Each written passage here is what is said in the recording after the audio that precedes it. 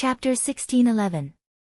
At that time, Lu had already applied for a transfer, and he had been transferred to a more leisurely position. This way, he would have enough time to accompany his wife when he didn't have any missions. Seeing that Gu Xingyin was interested in Zhong Cheng and in Wen, Lu wasn't jealous. He even told Gu Xingyin the news he had heard. I heard that the Zhong family is in a mess. It seems that Wen was pregnant and had an accidental miscarriage. An accident? Gu Xingyin knew that there was no accident at all. However, because neither of them had any experience as parents, Wen didn't even know that she was pregnant. Then, Zhong Qing abused her and made her bleed. The child couldn't be saved. Wen had been suppressing her emotions for more than half a year. She finally couldn't take it anymore and wanted a divorce. Of course, Zhong Cheng wasn't willing. And Father Zhong, who had been looking at his son's condition for a while, didn't agree to the divorce either. In his opinion, Wen's existence could make his son's condition better. If even Wen left his son, Zhong Cheng's condition would probably worsen even more. As for Wen's feelings, Father Zhong said, "You entered the family for the Zhong family's wealth back then, and now you want to leave. It's not that easy." In the end, this matter was left unsettled. At that time, it was so big that the Zhong family used their connections to suppress it. After that, Gu Xingyin rarely paid attention to Wen's news. Once, she suddenly wanted to go shopping on a whim.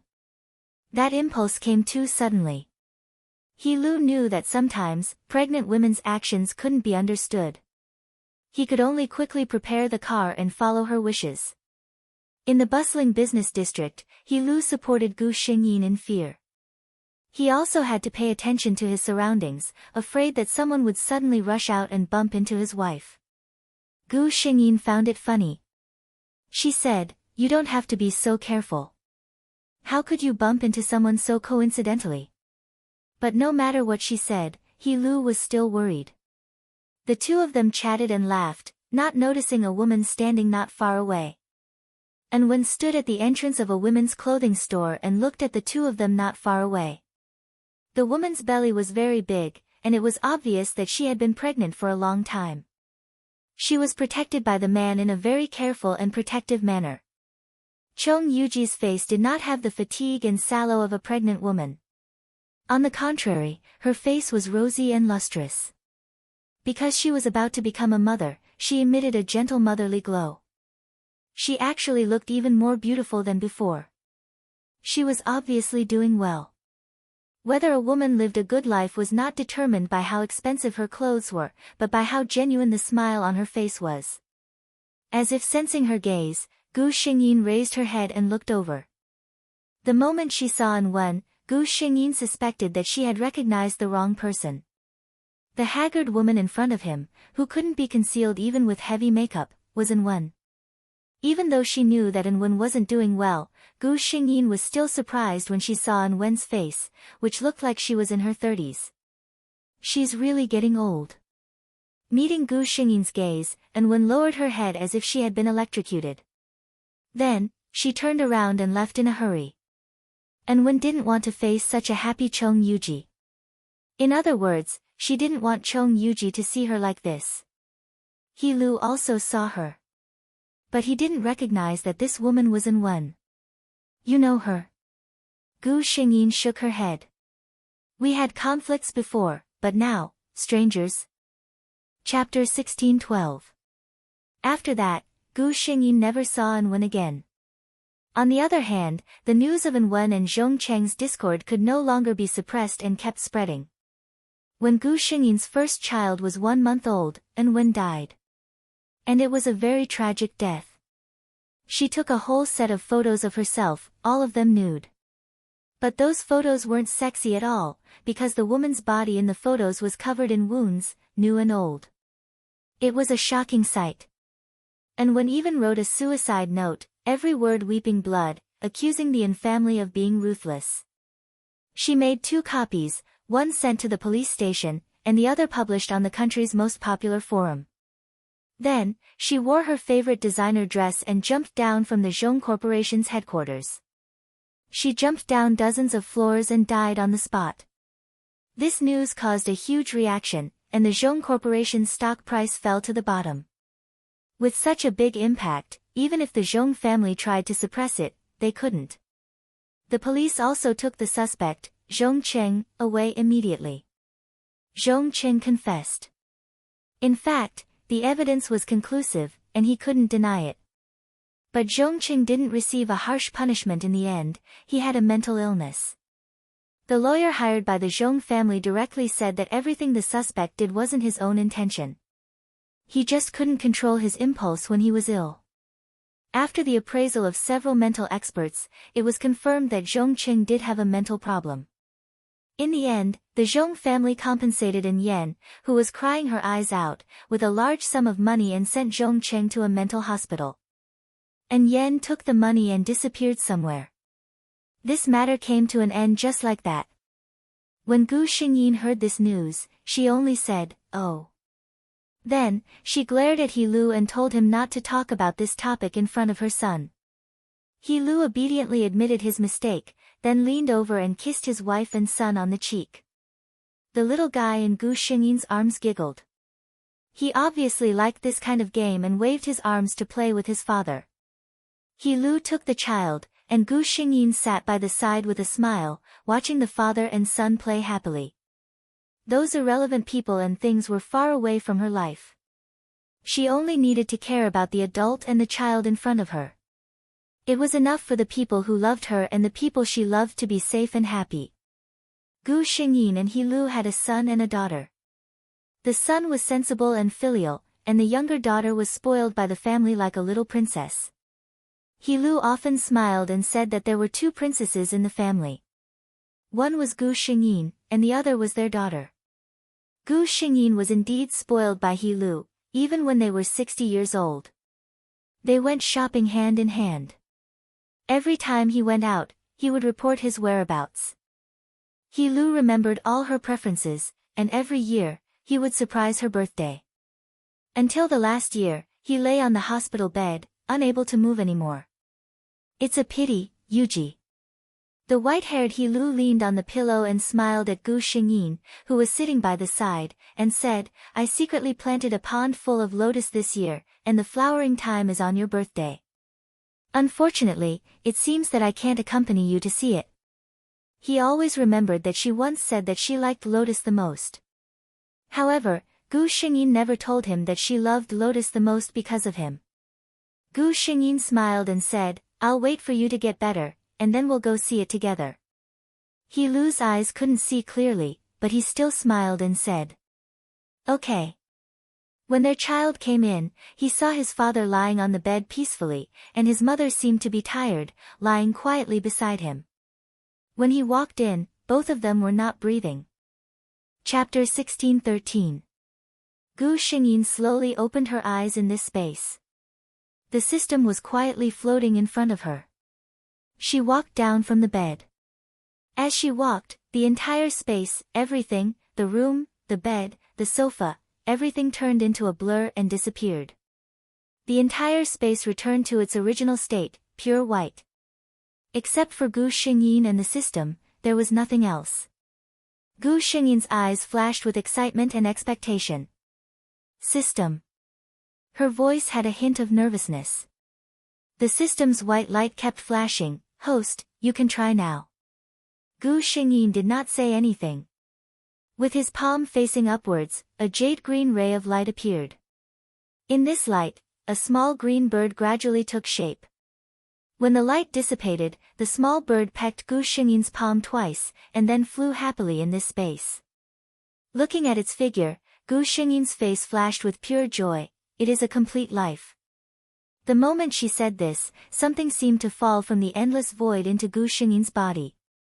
She felt the power in her body become more solid and strong. Even without the system's reminder, Gu Xingyin stretched out her right hand, put her index finger and middle finger together, and drew in the void in front of her. A huge, pitch-black crack appeared in front of her. This was a crack in space. Gu Xingyin knew that if she wanted to leave this space, no one could help her. The only thing she could do was to open a path from the void and walk out. The system had told her that when she was able to walk out of the spatial crack that she had created, she would know the truth of everything. Before she entered the crack, Gu Xingyin felt the power of destruction from it. This was not an easy path to tread. The system said, with the host's current strength, it is very difficult to resist the storm from the crack in space. It is recommended that the host increase her strength first before trying. No. Gu Xingyin rejected the system's suggestion. I can try first. No matter if I succeed or not, I have to try first. How difficult is it? Gu Xingyin said and stepped in without hesitation. As soon as she took a step forward, it was as if she had activated some kind of signal. In the originally still space crack, there suddenly began to be a gust of wind, and countless gravel and soil rushed towards Gu Xingyin. The wind was as sharp as a knife, and the small stones were heavier than a mountain. Gu Xingyin only felt that her body was heavy. However, after pausing for a second, she stepped her other foot into the hole. Her entire body disappeared into the black crack.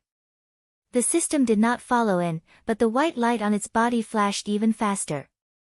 Gu Xingyin could not see, but in the system's vision, it could clearly see Gu Xingyin's current situation.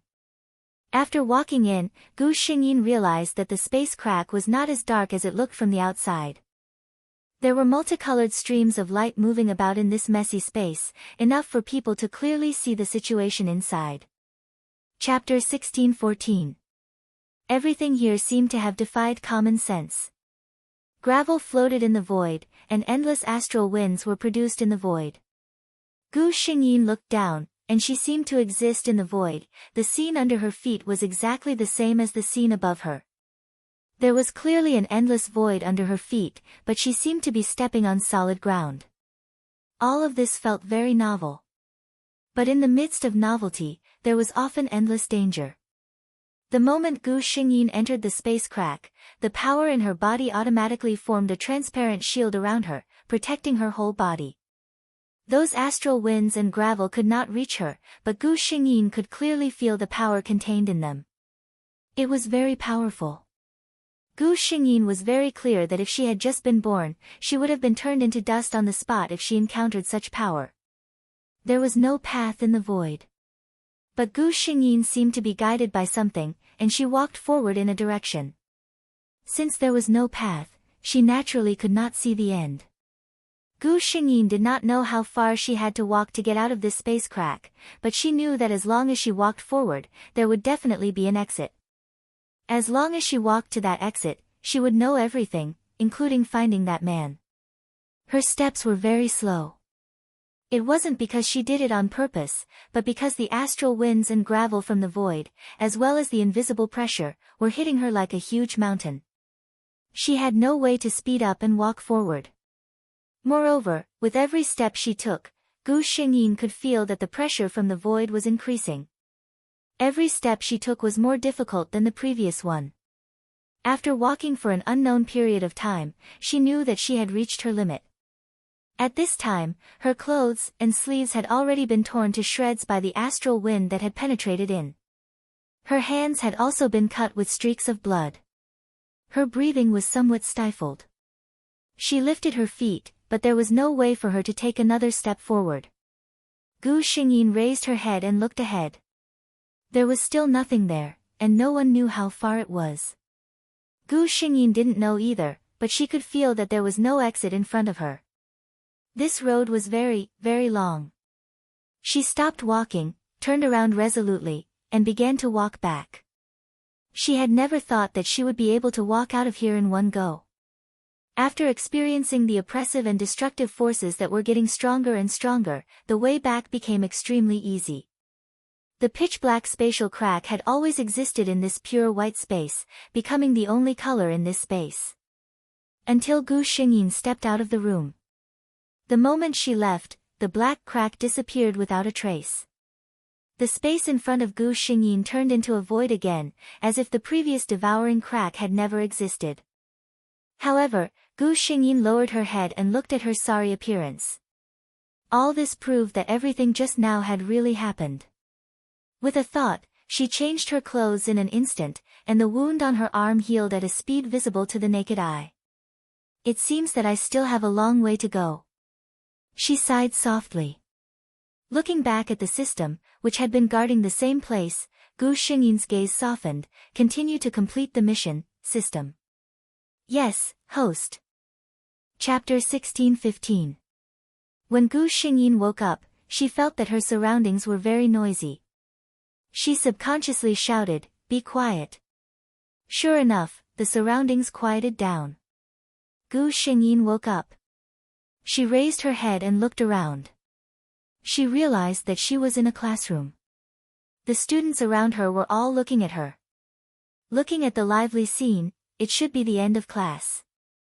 After class, others were chatting while she was sleeping. She even yelled at others. Gu Xingyin was embarrassed. She decisively pretended to be sleepy and turned to face the wall to sleep. System, transfer memory. She said. Soon, she knew the plot of this time. The original Mo Bay was the school hunk of Chuan Nan First Middle School. That's right, the original Mo Bay was the school hunk. If Gu Xingyin wasn't sure that this body of hers was that of a real woman, she would have been shocked. What happened next made her feel helpless. Mo Bay's mother gave birth to a boy and a girl, a pair of twins. The older brother was Mo Bay and the younger sister was Mo Bay Yen. 3 months later, the older brother, Mo Bay, died of a high fever. Mo Bay's mother was a very typical old-fashioned woman. She favored boys over girls and was afraid that she would lose her status in the family without a son. Coupled with the death of her son, whom she had high hopes for, she might as well go all the way.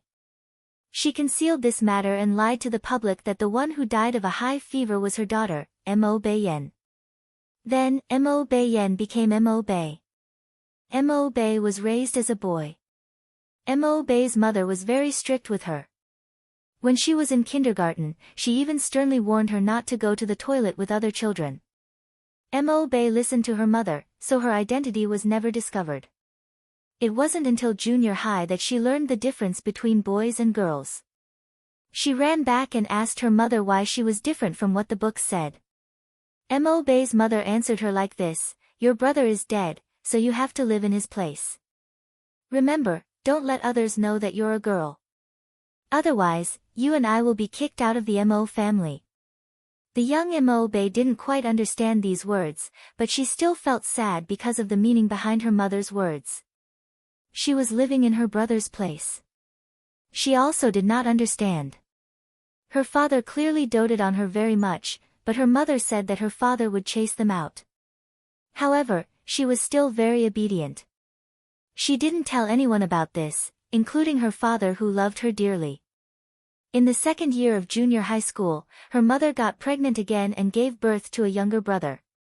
Mo Bay's mother's attitude towards her son was completely different from her attitude towards Mo Bay. Mo Bay had never seen his mother look at him with such a gentle gaze, and he had never heard his mother tell him bedtime stories. Compared to her younger brother, she did not seem like her mother's child at all. But at this time, she wouldn't ask anything. That was until he entered high school. Mo Bay, who already had a mature ability to think, slowly understood why his mother had done that all those years ago. She had raised him as a son only to consolidate her position in the Mo family. She had always been thinking about her brother who had only lived for 3 months in this world. Mom doesn't like her. She was even certain that if her mother could choose between her and her brother to die, that person would definitely be her. Chapter 16:16. By the time Mo Bay found out about this, it was already too late. She had lived as the son of the Mo family for 17 years. Whether it was her father, her younger brother, or her teachers and classmates, everyone thought that she was a boy. Mo Bay didn't even know how to tell her father that she was actually a girl. She was sure that her father loved her. It was because of this that she cherished her father's love even more. She was afraid that she would receive a disappointed look from her father after the matter was made public. As for Mo Bay's mother, after giving birth to her youngest son, she put all her heart and soul on him. She didn't care about the daughter that she had made into this state. She was so cold that it made one's heart turn cold. After a period of confusion and helplessness, Mo-Bei simply chose to give up on himself. He began to let loose in school, flirting and fighting in school. Every time she saw her father's disappointed look, she felt extremely guilty. However, after her guilt, she gave up on herself even more. She had no idea how she was going to go on in the future. Was she really going to keep this a secret for the rest of her life? Before Mo-Bei could think of a solution, she provoked someone that she shouldn't have. The school belle, Yu Qingyue. Yu Qingyue was a very beautiful girl. Otherwise, she wouldn't have been called the school belle in Chuannan First High School, which was known to be full of beauties. Yu Qingyue and Mo-Bei met at a basketball game. Mo-Bei was handsome and agile. He had always been a member of the school's basketball team, while Yu Qingyue was the school's manager. In the beginning, the two of them were just ordinary friends. Yu Qingyue had always held a trace of unclear feelings towards Mo-Bei. In fact, it was very normal. In the pure school days, the little thoughts that sprouted in the minds of boys and girls were basically based on looks and studies. At that time, Mo-Bei was still a cold, arrogant, and unapproachable top student. This kind of boy was the most sought after by girls in school. Later on, Mo-Bei realized that he was a person who had been deceived and abandoned by his mother. He began to let loose. He dyed his hair and pierced his ears. He was no longer as cold as before and became obedient and evil. If it was a sloppily dressed and unimpressive-looking boy, he would probably be scoffed at by many people. But when the person who did this was Mo-Bei, who came from a good family and had exquisite and handsome looks, the girls who looked at his face felt that the previously aloof school hunk was very handsome, but now that he had become devilishly charming, he was even more charming. Yu Qingyue was captivated by this side of Mo-Bei.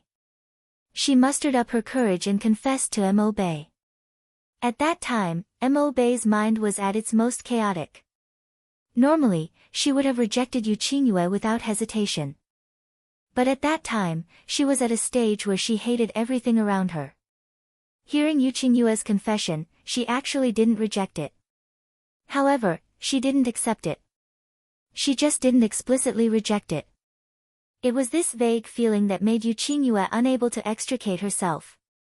When Mo-Bei finally came back to his senses and saw Yu Qingyue, he planned to ask her out for a chat and reject her. However, Yu Qingyue was not as easy to talk to as expected. When she heard Mo-Bei's words, she instantly felt that she had been fooled. Yu Qingyue's background wasn't simple. She slammed the table and stood up on the spot, saying that she wouldn't let her off. Chapter 16-17. Mo-Bei did not take Yu Qingyue's words to heart.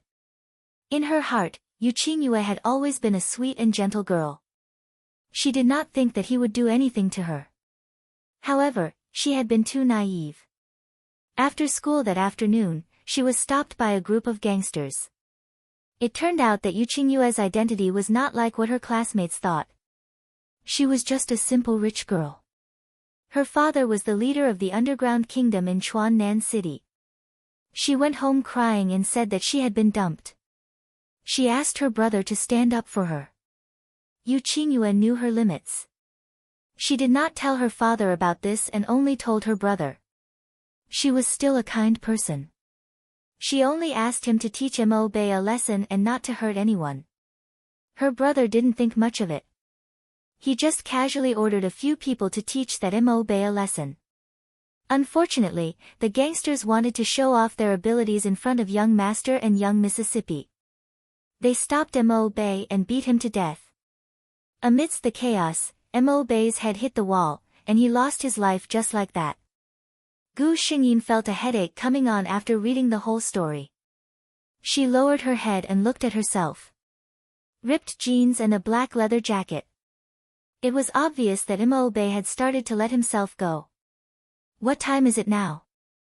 Mo-Bei asked the system. The system replied, Mo-Bei met Yu Qingyue in the afternoon to have a showdown.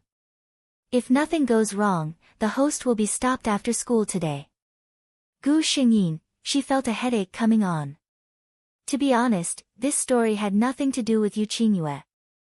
She felt that she had been tricked and wanted to teach the scumbag a lesson. This was not a big deal. It was just that this lesson went wrong and the person who was taught a lesson died. It could only be said that fate made a fool of people. System, draw a skill, Gu Xingyin said. On the desk in front of her, a white light that no one could see flashed. Then, something appeared in Gu Xingyin's mind. Congratulations, host. You have received training basics. Gu Xingyin's eyes lit up. She stared at the system without blinking. I've realized that I'm liking you more and more, system. She even suspected that the system had cheated for her. Body tempering basics was a very basic body tempering technique in the world of sword cultivators.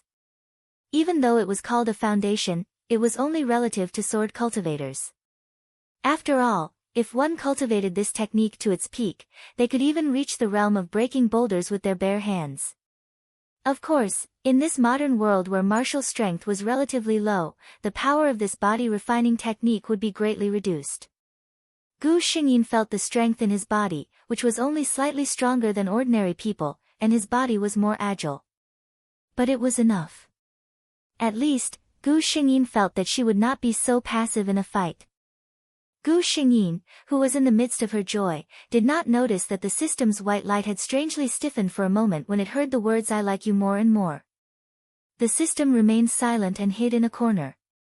It expressed that the host's words really made the system tremble. It did not want to be blamed for some random jealousy. Chapter 16-18. Gu Xingyin's deskmate, Chen Jun, was chatting with the people behind him. He turned around and was about to take a sip of water when he saw Gu Xingyin's joyful smile. He was stunned by this smile. Mo Bei was very good-looking. Chen Jun had always known this. Otherwise, he would not have become the school hunk of South Sichuan. Mo Bei's good looks were not the typical sunny and handsome kind of boys. Instead, his facial features were so beautiful that they could be called exquisite. He was like a handsome young man who walked out of a Japanese manga.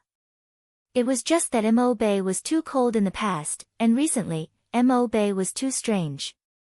This was not the first time Chen Jun saw Mo Bei's smile, but in the past, he always felt that there was something heavy under his deskmate's smile.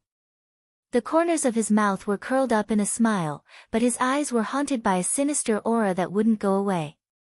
This was the first time that Chen Jun had seen such a pure smile on Mo Bei's face ever since they became deskmates. A happy smile appeared on the young master's clean and bright face. Even his eyes seemed to be shining like stars. Chen Jun suddenly felt his face turn red and his heart beat faster. He turned his head away in a panic and took a big gulp of water to calm the sudden heat in his heart. I finally know why this guy is so popular with girls, Chen Jun thought. Chen Jun thought. With such an appearance, even men would be shaken for a moment. Chen Jun was sure that he was straight, so he could only blame the other party for being too attractive. Have you done your homework?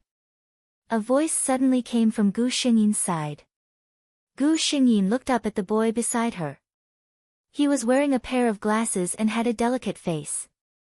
He looked very gentle. A name flashed in Gu Xingyin's mind, Chen Jun, Mo Bei's deskmate. Their relationship was average. But homework? Gu Xingyin was dumbfounded. Chen Jun sighed when he saw the blank look on his deskmate's face. It's the 7th period. The math teacher will definitely check your homework. If you don't do it, you'll be punished again. One after another. Clearly, Mo Bei had been treated like this before. Chen Jun didn't know why he suddenly opened his mouth to warn Mo Bei. Although he and Mo Bei were deskmates, their relationship was no different from strangers. Perhaps, his smile just now was too contagious.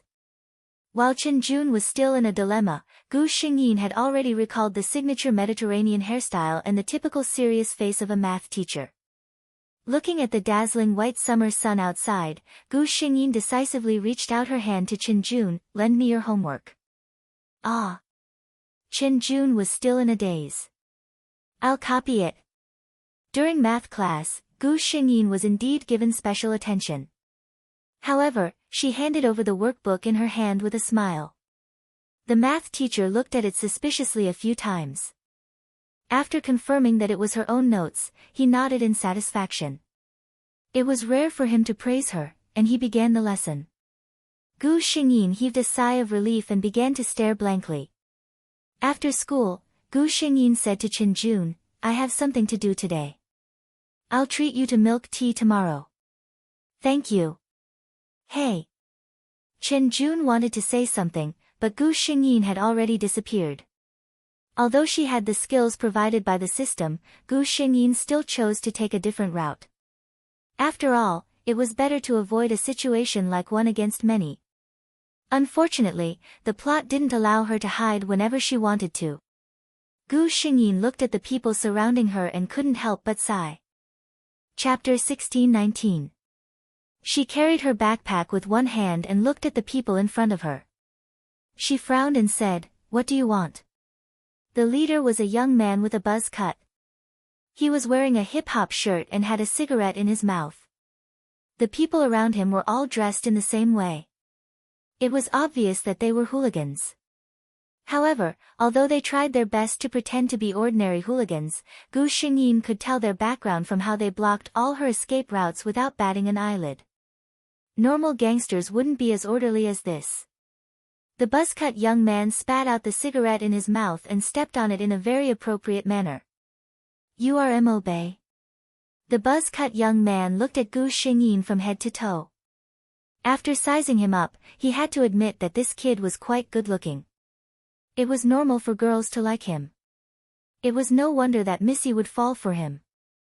However, he dared to play with Missy's feelings. He had not seen many people who did not care about their lives.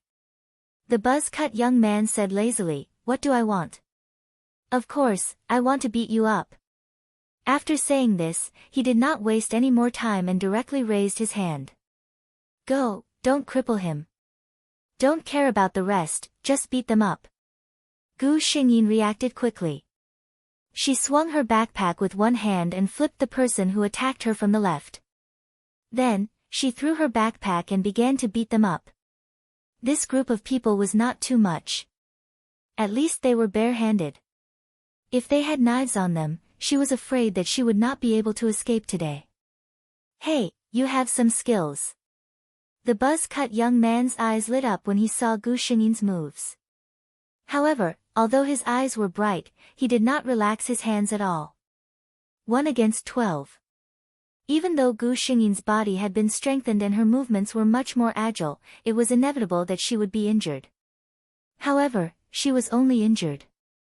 The people opposite her were the ones who were screaming miserably. A total of 12 people were almost all thrown to the ground by her. They lay there crying for their parents. The buzz-cut young man was not spared either. He was half squatting on the ground, clutching his stomach. The dull pain was still there, making it impossible for him to straighten his back. From the looks of it, Gu Xingyin, who was leaning against the wall, only had some bruises on the left side of her face. She had the upper hand. "You can do it," the man with the buzz cut said. Initially, when he saw Gu Xingyin's frail body, he thought that she was just a weak student. He did not expect her to be so good at fighting. Looking at Gu Xingyin like this, a feeling of admiration arose in his heart. Gu Xingyin saw that there was no malice in his expression. She heaved a sigh of relief. She knew that people like them who mingled in the underworld paid the most attention to ruthlessness. Their reasoning was also very crude, but they admired those who could fight. Only when both sides were convinced could they have a good chat. She didn't answer the buzz-cut man's question. Instead, she asked calmly, "Now, can you tell me why you're bothering me?" The man with the buzz cut didn't hide anything. "Who told me to provoke our miss? Do you know Yu Qingyue? She's our miss. You played with her feelings. If we don't beat you up, how can our miss feel at ease?" Actually, the man with the buzz cut said this out of helplessness. He did not intend to hide this from Mo Bei. According to their words, even if they beat you up, they had to let you know why you were being beaten. However, the development of the situation was somewhat different from what he had imagined. Chapter 1620. The man with the buzz cut had originally imagined that he would lead his men to beat up this gigolo and then say domineeringly, "Remember, this is the price you have to pay for offending our missy, Yu Qingyue." Then, he would leave suavely. However, it was obvious that the person he was looking for now was not the right person. His domineering declaration could only turn into an unimposing clamor. Gu Xingyin already knew what they were here for. She had only asked this question to ensure that things would go as planned.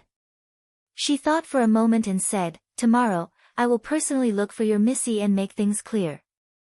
The next time you do this, I will look for the police to solve the problem." After she finished speaking, she walked to the side and picked up her bag that had been thrown on the ground. She patted the dust off it and left suavely with one hand behind her back. "Police. Police uncle." The man with the buzz cut was shocked by this address. He had seen how ruthless that kid was when he beat people up. Now that he heard her address him as police uncle, he felt a strange chill in his heart. However, before he could finish feeling disgusted, the familiar sound of a police siren came from afar and was getting closer. Damn it! Who called the police? Why are the police here? The man with the buzz cut was shocked and started cursing. His men all said that they did not know. Although they were in pain all over, they still got up and quickly ran in the other direction before the police arrived. Although the man with the buzz cut was cursing, he did not suspect Gu Xingyin. From his point of view, since she had said that she would look for the police the next time, it was obvious that she would not do it this time. Moreover, they had started fighting from the moment he appeared. Mo Bei had no time to call the police. Gu Xingyin carried her bag and watched as the police car drove past her. Her lips curled into a smile. Of course, she was the one who had called the police.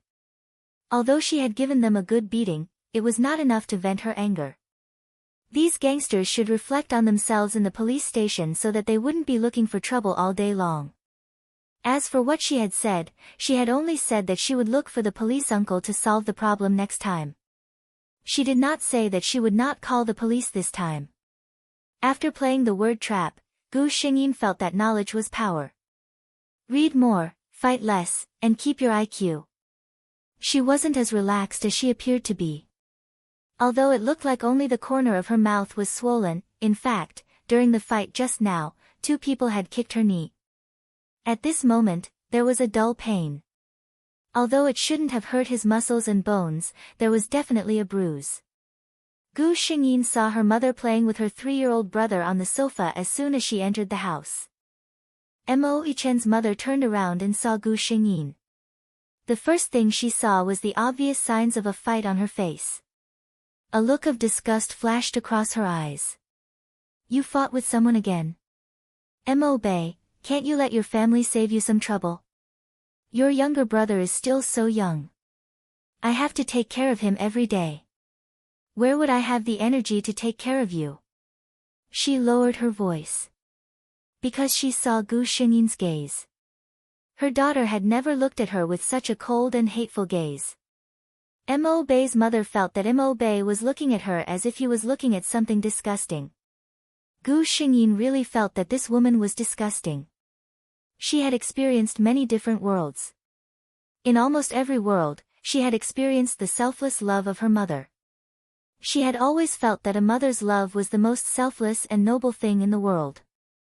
She had never thought that there would be such a disgusting mother in the world. Chapter 1621. She saw that Mo Jingshan's mother had shut up and was avoiding her gaze. Gu Xingyin then said, "Don't say such things to me. It's as if you've put in a lot of effort for me." This was the first time Mo Bei had talked back to her mother. Before she was in high school, she had admired and worshipped Mo Jingshan's mother. When she found out the truth in high school, even if she was deeply hurt, she would at most ignore Mo Jingshan's mother's sarcastic remarks. This was the first time she had talked back to her so openly. Mo Jingshan's mother heard this and a trace of guilt flashed across her face, but it was quickly replaced by anger. "Mo Bei, is this how you speak to your mother? Have you fed all the manners I've taught you over the years to the dogs? You're an ingrate after all. You're not on my side." In her mind, no matter how well she raised her daughter, she was still someone else's daughter, so she would not be on the same side as her. She had never felt that she was in the wrong. Now, Gu Xingyin's attitude made her even more certain of her thoughts. Gu Xingyin listened to these words indifferently. She could imagine how upset the real Mo Bei would be if he heard those words. But now that it was her, Gu Xingyin, all she felt was sorrow. She felt sorrow for Mo Bei for having such a mother. She felt even more sorrow for Mo Jingshan's mother. Gu Xingyin could not understand why Mo Jingshan's mother, who was also a woman, would have such thoughts. Mo Jingshan's 3-year-old brother, who was wearing suspenders, watched in horror as his mother and brother quarreled. He pouted and started crying. Mo Jingshan's mother quickly changed her expression. She carried her son and coaxed him gently. Beichen, be good. It's mommy's fault. Mommy was too loud and scared our Beichen. The little Mo Beichen reached out to carry Gu Xingyin as he called out for his brother. He liked his brother. This brother was very good-looking and smelled good, unlike his mother, who smelled too good. But Mo Jingshan's mother misunderstood her son. She glared at Gu Xingyin angrily. Why are you still standing here? Can't you see that your brother is crying because of you? Gu Xingyin did not move. She felt a gaze coming from upstairs, and the corners of her mouth curled up without a trace. Li Hua, is this how you teach your son? A deep voice came from the staircase with a hint of anger. Hearing this voice, guilt flashed across Mo Tianga's mother's face. She hurriedly stood up and said with a smile, I was too anxious to see Bei Yi covered in injuries, so I spoke a little too harshly. Weren't you working in the study? Why did you come down so quickly? If it was any other time, Father Mo might have believed him. However, he had just seen with his own eyes how his wife treated his eldest son. The disdain in her expression and tone was not concealed at all. Even he, as the father, felt that it was too much, let alone Bei Yi, who was involved in this matter. Father Mo walked downstairs and looked at Mother Mo. I'm busy with work, so you're basically taking care of the children at home. Every time I ask you, you say that Bei and Beichen are very good. So this is what very good means. As he spoke, he looked at his eldest son, who was standing quietly at the side, and a trace of heartache flashed across his eyes. Originally, he had thought that Bei's rebellious behavior was a normal phenomenon of puberty. However, seeing his wife's attitude towards his son, he was afraid that his wife had something to do with it. Chapter 1622. He looked at his wife coldly and said gently to his eldest son, Bei Yi, go take a shower first. I'll get you the first aid kit.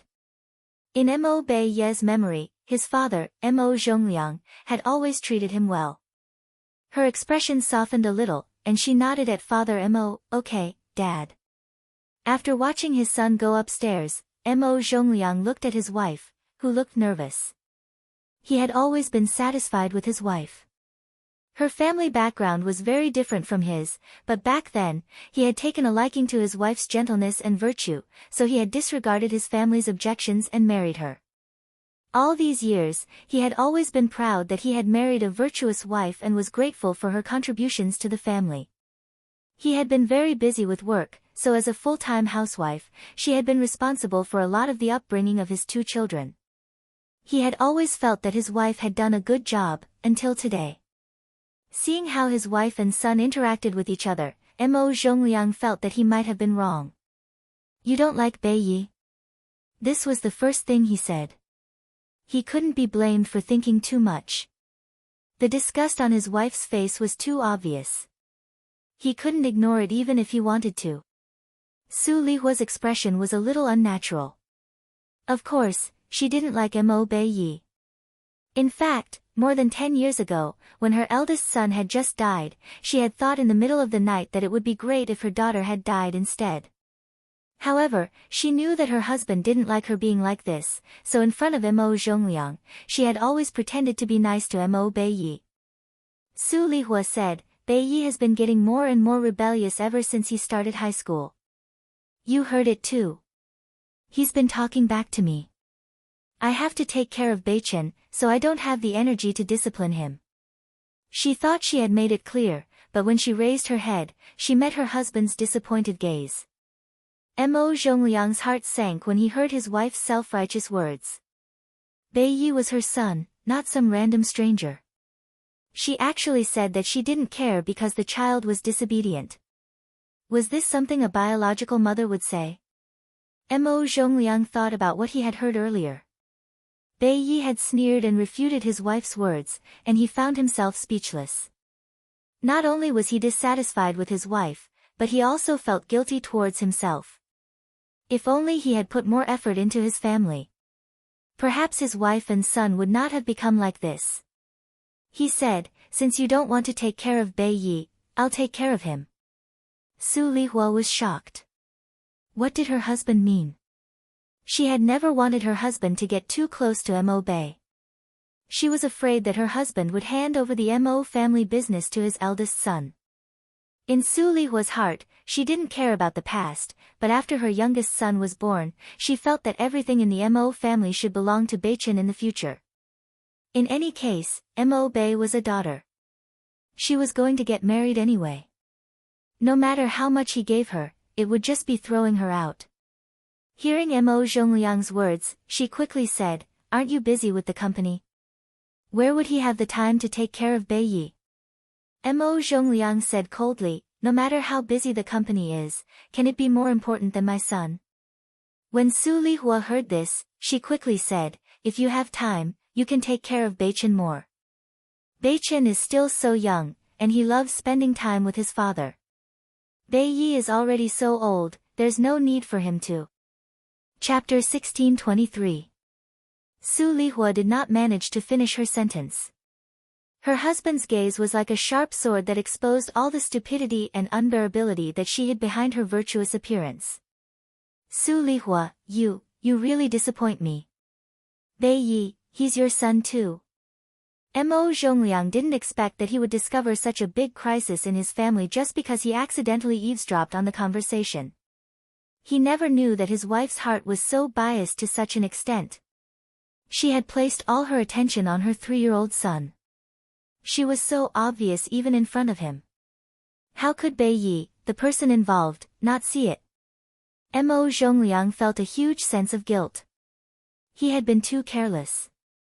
He had thought that nothing would go wrong if he left the child in the care of his biological mother. He never knew that his eldest son had suffered such a huge grievance. He looked at his wife's confused expression and felt that she had done nothing wrong. He suddenly felt very annoyed. Mo Zhongliang stood up from the sofa. "I'll get Bei Yi the first aid kit." Gu Xingyin had just finished showering and changed her clothes when she heard a knock on the door. She opened the door and saw her father, Mo Zhongliang. Mo Zhongliang walked in with the first aid kit in his hands. "Bei Yi, I'm sorry." Mo Zhongliang did not think that apologizing to his son was embarrassing. In fact, he felt that he had failed as a father when he thought about how his son had suffered in this family. Gu Xingyin comforted him with a smile. "You're not wrong, father." Mo Zhongliang took out the ointment from the first aid kit and applied it on Gu Xingyin personally. He only applied a small patch on the side of her mouth, so it did not take long. Gu Xingyin saw that he was going to take the first aid kit away and quickly said, "Father, please leave this in my room. I'll apply it when I sleep at night." Mo Zhongliang placed the first aid kit on her bedside table. He felt that he had not looked at his eldest son so seriously for a long time. The young master was already 17 years old, but he was scarily thin. He was also shorter than the average teenager. Actually, this was only because of Gu Xingyin's gender. But in Mo Zhongliang's eyes, he instantly imagined his son being treated coldly by his mother when he wasn't at home. He only felt his heart ache. "Has your mother always been like this to you?" he asked. Gu Xingyin was silent for a moment before she shook her head. "Before my brother was born, my mother was very strict with me. She wanted me to be the best at everything, or else she would punish me." When Gu Xingyin mentioned this, her expression did not change. It was as if she was talking about something unrelated to her. "After she had a younger brother, she stopped caring about me. She didn't care if my studies worsened or if I got into fights or dyed my hair. Gu Xingyin's voice was very calm. She raised her head and looked at Mo Zhongliang. As you can see, Dad, she doesn't love me at all. Mo Zhongliang looked at his son and felt bitter in his heart. He wanted to tell his son that his mother actually loved him, but when he thought of his wife's appearance, he really couldn't say it. He gently hugged his son. Your mother just couldn't take care of you and your brother at the same time. He felt guilty when he said this, but he could only comfort his son like this. Gu Xingyin couldn't help but laugh. She got up from her father's arms and said with a smile, I'm a man, Dad. You don't have to comfort me like this. Her gaze was very calm. 3 years ago, no matter how much dissatisfaction I had, it would have been worn away by time. Now, I don't hate her at all. Chapter 1624. Her words did not make Mo Zhongliang feel at ease at all. Because he felt a little flustered when he saw his son's expression.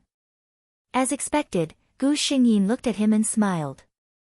I used to have expectations for my mother, but now I don't have any. It's okay that she doesn't love me. I don't love her either. Although she was smiling, when she said this, tears fell from her eyes uncontrollably. She did not seem to realize that she was still talking to Mo Zhongliang. Don't blame me, Dad. I really can't take it anymore. Mo Zhongliang's eyes reddened. How could he blame her? Looking at his eldest son, the only thing he could think of at this moment was how deeply his wife had hurt this child. There was no child who did not want to be loved by their parents. His eldest son had completely lost all expectations for his mother. His lips trembled. It's okay, Bei. Don't cry. Dad loves you. Dad treats you well. Gu Xingyin reached out and wiped away her tears. She smiled embarrassedly. I know that I've been a jerk for the past 2 years. I've made you worry. Don't worry, I won't do it again. From tomorrow onwards, I'll study well and won't let you down. The more obedient his son was, the more bitter Mo Zhongliang felt. At the same time, his dissatisfaction with his wife grew. Gu Xingyin thought of something and suddenly said hesitantly, Dad, if one day you find out that I've been hiding something very important from you and deceiving you for a long time, will you forgive me? She knew that the sooner she told Mo Zhongliang that Mo Bei was a girl, the better. The longer this matter was delayed, the harder it would be to explain in the future. Mo Zhongliang looked at her kindly. Silly child. In Dad's heart, there's nothing that can't be forgiven for my own child. Gu Xingyin laughed. She had to find a good time to talk to her father about this matter. Why should an innocent girl like her pay for the sins that Su Lihua had committed? The next day, Gu Xingyin went to look for Yu Qingyue after the morning self-study session. Yu Qingyue was shocked to see him. The girl felt a little guilty, especially when she saw the bruise on the corner of Gu Xingyin's mouth. It was obvious that she had been beaten up. Gu Xingyin pulled her to an empty classroom and slammed the door shut. Yu Qingyue was a little nervous. She swallowed her saliva and looked at Gu Xingyin with wide eyes. Mo Bei, what are you trying to do?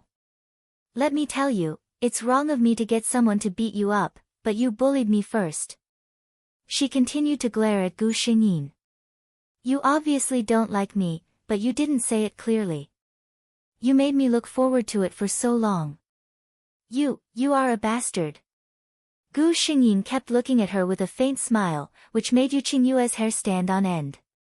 The girl thought to herself, is Mo Bei going to beat me up in this empty classroom and return the favor?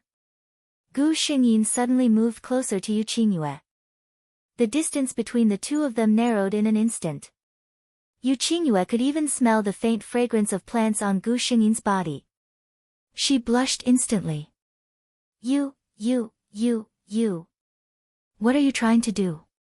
Gu Xingyin smiled wickedly and whispered in her ear, do you want to know why I rejected you? Chapter 1625. Yu Qingyue felt that her brain wasn't working properly. At such a close distance, she could see Gu Xingyin's entire face clearly.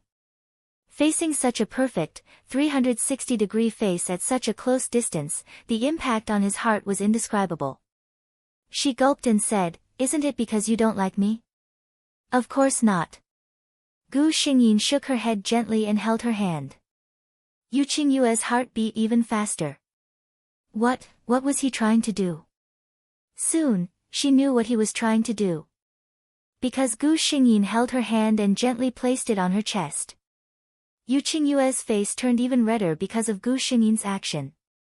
But in the next moment, the redness disappeared completely. Yu Qingyue's face turned pale. She looked at Gu Xingyin and said, "You." Gu Xingyin let go of her hand and took a step back.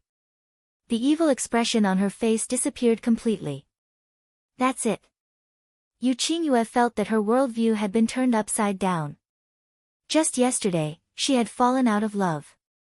But today, she discovered something even more shocking than falling out of love. The person she liked was actually a woman like herself.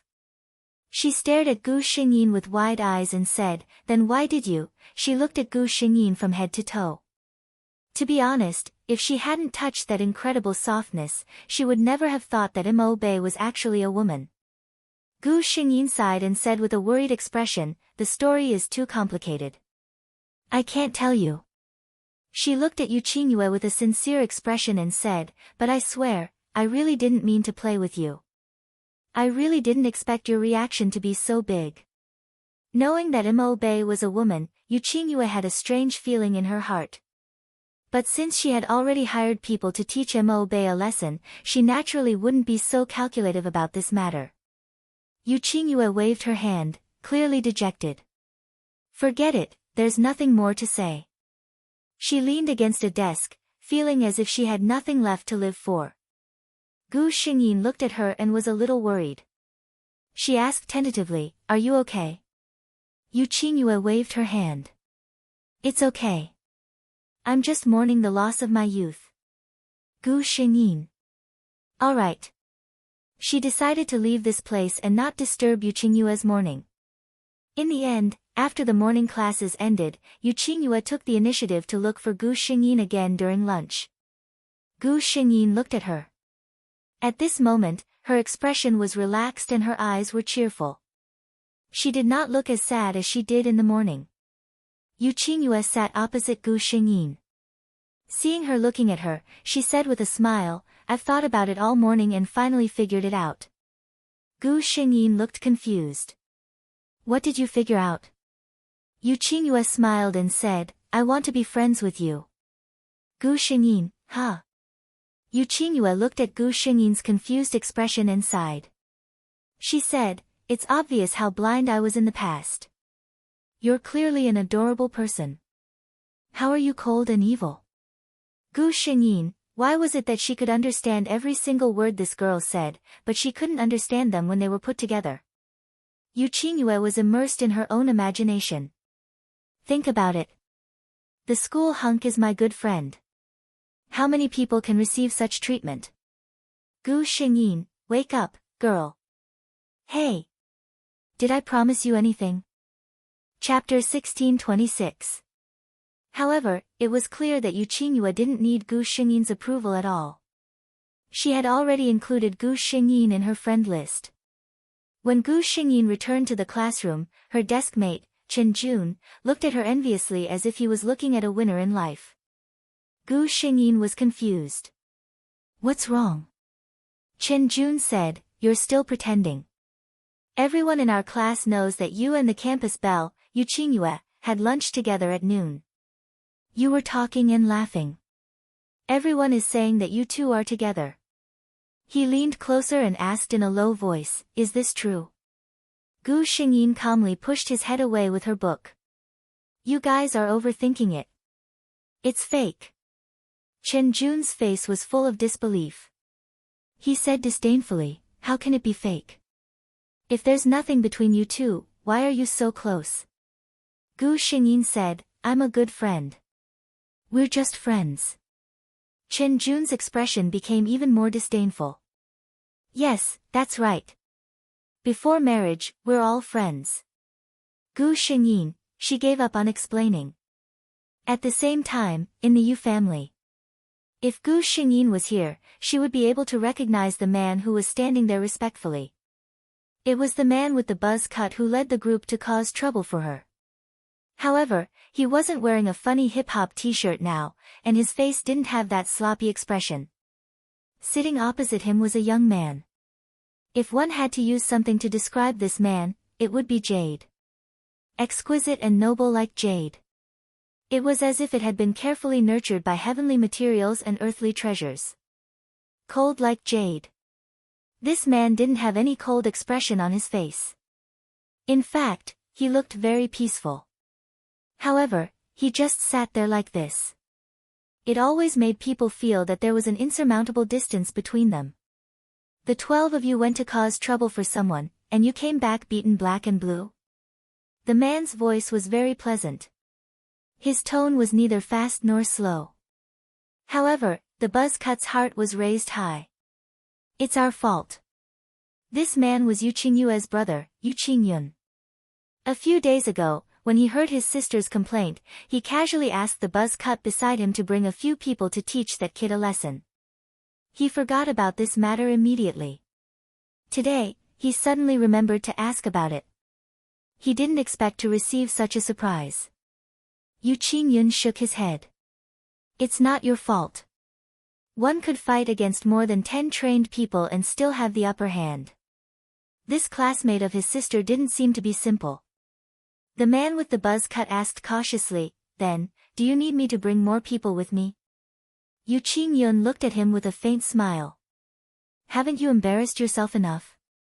The buzz cut lowered his head in shame. Yu Qingyun said, it's just a small dispute between young people. Since you've already brought people over, this matter can be considered closed. Don't cause any more trouble. The man with the buzz cut lowered his head. Yes. Yu Qingyun didn't take this matter to heart. It wasn't until dinner that he casually asked, Qingyue, how's school? Yu Qingyue didn't understand. It's pretty good. Yu Qingyun asked, your ex-boyfriend knows that you sent people to beat him. Didn't he say anything? Their mother had passed away when they were young, and their father had always been elusive, so they had been relying on each other since they were young. When Yu Qingyue heard the words, ex-boyfriend, she looked conflicted. She said, don't say ex-boyfriend. He's not my ex-boyfriend. There was a misunderstanding between us. Chapter 1627. Yu Qingyun was a little curious. He still remembered how hurt and angry his sister looked when she came home 2 days ago. Yu Qingyun didn't even doubt that her younger sister hated that boy called Mo Bei to the bone. She was fine so quickly. Thinking about what his sister said, the two of them had become good friends. From a heartless man to a good friend, and Qingyue didn't seem to hate him at all when she talked about him. This was the first time Yu Qingyun was curious about this mysterious boy. After all, he knew his sister well. Qingyue wasn't the kind of girl who didn't have a high IQ. She wouldn't be so easily won over with just a few words. Because of this, Yu Qingyun was curious. What did that boy do to make his sister's attitude change so drastically? Yu Qingyue didn't know what her brother was thinking. If she knew that Gu Xingyin was being targeted by her brother, she would definitely light a candle for her. No matter what, being targeted by her brother wasn't a good thing. Gu Xingyin still didn't know that she had attracted the interest of a certain big shot. Ever since she told her father about it, she and Mother Mo didn't even bother to give face at home. Every day when she came home from school, she pretended that she didn't see anyone at home and walked away without looking at them. Originally, she had a good relationship with her brother, Mo Beichen, but Mother Mo obviously didn't want her son to be too close to her. She didn't know what she had taught her son in private, but once when Gu Xingyin reached out to hug him, Mo Beichen visibly shrank back. Gu Xingyin was stunned. Soon after, she calmly withdrew her hand and turned to go upstairs without hesitation. Because of this, Mo Zhongliang and Mother Mo had an intense argument. Speaking of which, Mo Bei's parents had a good relationship. Mother Mo was the typical kind of woman who only cared about her husband and children at home and never got involved in her husband's business outside. The first argument between the two of them was because of Mo Bei. Ever since their first quarrel, the quarrel between the two of them had become a common occurrence. And this time, Mother Mo's actions completely ignited Father Mo's anger. Su Lihua. Do you know what you're doing? Bei is your son. He was Beichen's brother. Look at yourself. What have you taught Beichen? Who told him to distance himself from his own brother? Mo Zhongliang was furious. He really couldn't understand his wife. Why did she do this?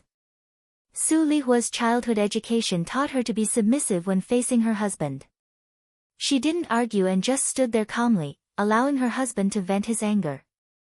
Little did he know that such an attitude was even more infuriating than a direct rebuttal.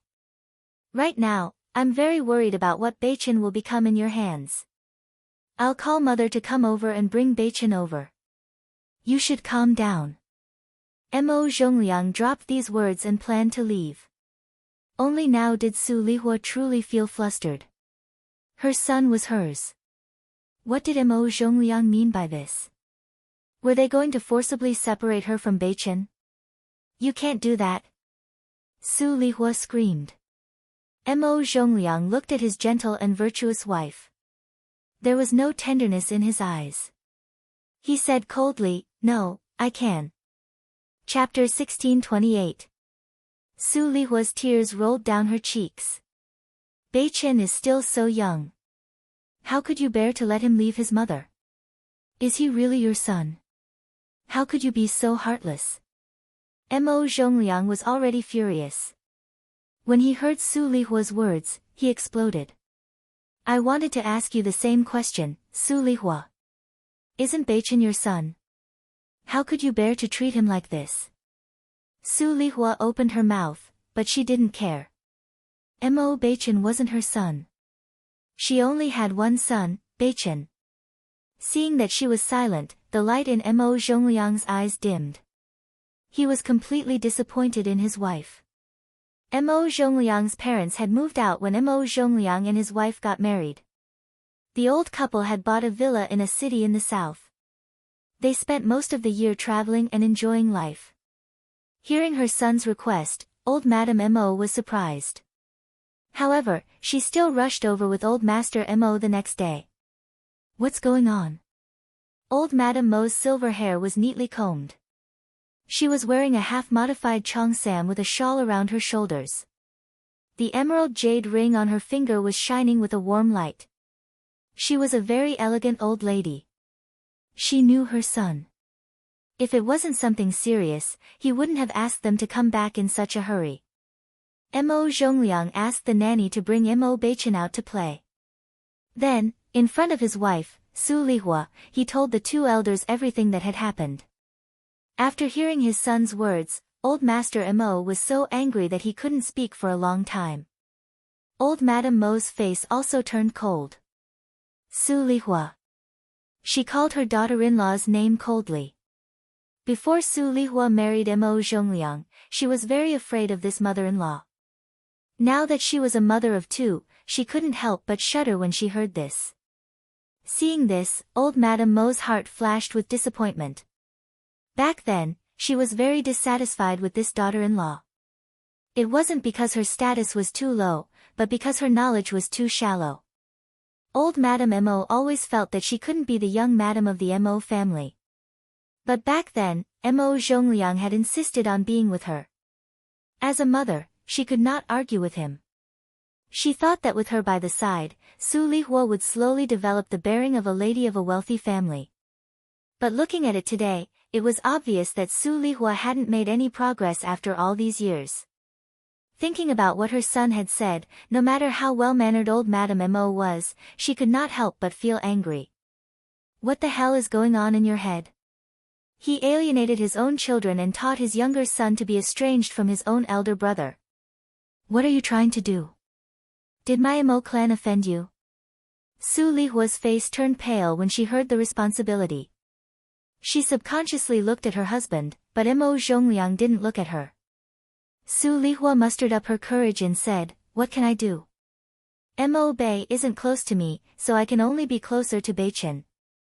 He doesn't like me so much. How am I supposed to know if he'll badmouth me when he's with Beichen? As soon as she said this, the expressions of the three people present changed. Elder Mo paused for a long time before pointing at Mo Zhongliang. This is the stupid woman you insisted on marrying back then. Chapter 1629.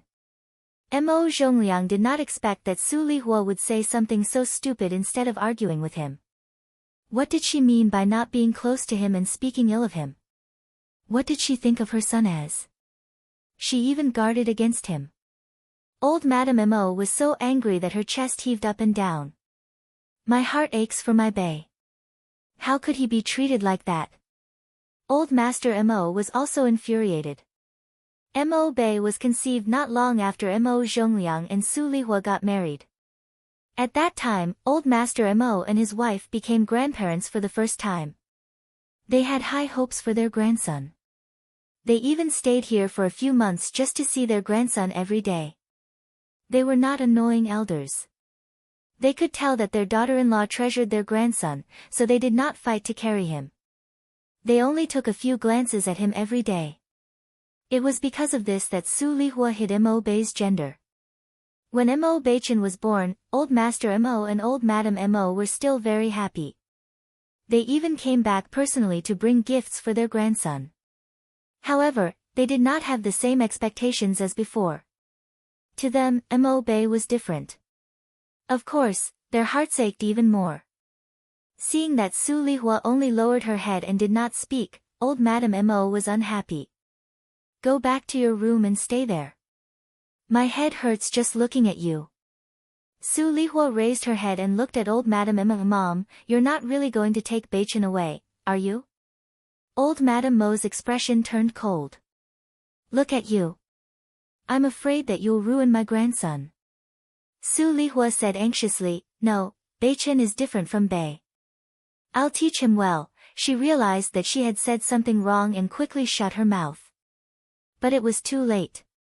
The three people present had heard her words clearly. Mo Zhongliang was furious. Su Lihua, what do you mean? What do you mean by Bei is different from Beichen? What are you hiding from me? Huh? Su Lihua's face was pale as she kept her mouth shut. At this moment, a clear voice came from the door. I know why. I'm different from Beichen. The three of them then realized that Gu Xingyin was standing at the door with her bag on her back. They could not tell if she was happy or angry. They did not know how long she had been listening. Bei, Old Madame Mo called out to her first.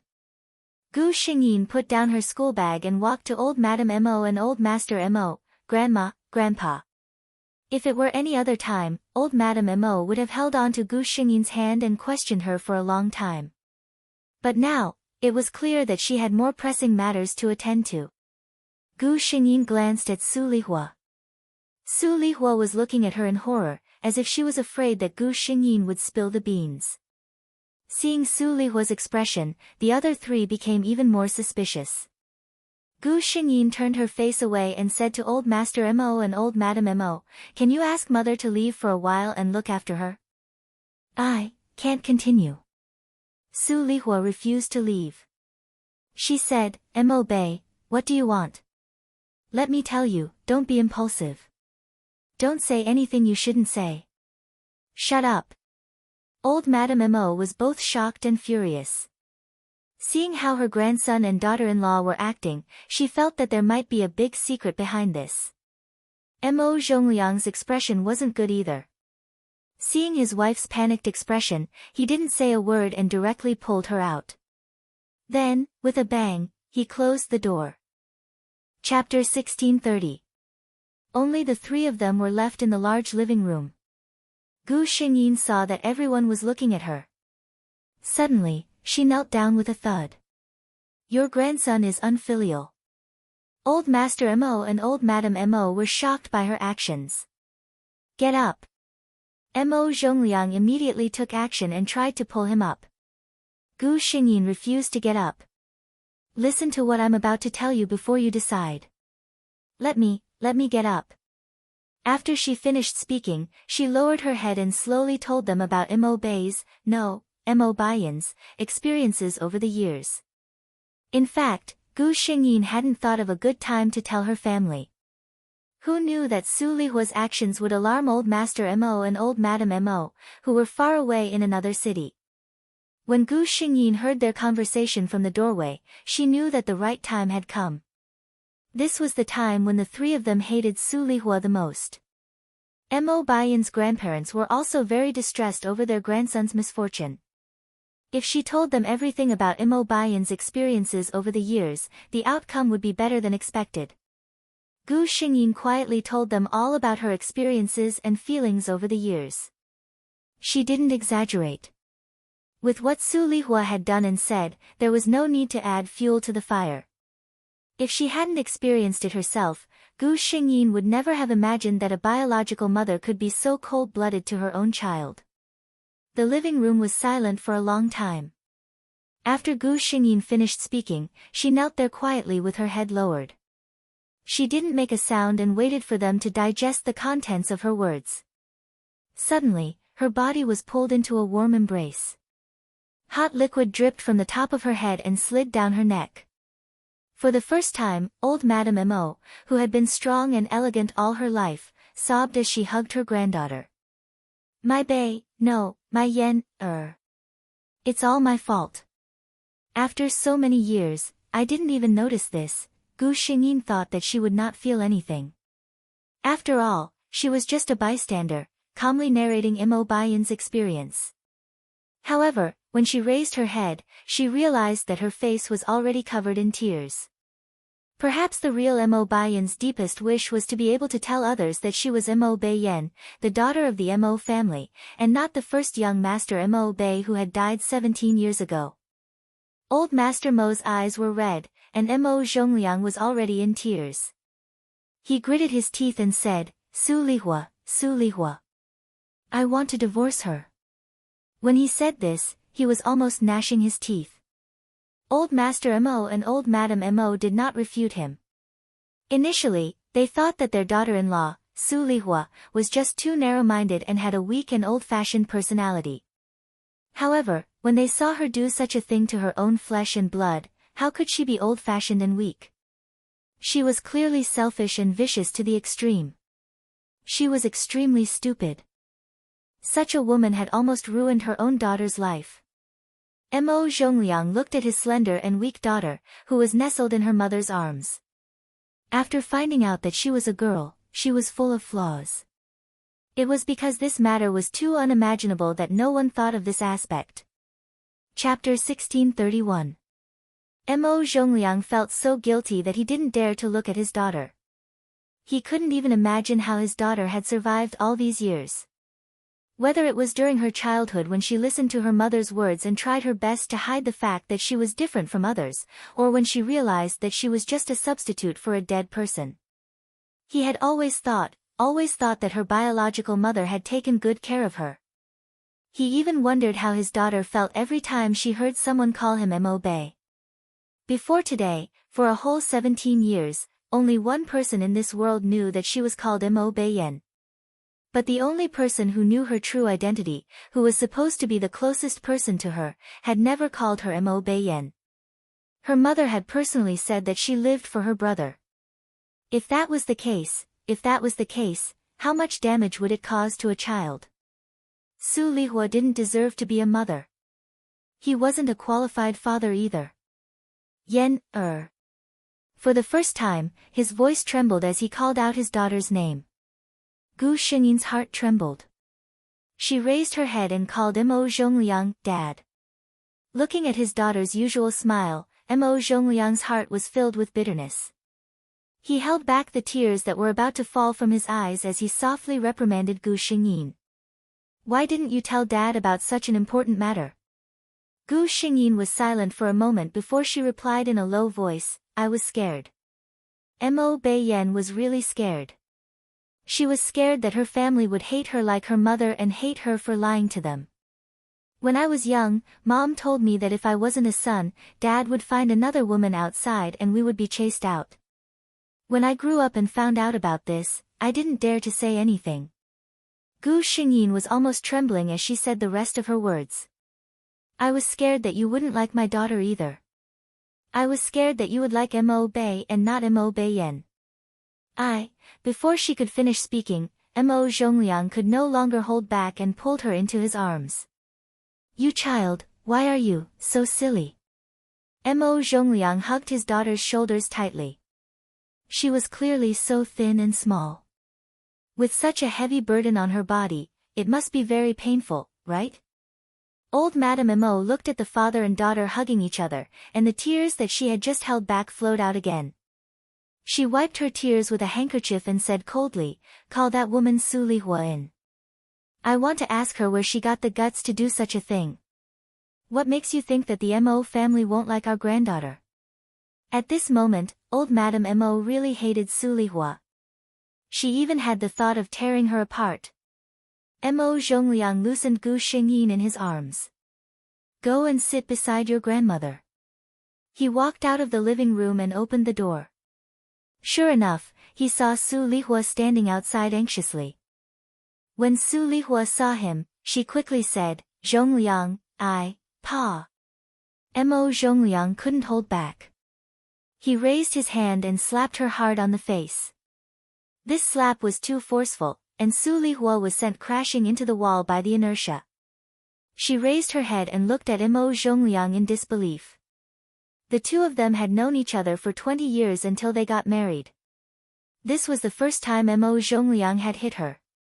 In other words, this was the first time Mo Zhongliang had hit a woman in his life. Chapter 1632. Mo Zhongliang did not speak to her. He took her hand and dragged her into the living room.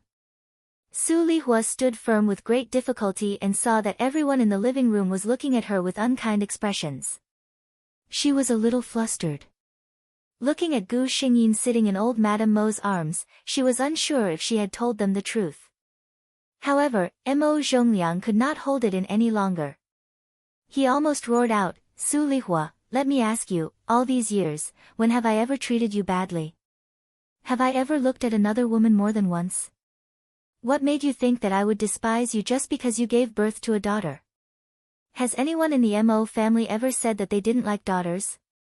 Su Lihua was stunned. When Mo Zhongliang said this, it was obvious that Mo Bei Yan had revealed her biggest secret. Seeing that she was silent, Mo Zhongliang pointed at Gu Xingyin and said, this person is the daughter you gave birth to after 10 months of pregnancy. She is your own flesh and blood. She is not a tool for you to consolidate your position, and she is not a substitute for anyone. In the end, he looked at his wife, who seemed to have never known him, in disappointment and said, Su Lihua, don't you feel guilty for doing such a thing? Su Lihua's body trembled. She raised her head and looked at her husband who was looking at her with disappointment, her in-laws who were looking at her coldly, and her daughter who was looking at her with indifference. She felt as if something had left her. She said blankly, the son is supposed to inherit the family business. At that time, I hurt my body giving birth to the two of them. The doctor said that it would be difficult for me to get pregnant again. A daughter is supposed to be married off. No matter how much I raise her, she will not mature. Hearing her words, old Madame Mo's eyes flashed with disgust. Su Lihua, look at the situation now. What kind of logic is this? Su Lihua looked at her mother-in-law, whom she had always been afraid of, and replied subconsciously, my family has always told me this since I was young. My sister and I, our family, our entire place, daughters are like spilled water. They are not favored and will not get anything in the family in the future. They are all losers, she spoke slowly, as if the more detailed she was, the more she could prove that her point of view was correct. Old Madame Mo looked at Su Lihua as if she was looking at something dirty. She said with disgust, Su Lihua, when you think about these things, have you ever thought that you are a woman? Su Lihua wanted to say, I know, but this is how the world works. In the future, the son will be the pillar of the family, and the daughter will be married off to someone else. What's the point of taking care of someone else? But when she looked at her parents-in-law and her husband's eyes, she didn't dare to say those words out loud. Mo Zhongliang looked at his wife. He never knew that her bones were branded with such backward and ignorant thoughts today. She had almost ruined her daughter's life because of this. He said slowly, "Then I'll tell you today, Su Lihua. As my daughter, I will leave half of the Mo family's business to Bai Yan. A daughter is not a money-losing commodity, nor is she water that can be poured out. She is a treasure that her father has been looking forward to for a long time. Since you don't want to cherish her, then I'll dote on my daughter. Su Lihua, let's divorce." Chapter 1633. When Su Lihua heard this, she staggered. She never thought that her husband would actually say such things to her because of this matter. Divorce? What would a woman of her age do after a divorce? Her family had always been proud of having a daughter who had married into a wealthy family. If she were divorced, they would definitely not accept her. She suddenly raised her head and looked at Mo Zhongliang. "You want to divorce me because of this? I married into the Mo family for so many years and helped you take care of the family. I even gave birth to Beichen. You want to divorce me because of this matter?" Mo Zhongliang's heart turned cold when he heard her still mention the fact that she had given birth to a son. After more than 20 years, he finally realized how big a gap there was between his thoughts and his wife's. He could no longer communicate with her. Mo Zhongliang turned his head away and did not want to look at her. "I will find a good lawyer and settle the division of assets. Don't worry, it will be enough for you to live a good life for the rest of your life." Su Lihua supported herself on the sofa with difficulty. She looked at her husband's cold face, then at her parents-in-law, who also had cold expressions, and her daughter, who was looking at her like she was a stranger. At this time, no one was willing to speak up for her. Su Lihua did not feel that she had committed any unforgivable mistake. She had asked Mo Bei to dress up as a man so that they could live a better life. Was this necessary? She looked at Mo Bei with a hopeful gaze. "Bei, you don't want to leave Mom, right? Mom was so good to you when you were young. Can you bear to see Mom being kicked out of the house?" Gu Xingyin lowered her eyes. "You are indeed good to Mo Bei, but I am Gu Xingyin." This woman still refused to give up. Gu Xingyin thought that she was not stupid. She was just selfish to the extreme. Looking at her daughter's cold expression, Su Lihua had a feeling that this was indeed the case. Look, this was her daughter. When her biological mother was in trouble, she didn't even say a word to plead for leniency. With such a daughter, what's the use of treating her so well with all your heart? If Gu Xingyin knew what she was thinking, he would probably laugh at her. It had always been a matter of changing hearts. "You treat me as nothing and don't have any feelings for me. Why do you expect me to hug your leg and kneel down and lick your boots?" When Su Lihua saw that Gu Xingyin had no chance, she immediately thought of her youngest son. "Where's Beichen? If we get divorced, what will happen to Beichen?" she asked. Old Madame Mo said in a deep voice, "Our Mo family's grandson naturally doesn't need you to worry about him." In other words, Mo Beichen was staying in the Mo family. Su Lihua retorted, "Beichen is still so young. Our relationship is so good. How can he leave his mother? How can you be so heartless as to separate us?" Old Madame Mo looked at her with a cold smile. Her sharp gaze seemed to be able to see through her heart. "Don't worry, Beichen will be taught well by us. It's a stupid woman like you that makes people worry. If Beichen follows you, he'll be spoiled for the rest of his life." Su Lihua was naturally unwilling, but Madame Mo wasn't easy to deal with. So what if she was unwilling?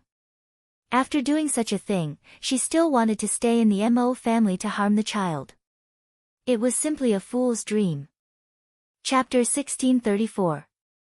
In the end, Su Lihua still divorced Mo Zhongliang. Old Madame Mo's words were simple. "If you agree to the divorce now, I will let Zhongliang and you go through the normal legal procedures to divide the assets. With the Mo family's wealth, you will get a lot of things. But if you don't agree, I will immediately contact the lawyer to prepare the documents. We will meet in court." Old Madame Mo's gaze was cold as ice. "Su Lihua, Even if you are ignorant of the law, you should know the consequences if the things you have done are exposed. I can easily make you leave the marriage with nothing. When the time comes, you won't get anything. Old Madame Mo's words were mostly meant as a threat. If it was someone who was scheming, they might not be frightened by her. However, it was enough to scare Su Lihua.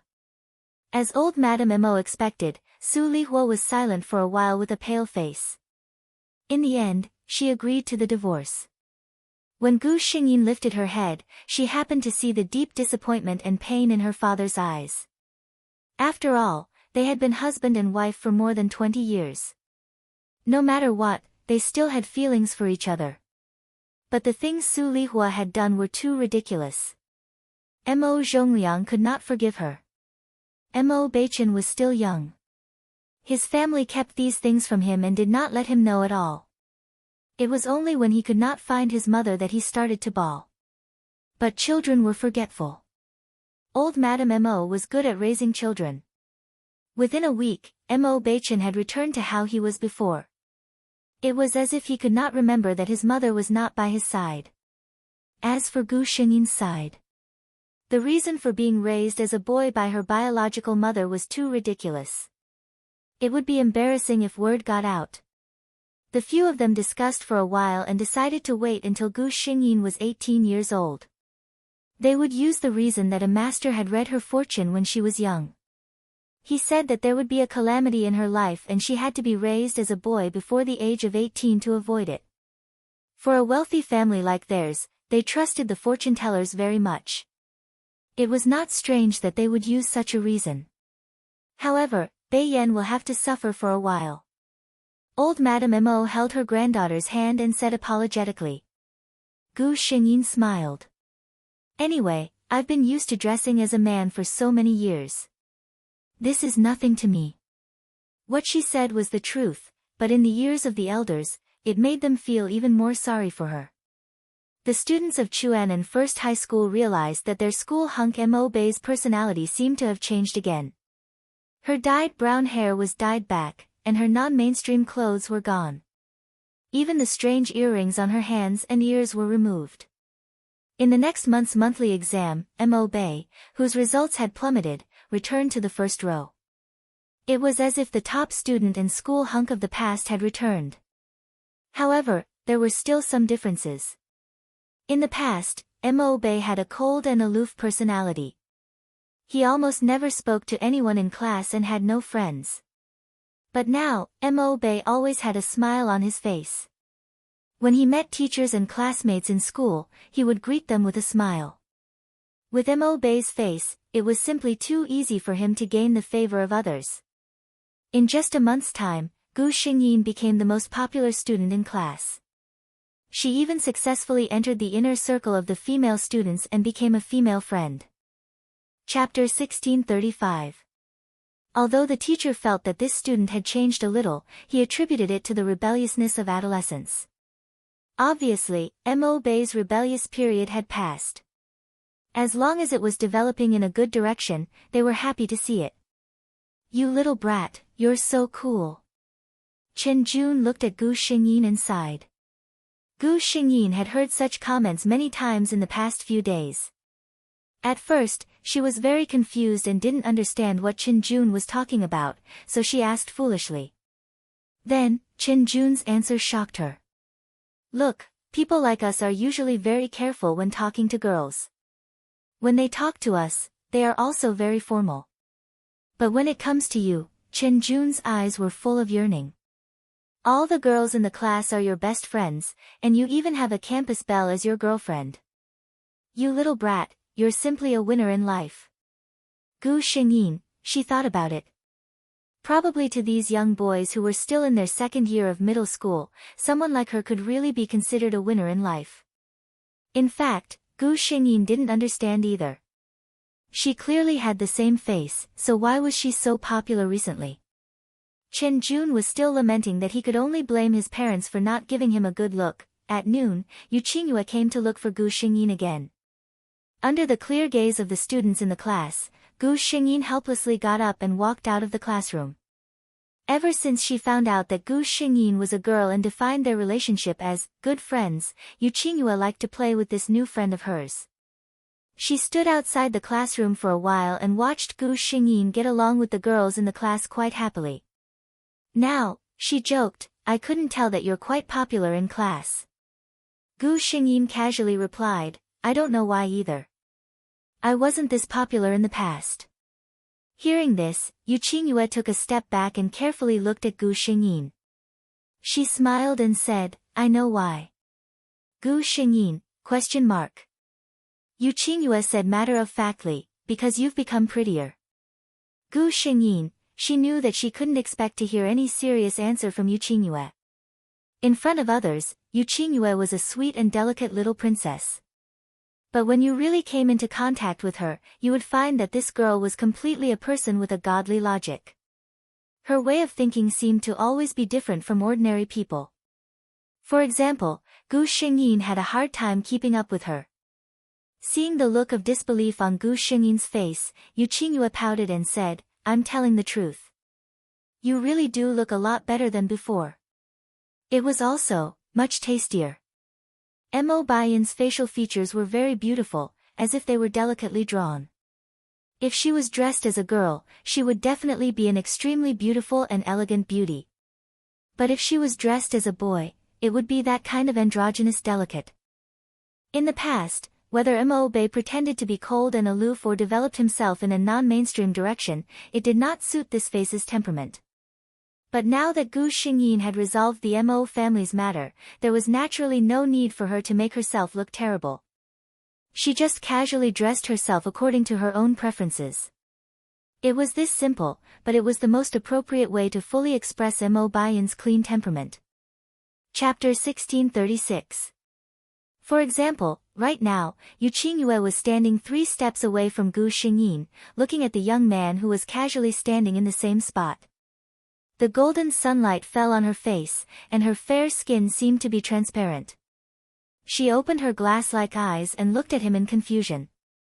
Her black hair obediently fell behind her ears, revealing her flawless and beautiful face. Hiss! Yu Qingyue couldn't help but take a step back while holding her chest. It was simply too lethal. Gu Xingyin frowned and looked at her. What's wrong with you?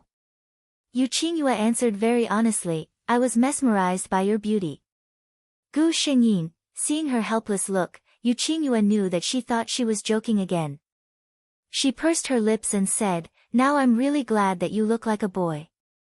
Otherwise, I wouldn't be able to keep my title as the campus belle. Gu Xingyin raised her eyebrows. I thought you didn't care about these things. Yu Qingyue spread her hands. I don't care now, but who knows if I won't care in the future. She looked at Gu Xingyin and said, I know why you're so popular. Also, if I'm not wrong, although you're very popular in class, there shouldn't be many girls who want to confess to you, right? Gu Xingyin was surprised. How did you know? Yu Qingyue smiled foolishly. He, I know, but I'm not telling you. The reason was simple. When Yu Qingyue saw Gu Xingyin under the sun, although she was mesmerized by his beauty, she didn't have any romantic thoughts in her heart. Although girls liked to look at faces, when they were looking for a boyfriend, they wanted to find someone who could give them a sense of security and protect them. They didn't want someone like Gu Xingyin, who looked more beautiful and delicate than herself. At first glance, she felt that she should be pampered and protected in the palm of her hand. Just like Yu Qingyue, when she looked at Gu Xingyin's face, she thought, ah, he's so cute. I want to be friends with him and give him chocolate. Such a cute boy, I must protect him well. As Yu Qingyue thought about it, she didn't know where her thoughts had flown off to. A strange smile unconsciously appeared on her face. Gu Xingyin felt a little flustered as she watched. She reached out and waved her hand in front of Yu Qingyue's eyes. What are you thinking about? I still haven't told you why you're looking for me. Yu Qingyue came back to her senses and finally remembered why she was looking for Gu Xingyin. Thinking of this matter, her expression immediately became serious. She looked at Gu Xingyin and said in a heavy tone, my brother said that he wants to see you. Gu Xingyin, miss, your tone makes me feel that meeting your brother is the same as courting death. Yu Qingyue sighed and looked at Gu Xingyin with guilt. It's all my fault, Bei. Didn't I feel like you dumped me back then? In a fit of anger, I asked my brother's subordinates to teach you a lesson. In the end, my brother found out about you. Gu Xingyin was surprised to hear this.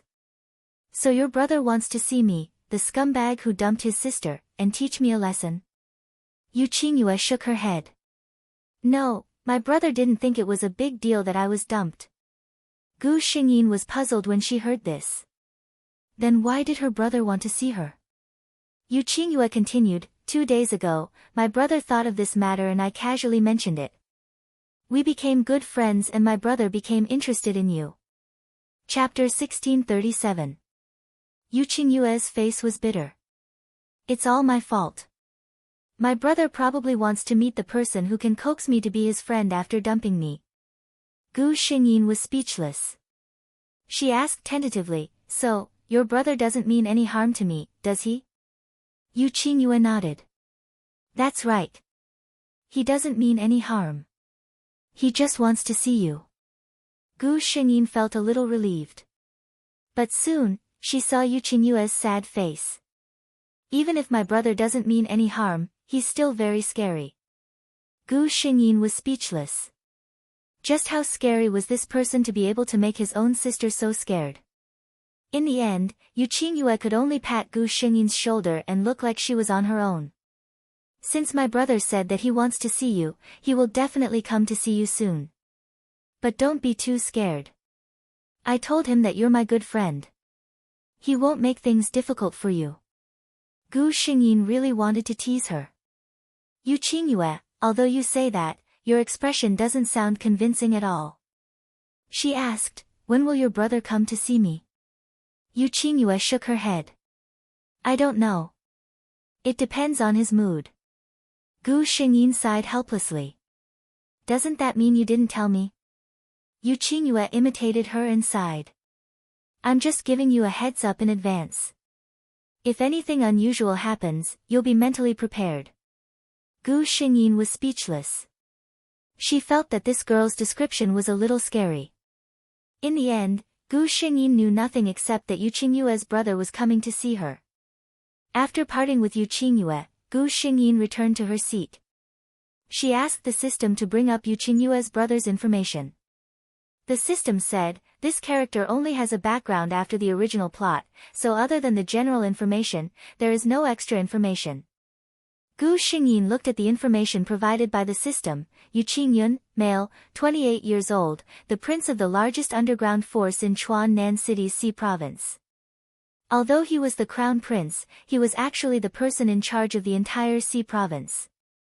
This was because the nominal leader, the father of the Yu siblings, had been living abroad for a long time. He had almost handed over all the power in the country to his son. Regarding this uncrowned king of the Sea Victory underground world, other than these few lines, there was no other additional information. Gu Xingyin didn't even know what his personality was like. Forget it, I'll just take it one step at a time. Just as Yu Qingyue had said, he didn't have any grudges with the other party, so they shouldn't make things difficult for him. After school, Gu Xingyin went home as usual. Not long after he left the school gate, he was stopped by someone. Gu Xingyin looked up and saw that it was a familiar face. It was the buzzcut young man who had brought people to stop him not long ago. But this time, the buzzcut young man didn't wear an eye-catching hip-hop shirt. He was dressed normally and looked quite handsome. Looking at his appearance, Gu Xingyin nodded. Luckily, the buzzcut young man didn't wear a black suit and sunglasses in broad daylight like in some TV dramas, as if he was afraid that people wouldn't know that he was a gangster. This time, the buzzcut young man was very polite to Gu Xingyin. Our young master wants to see you. Chapter 1638. Gu Xingyin raised her eyebrows and said directly, lead the way. Seeing that she agreed without hesitation, the man with the buzz cut felt strange and asked, aren't you surprised at all? Gu Xingyin said, your eldest daughter came to me today and said that her brother wanted to see me. She looked at the man with the buzz cut and said lazily, Besides, if I said I didn't want to go, would you let me go home? The man with the buzz cut shook his head without hesitation. No. Since the eldest young master wants to see you, you have to go. That's it. Why should I waste my breath? Gu Xingyin said indifferently, let's go. I'm also curious about what the eldest young master looks like. The man with the buzz cut didn't say anything but opened the door for Gu Xingyin. About a minute later, the car stopped in a tea house. Gu Xingyin looked up at the antique plaque at the door of the tea house and secretly guessed the preferences of the eldest young master of the Yu family. She didn't show anything on her face and followed the man with the buzz cut into the tea house. The tea house had more than one floor. As soon as Gu Xingyin entered the door, she could see that there were many small independent rooms in the hall on the first floor. Many guests were tasting tea. But the front desk didn't greet them. The man with the buzz cut didn't even look to the side and directly led Gu Xingyin upstairs. They didn't stop on the second floor until they reached the third floor. The man with the buzz cut stood on the last wooden step and said to Gu Xingyin, the eldest young master is upstairs. You can go in by yourself. Obviously, he didn't intend to go up with Gu Xingyin. Gu Xingyin nodded to him and turned to walk forward. She was wondering why the man with the buzz cut didn't make it clear. What if she couldn't find the room? But when she got closer, she realized why the man with the buzz cut didn't tell her. There was only one room on the third floor. The door was closed. There was no doorbell on the wooden door. Gu Xingyin gently knocked on the door twice. Come in. A clear and slow male voice sounded. Gu Xingyin pushed the door open and walked in. This was a very large tea room. A man was sitting on a chair by the balcony. Beside him was a wooden fence with 2 pots of green plants.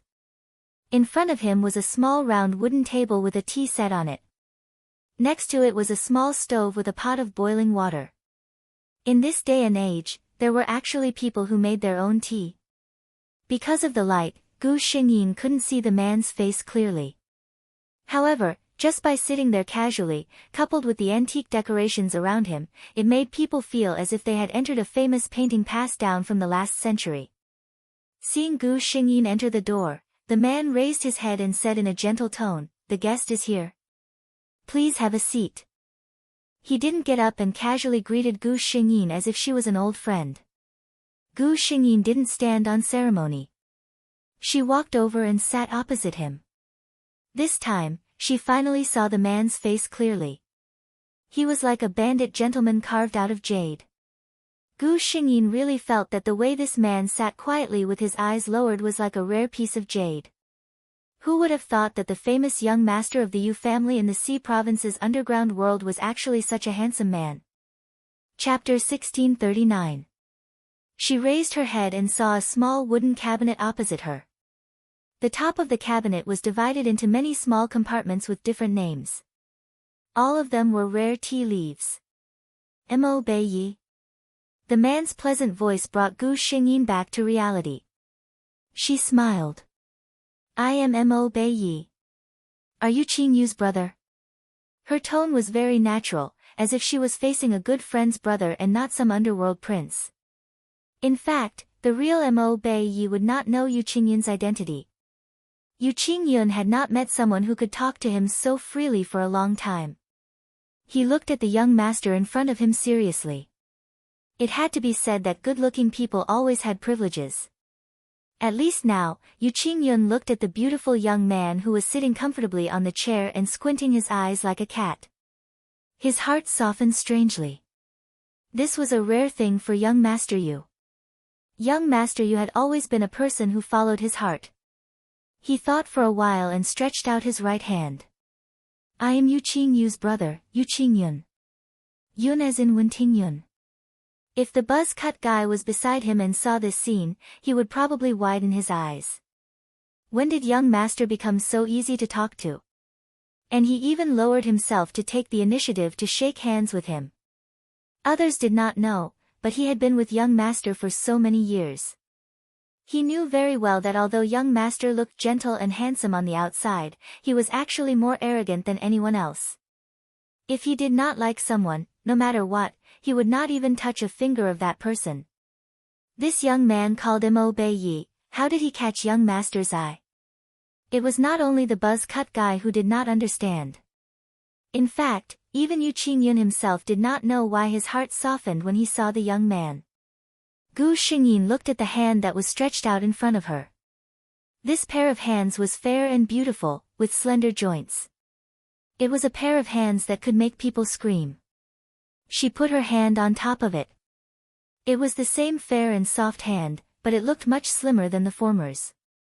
When they held each other like this, it was exceptionally harmonious. Both sides formally greeted each other. Gu Xingyin went straight to the point. I don't know. Why are you looking for me? Yu Qingyun frowned slightly because of the way Gu Xingyin addressed her. With his status, there were many people who addressed him as, Sir, and he was used to being addressed with honorifics. But that didn't include the young man in front of him. He felt that the person in front of him shouldn't be so distant. Change the way you address me. He spoke as his heart moved. Gu Xingyin. Is there a problem? She saw that the young man in front of her had a blank look on his face. His crystal-clear eyes reflected her own figure, and they were filled with pure confusion. Judging from his skills, this young man was clearly an expert. But when he looked at people, he always had a pure naivety. Such a contrast had a strong attraction to most people. Yu Qingyun felt that she had probably become one of these people. He said gently, You are Qingyue's good friend. You can call me Big Brother, or Big Brother Yu. Gu Xingyin blinked. She deeply felt that Yu Qingyue was probably tricking her on purpose. The person in front of her was obviously easy to talk to. Yu Qingyue. I'm not taking the blame for this. Chapter 1640. Gu Xingyin readily accepted his advice and said with a smile, Brother Yu. It was okay to call him Brother Yu, but he couldn't bring himself to call him Brother Yu. Gu Xingyin felt relieved when he felt that the other party didn't want to cause trouble for him. The environment here was good and the atmosphere was great. It was like a different world from the bustling and fast-paced city of southern Sichuan. Gu Xingyin took a deep breath in satisfaction as he sniffed the tea fragrance in the room. He closed his eyes and revealed a satisfied smile. Yu Qingyun looked at the young man sitting across from him without blinking. His eyes were closed. At this distance, with Yu Qingyun's eyesight, he could clearly see the young man's long and thick eyelashes. They were like small fans covering the young man's eyes. They trembled slightly with the owner's eyes. Yu Qingyun's gaze moved down and fell on the young man's lips. He remembered reading a foreign poem a long time ago. In the poem, the poet used a metaphor to describe his first love. Her sweet lips were like rose petals in the morning dew, beautiful and fragrant. At that time, Yu Qingyun scoffed at this. He thought that only people who blindly fell in love would have beautiful eyes. How could there be such a beautiful person in this world? But now, Yu Qingyun felt that he was wrong. The young man's lips weren't thin. They were slightly pouted. The color was between a light pink and a gorgeous red. The shape of his lips was perfect. It made people want to go up and taste it. Yu Qingyun's expression changed. He actually had a physiological reaction to a young man he just met for the first time. Yu Qingyun's body moved slightly and he inadvertently changed his sitting position. At this time, Gu Xingyin felt his gaze. She then remembered that there was someone sitting across from her. She was a bit embarrassed. Yu Qingyun just looked at her and asked, I saw you looking at the tea when you came in. Do you know tea? Of course, Gu Xingyin knew about it. In fact, he was quite proficient in it. Mo Bei also learned some tea from his grandmother when he was young. It was just that he didn't have time to study it. Hearing Yu Qingyun's question, Gu Xingyin nodded, I know a little. Yu Qingyue smiled. Then, Kitano-suk, do you mind brewing a pot of tea for me? Gu Xingyin saw that Yu Qingyun liked tea. She also had the idea of making friends with him. She nodded, I can try. Gu Xingyin stood up just as the water on the stove was boiling. Yu Qingyun was still sitting there, his gaze firmly locked onto the figure that was slightly bent over to make tea. Gu Xingyin's movements could be described as smooth as flowing water. It could be seen that she did not only know a thing or two as she claimed. Without more than 10 years of hard work, one would not be able to achieve this level of maturity. When the fragrance of the tea rose, Yu Qingyun's gaze moved down from the young man's face. Because of the height of the table, Gu Xingyin's body was slightly bent over. This movement caused the tight clothes to stretch and tightly stick to her back, completely revealing her beautiful waist. Yu Qingyun's gaze tightly locked onto that part of her body. He secretly sighed in his heart. Such a slender waist, he was afraid that he could hold it with one hand. Wait a minute. He coughed and unnaturally moved his gaze away. Chapter 1641. When he raised his head again, Yu Qingyun met Gu Xingyin's puzzled gaze. What's wrong? Are you not feeling well? Gu Xingyin asked. Yu Qingyun calmly said, I'm fine. Seeing that he was fine, Gu Xingyin continued to make tea. This time, Yu Qingyun's gaze was serious as he watched the youth use his white jade-like hands to hold the teapot. The clear water turned into a thin line as it poured into the cup filled with tea leaves. In an instant, mist-like water rose from the cup. At the same time, the mist spread out and lingered around the entire tea room. A trace of admiration flashed through Yu Qingyun's eyes. He loved tea and understood tea. So he always had a good impression of people who were proficient in this technique. Not to mention, he already had a good impression of Gu Xingyin. Gu Xingyin placed a cup of tea in front of Yu Qingyun. Try it. She also held a cup in her hand and sat across from Yu Qingyun. Gently brushing away the foam, Gu Xingyin took a sip of the tea in the cup. Her eyes lit up. At the same time, Yu Qingyun's praise sounded. Good technique. Gu Xingyin lightly smiled and shook her head. It's good tea. If it wasn't for these top-quality tea leaves, it wouldn't have been able to make such an effect. Yu Qingyun shook her head. No, if there wasn't someone who could make tea, this tea would have been wasted. The two looked at each other and smiled. That afternoon, Gu Xingyin and Yu Qingyun chatted for a long time. The more they talked, the more amazed Yu Qingyun was. Her eyes were full of splendor as she looked at the youth in front of her. He was clearly so young and his sister Qingyue was addicted to comic books all day long. But Imo-Bei seemed to understand everything. And this kind of understanding wasn't superficial, but true mastery. Until Gu Xingyin received a call from home. Old Madame Mo worriedly asked why she hadn't returned home yet.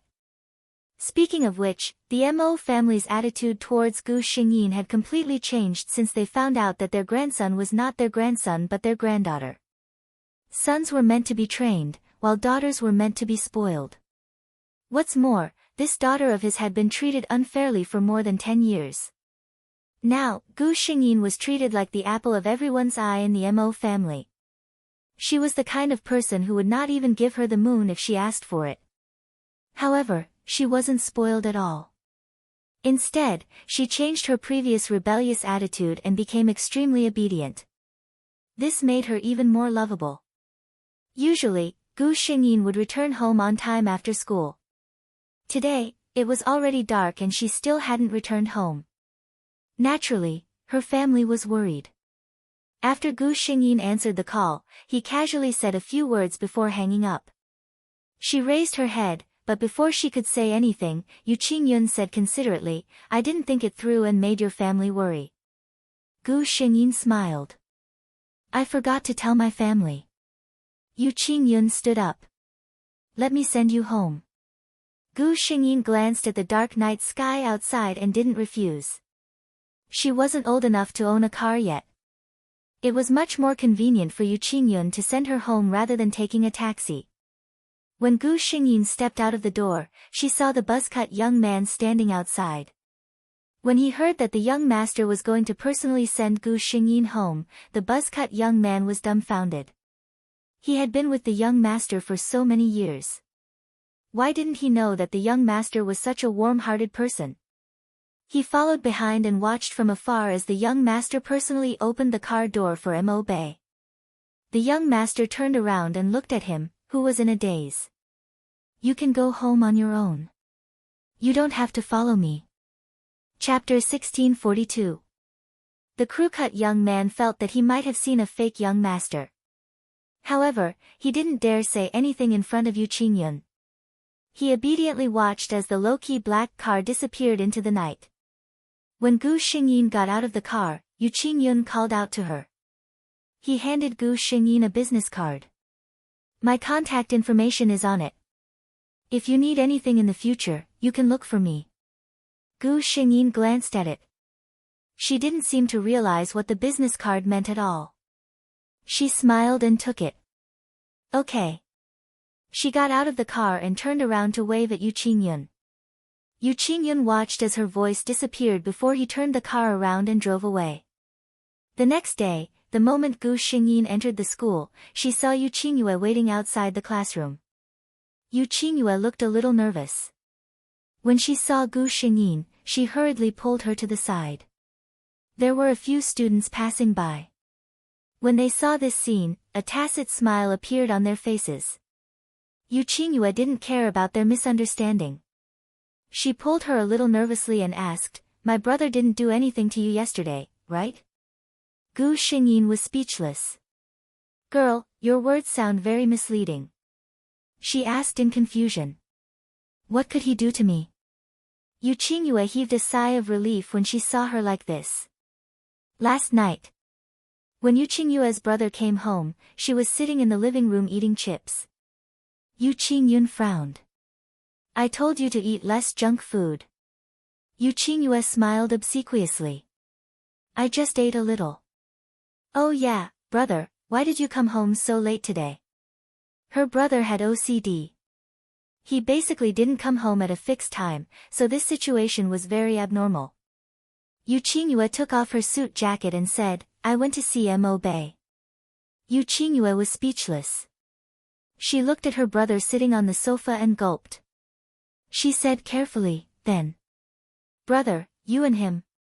Yu Qingyun looked at his sister's nervous face and knew that she was worried about Mo Bei. He didn't know why, but he felt a little unhappy. He said faintly, I chatted with him for a while. I think he's a good person.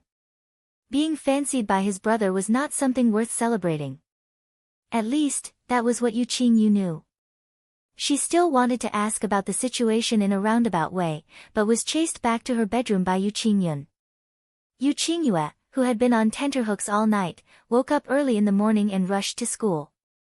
Seeing the undisguised worry on her face, Gu Xingyin felt warmth in his heart. But then, he didn't know whether to laugh or cry. Was her brother that scary in this girl's heart? She felt that Yu Qingyun was quite good.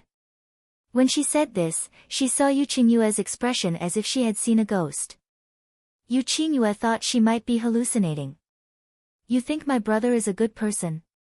Gu Xingyin nodded her head. His looks are perfect, his temperament is outstanding, his demeanor is elegant, he is knowledgeable and knowledgeable. Most importantly, your brother is very amiable and gentlemanly. He even personally sent me home. Yu Qingyue, I'm probably hallucinating. No, other than hallucinating, I might also be hallucinating. In this world, there was actually someone who admired her brother so much? Forget about the description at the beginning. After all, her brother's appearance and temperament were indeed good. But the latter part, amiable? Gentlemanly? What the hell was that? Did her brother have that kind of thing? Chapter 1643. Gu Xingyin was a little suspicious when he saw Yu Qingyue's shocked expression in front of him. Yu Qingyue held Gu Xingyin's hand and said earnestly, Bei, you must keep your eyes open. Don't be fooled by my brother's facade. Let me tell you, he is a... She frowned as she said this, as if she was afraid of something and did not continue. Gu Xingyin looked at Yu Qingyue suspiciously. She still could not understand why Yu Qingyue seemed so repulsed by her brother. Could it be that Yu Qingyue was like Mo Bei in the past, a teenager? Was that why she was so rebellious and repulsed by her parents who tried so hard to persuade her? Gu Xingyin thought about it carefully and felt that she might have found the truth. However, this was between the two siblings and she could not say anything. She could only smile at Yu Qingyue. Yu Qingyue looked at Gu Xingyin's expression of understanding. She thought that Gu Xingyin had taken her advice and was very satisfied. Therefore, both parties thought that they had found the truth and ended the conversation happily.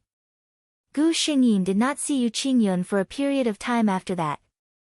Yu Qingyue was happy to see this. She thought that her brother had gone to see Bei previously and treated him so gentlemanly.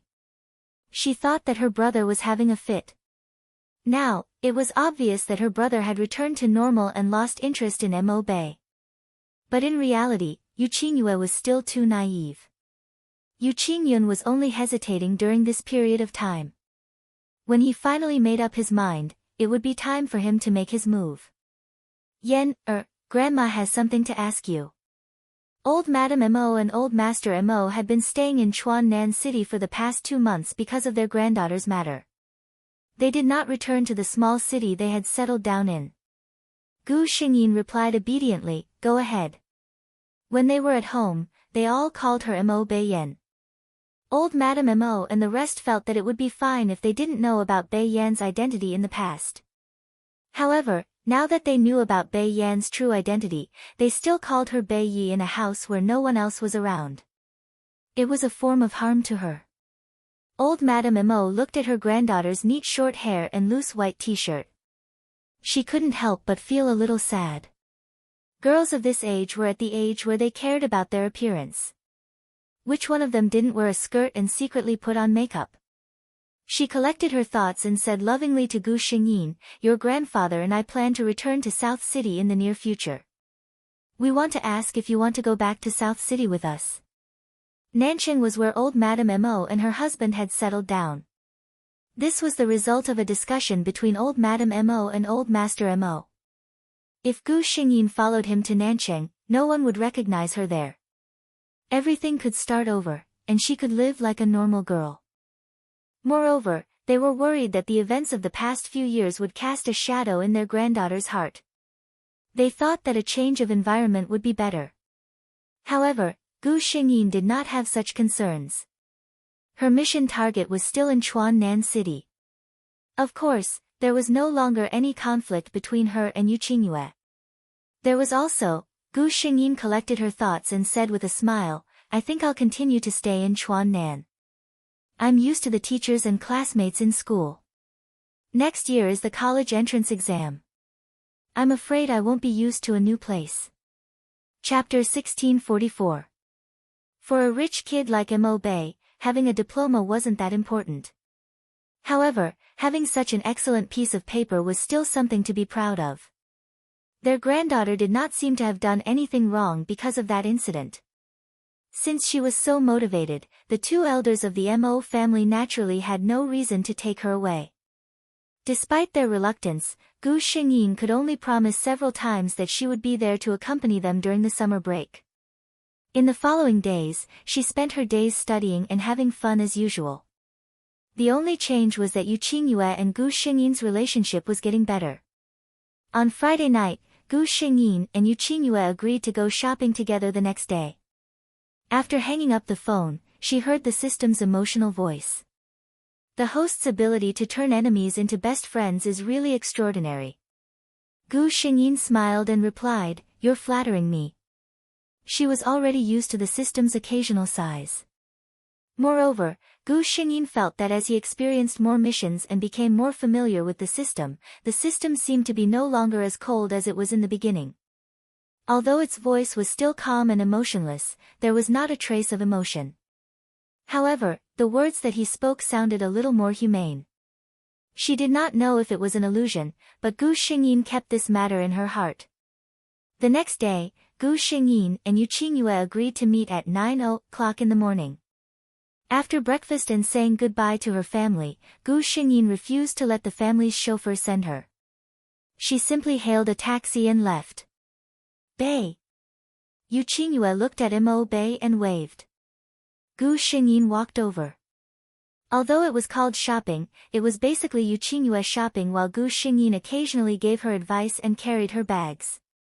At first, Yu Qingyue subconsciously complained, "It's rare for us to go shopping together. Why are you just watching me shop?" Then, she remembered Gu Xingyin's current state. She felt awkward. Yu Qingyue stuck out her tongue in embarrassment. "I'm sorry, Bei. I forgot about you." Gu Xingyin shook her head. "I don't care. I'll just buy some clothes later." Yu Qingyue quickly shook her head and said with a serious face, "You are so handsome. How can you buy clothes casually?" She glanced at Gu Xingyin and suddenly smiled. She leaned forward and whispered, "Although it's a pity that I can't see you in women's clothes, you're so good-looking. Even if you wear men's clothes, you'll still be able to beat a bunch of handsome guys. I'll be your advisor later. I'll definitely buy 2 sets to make you even more attractive." Gu Xingyin facepalmed. Whatever. She compromised so easily because she understood Yu Qingyue's character. This young lady was probably very favored at home. If you didn't agree to her goal, she would have 100 ways to make you have no choice but to agree. Gu Xingyin didn't want to test her tolerance and waste time on this matter, so she just let Yu Qingyue do whatever she wanted. The shop assistant looked at the two of them and smiled. "The two of you seem to have a good relationship." Obviously, she had misunderstood their relationship and thought that they were a sweet couple who were in a relationship at a young age. There was no way to explain this. Yu Qingyue, on the other hand, was very carefree. She felt that it was very interesting to be misunderstood as a couple with Gu Xingyin. She smiled and held Gu Xingyin's arm. "Right? I think so too. Bei and I have a good relationship." Chapter 1645. The two of them went shopping in the morning and bought several sets of clothes. They ate lunch together and went to the amusement park in the afternoon. After a day, Gu Xingyin felt that the holiday was much more tiring than school. Gu Xingyin and Yu Qingyue only parted ways when the sky turned dark. The two of them went home separately. When Yu Qingyue got home, she found her older brother sitting on the sofa in an unusual manner.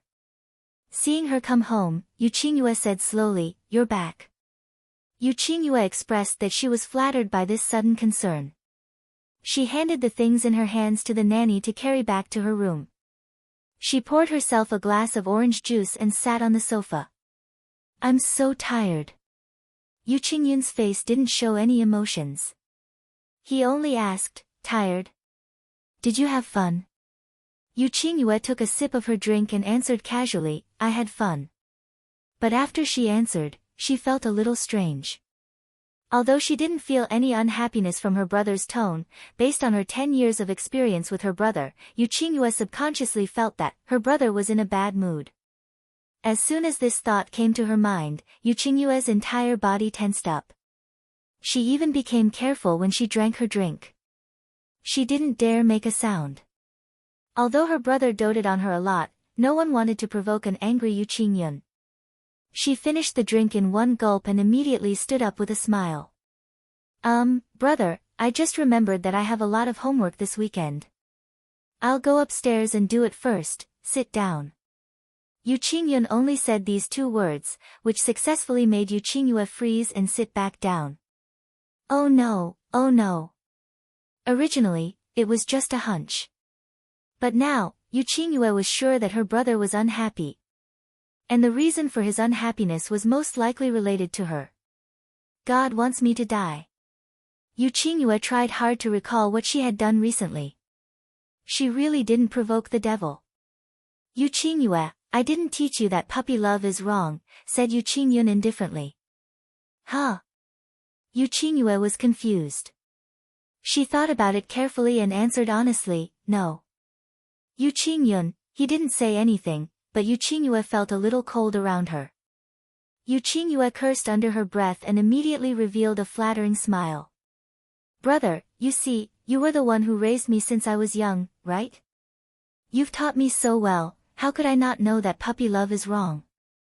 I don't need you to teach me that." Yu Qingyun nodded. "Your flattery is not bad." Yu Qingyue was overjoyed. thinking that she had escaped a calamity. The next moment, her brother spoke again. But no matter how beautiful your words are, you still have to be punished if you do something wrong. Yu Qingyue's sharp eyes looked at Yu Qingyue. I'll give you a chance to confess. What is your relationship with Mo Bei? Huh? Why did it involve Bei Yi again? Yu Qingyue couldn't understand her brother's train of thought. She answered instinctively, me and Bei Yi? It doesn't matter, does it? Yu Qingyun looked at her. Thinking of her brother's words, Yu Qingyue immediately understood that her brother must have misunderstood her. She had to clarify as soon as possible. Yu Qingyue quickly said, brother, you really have to believe me this time. I admit that at first, I was enlightened by his beauty and had some inexplicable feelings for Bei Yi. But soon, I realized that Bei Yi and I are really pure and good friends. A pair of good friends. The kind that can't be any purer. Chapter 1646. After Yu Qingyue said this, she looked at her brother nervously. Actually, she didn't understand why her brother had such a big reaction to the news of puppy love. In the beginning, he didn't even care. When Yu Qingyun heard Yu Qingyue's words, he slowly repeated his sister's words. Good friends? Yu Qingyue nodded profusely. Yes, I don't think there's anything ambiguous about it. She thought about it and decided to sell her friend out for her own safety. Brother, you've seen Bei before. She's even prettier than me. If I were to find a boyfriend like her, wouldn't I be looking for trouble? If I were to meet someone on the road, I don't think they'd be interested in me. Yu Qingyun's gaze swept across Yu Qingyue's face and he nodded in agreement. You do know your place. Yu Qingyue was speechless. Brother, you're really my biological brother.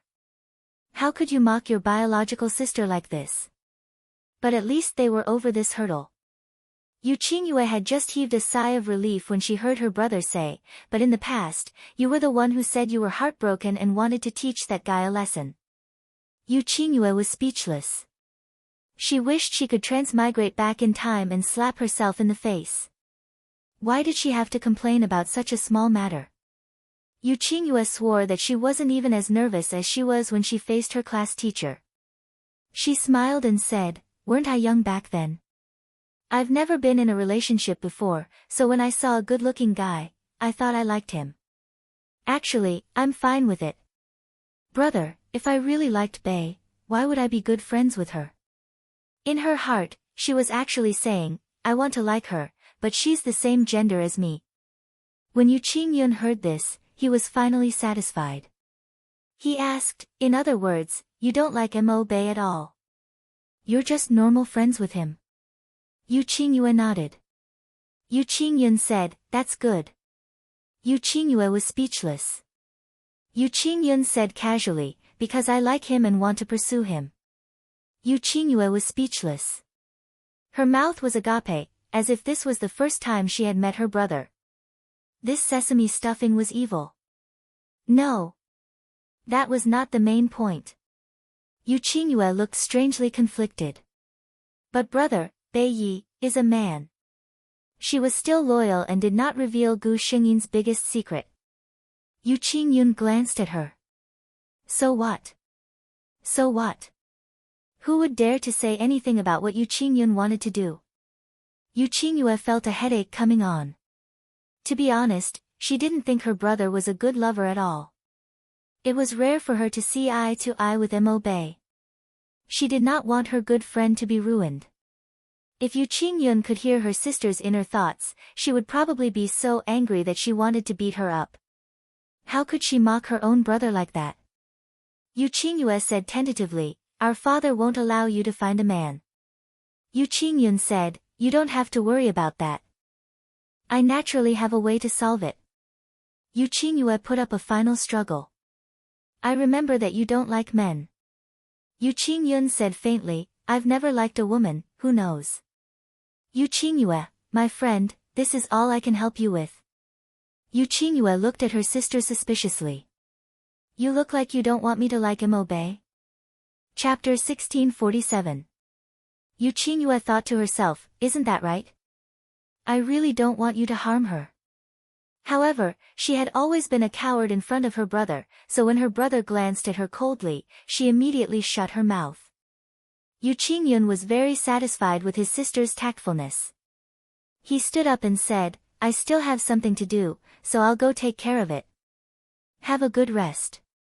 Yu Qingyue silently watched as her brother's figure disappeared down the stairs. The next day, Gu Xingyin saw Yu Qingyue, who looked like she wanted to say something. You didn't sleep well last night? She asked suspiciously. The dark circles under Yu Qingyue's eyes were so obvious that she couldn't ignore it. Yu Qingyue looked at the delicious Gu Xingyin, lamented in her heart that the handsome young man was going to be eaten by her brother, the big bad wolf. She looked at Gu Xingyin uneasily and said, Bei Yi, I have something to ask you. Gu Xingyin nodded and said, Go ahead. Yu Qingyue looked at Gu Xingyin and asked, Do you have any thoughts of dating? Gu Xingyin hesitated for a moment at the question. She looked at Yu Qingyue strangely, wondering if she still hadn't given up after knowing that she was a girl. She didn't hide her expression, so Yu Qingyue immediately saw through her. Yu Qingyue was speechless. She said unhappily, Don't worry, I'm not interested in the same gender. Gu Xingyin was finally relieved. She pointed at herself. Look at me now. Boys won't like me because I'm also a boy. If girls like me, I won't be together with them. Do you think I'll have the idea of falling in love? Yu Qingyue thought about it and agreed, but her brother didn't care about this. She asked again, Then, what if someone doesn't care about your gender and wants to be with you? Gu Xingyin thought that someone was confessing to her through Yu Qingyue. She said without hesitation, I'm not interested. I have someone I like. Yu Qingyue's mood didn't improve because of this answer. This was because her brother had never failed to get what he wanted. But when she looked at Gu Xingyin in front of her, she couldn't bring herself to say, My brother likes you. In the end, she left with a conflicted expression. Gu Xingyin looked at her back view in confusion. So, why did Yu Qingyue ask her to come here? Yu Qingyue knew that her brother wouldn't let her go, but she didn't expect him to act so quickly. After school, she happened to be looking for Gu Xingyin.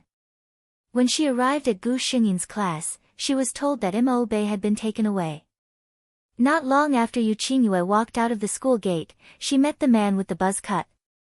Seeing her, the buzz-cut man walked over and said, Young master asked my miss to go home. Yu Qingyue looked at the buzz-cut man in surprise. Why are you here? Tease of the tease of tea. Qingyin nodded. Yu Qingyue sighed in her heart. What a beast. Qingyin looked at Yu Qingyue's expression and lowered his head. Young master asked me to escort you home and pass a message to you. Yu Qingyue felt that it wasn't something good, but she still asked, What message? Qingyin replied, Tell Yu Qingyue to go back by herself. Also, don't meddle in his business. His business probably meant that he wanted to pursue Gu Xingyin. Chapter 1648. Yu Qingyue said angrily, Does he think that my sister is a troublemaker? As soon as she asked the question, she realized who she was asking. Yu Qingyue looked at the man with the buzz cut, who seemed to be struggling to say something. She suddenly said, Stop answering. This guy was one of her brother's most honest men. Yu Qingyue was very afraid that he would really say, yes. On the other hand, Gu Xingyin didn't know about Yu Qingyue's dilemma. She saw Yu Qingyun standing by the flower bed not long after she left the classroom. Gu Xingyin went to Chuanan First High School, which was the best high school in Chuanan City. The school management was very strict. During class, outsiders were not allowed to enter. But Yu Qingyun just had to appear here. Gu Xingyin wasn't surprised. Rules were usually set by a small group of people and served a small group of people. Powerful to such an extent as Yu Qingyun, ordinary rules really did not count for much in his eyes. Yu Qingyun wasn't dressed very formally. Instead, he was dressed very casually. Yu Qingyun seemed to be different from the gentleman whom Gu Xingyin saw in the tea room last time. Yu Qingyun, who was dressed casually, walked on campus. She looked like a college student who was still in school. While Gu Xingyin was walking in his direction, he saw at least 2 girls walking over to strike up a conversation with him. However, Yu Qingyun rejected them. What a coincidence to meet you here. Gu Xingyin greeted him with a smile. She asked, are you here for Qingyue? She should be coming down soon. Yu Qingyun looked at the young man in front of him and shook his head. No, I'm here for you. For me? Gu Xingyin was surprised. Why are you looking for me? She asked. Yu Qingyun suddenly turned around. Come with me. He turned and walked toward the school gate. Gu Xingyin followed behind in confusion and asked, aren't we waiting for Qingyue? Even though Yu Qingyun was her biological sister, Yu Qingyun was still a little unhappy when she heard Yu Qingyue call her Qingyue. He said lightly, Qingyue has someone to send her back. Gu Xingyin didn't say anything. She didn't know where Yu Qingyun was taking her, but she knew that this man wouldn't do anything bad to her. At the school gate, a familiar black car was parked there. Gu Xingyin's sharp eyes noticed that it was the car that Yu Qingyun drove the last time. Yu Qingyun opened the car door for her. His meaning couldn't be more obvious. Gu Xingyin frowned. I thought that if you invited me to do something, you should at least tell me your purpose. There were very few people who could say such righteous words in front of the eldest young master of the Yu family. But Yu Qingyun wasn't angry. In his eyes, the person in front of him was different from the others. So he said in a low voice, sorry, I didn't make it clear to you. I've prepared a surprise for you. Gu Xingyin was surprised. For me? Yu Qingyun nodded. He still kept the position of opening the car door. Gu Xingyin hesitated for a moment, but she still got in. A faint smile appeared on Yu Qingyin's face. He walked to the driver's seat and sat down. He glanced sideways at Gu Xingyin and suddenly leaned forward. Gu Xingyin's breath stopped for a moment. Chapter 1649. The person beside her was very close to her. He was so close that Gu Xingyin could see his eyelashes clearly. The man's breath instantly invaded Gu Xingyin's world, and her whole body was tense because of this strange invasion. There was a warm breath on her neck. Then, Yu Qingyun fastened the seatbelt for Gu Xingyin. He stepped back, and the invisible aura that enveloped Gu Xingyin seemed to disappear. He didn't seem to notice Gu Xingyin's unnaturalness. Yu Qingyun said, no matter what car you take in the future, remember to fasten your seatbelt. His tone was not very strict, but Gu Xingyin felt like a primary school student facing the head teacher. She nodded obediently. Yu Qingyun stopped talking.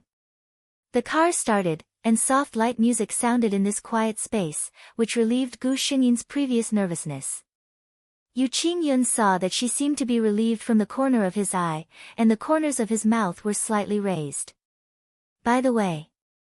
His tone was neither fast nor slow, and his voice was low and magnetic. Listening to it like this, it was very enjoyable. The place I'm taking you to is a little far. You can tell your family in advance. Gu Xingyin asked subconsciously, how long will it take? Yu Qingyue smiled and said, maybe we can't go back until night. Gu Xingyin nodded and took out her mobile phone to make a call. Because today was Friday, the school was closed 2 classes earlier than usual, and it was still very early.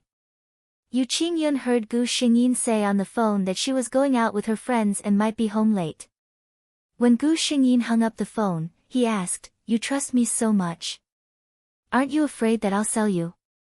Gu Xingyin was amused by his words. She looked at Yu Qingyun and asked, will you? Her eyes were big and clear, and her pupils were very dark. When she looked at people like this, the other party could easily see their own shadow in her eyes. Yu Qingyun was stunned for a moment before replying, no.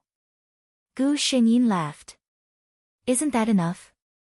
Yu Qingyun didn't speak again. She just held the steering wheel tightly with both hands.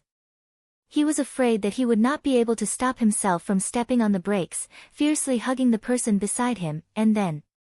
Hold it in, Yu Qingyun, you'll scare him. Yu Qingyun forced herself to calm down in her mind. Damn it, did Mo Bei know how innocent and seductive she looked when she was looking at him with her head tilted to the side and smiling? How attractive would it be to him? Gu Xingyin obviously did not know. Perhaps even if she knew, she wouldn't think that it was her fault. It's obviously your head that's full of impure thoughts. The car drove for about an hour and left the city. If it were anyone else, they would definitely be alarmed. After all, no matter what, this was the first time the two of them had met. However, when Yu Qingyun looked at Gu Xingyin beside her, there was no hesitation on her face. She trusted him without any hesitation. Realizing this, Yu Qingyun felt something warm fermenting in his heart. He couldn't help but show a gentle smile on his face. Gu Xingyin just happened to see this smile. She was stunned for a moment, and then she blushed and looked away. Not only was he so good-looking, but his smile was also so seductive. Was he seducing her? Or was he seducing her? We're here. Just as Gu Xingyin's imagination was running wild, Yu Qingyun reminded Gu Xingyin. Chapter 1650. Gu Xingyin came back to her senses. She got out of the car and looked up to see a very large manor. This is... She was surprised. Yu Qingyun said concisely, I bought a manor a few years ago. Gu Xingyin silently looked at it. Yes, Chuannan City was a very developed city in the country. It was not inferior to the capital. Although this was a suburb and was not as expensive as the city center, it could still be considered expensive. How rich would one have to be to buy a manor here? She followed Yu Qingyun inside. As soon as they entered, a cool breeze hit them. Gu Xingyin felt that the heat on her body had dissipated a lot. Compared to the heat outside, this was a paradise that everyone yearned for in the summer. When they came in, Gu Xingyin realized how big this place was. As she walked forward, her gaze suddenly froze, and even her breathing stopped. Looking up, it was a lotus pond that she could not see the end of. It was the season for lotus flowers to bloom.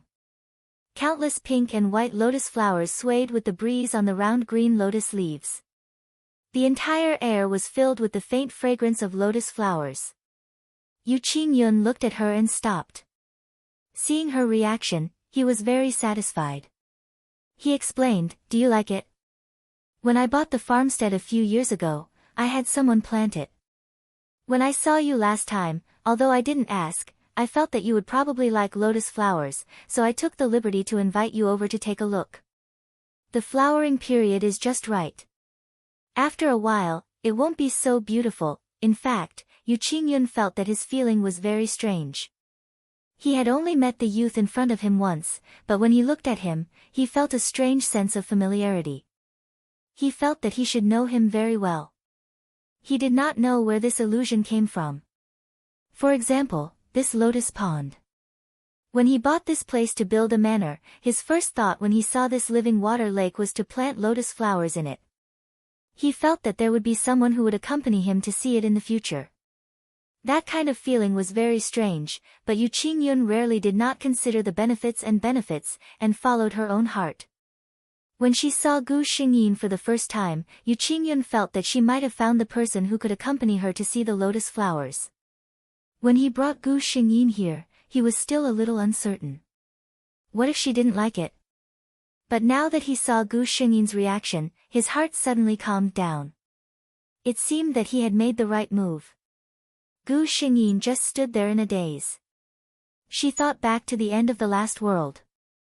Before He Lu left, he looked at her with regret, saying that he had planted a pond full of lotus flowers for her, but he couldn't accompany her to see them. So now, was Yu Qingyun trying to make up for the regrets of her previous life? Even if he didn't have any memories, his subconscious still remembered that he owed her a pond of lotus flowers. Yu Qingyun kept looking at Gu Xingyin. When he saw her happy and sad expression, his heart was a little uncertain. He walked to Gu Xingyin's side and softly asked her, You don't like it? Gu Xingyin came back to her senses and looked at him. She smiled and said, No, I like it very much. She looked at the endless green in the distance and said in a light voice, I like lotus flowers the most. Yu Qingyun heard this and also smiled. It's good that you like it. Chapter 1651. Someone had already prepared the food in the villa. The main dish was lotus leaf rice, shredded chicken, tofu with minced meat, stewed beef with tomatoes, cucumber, and other cold dishes. There was a pavilion built in the middle of the lotus pond. Sitting in the pavilion, it was as if they were in a world of lotuses. Even when they breathed, they were occupied by the lotus fragrance. Gu Xingyin enjoyed taking a deep breath of the lotus fragrance. Feeling the cool breeze coming from the lake, she narrowed her eyes in satisfaction. She smiled at Yu Qingyun, who was unwrapping the lotus leaf rice. You really know how to enjoy yourself, right?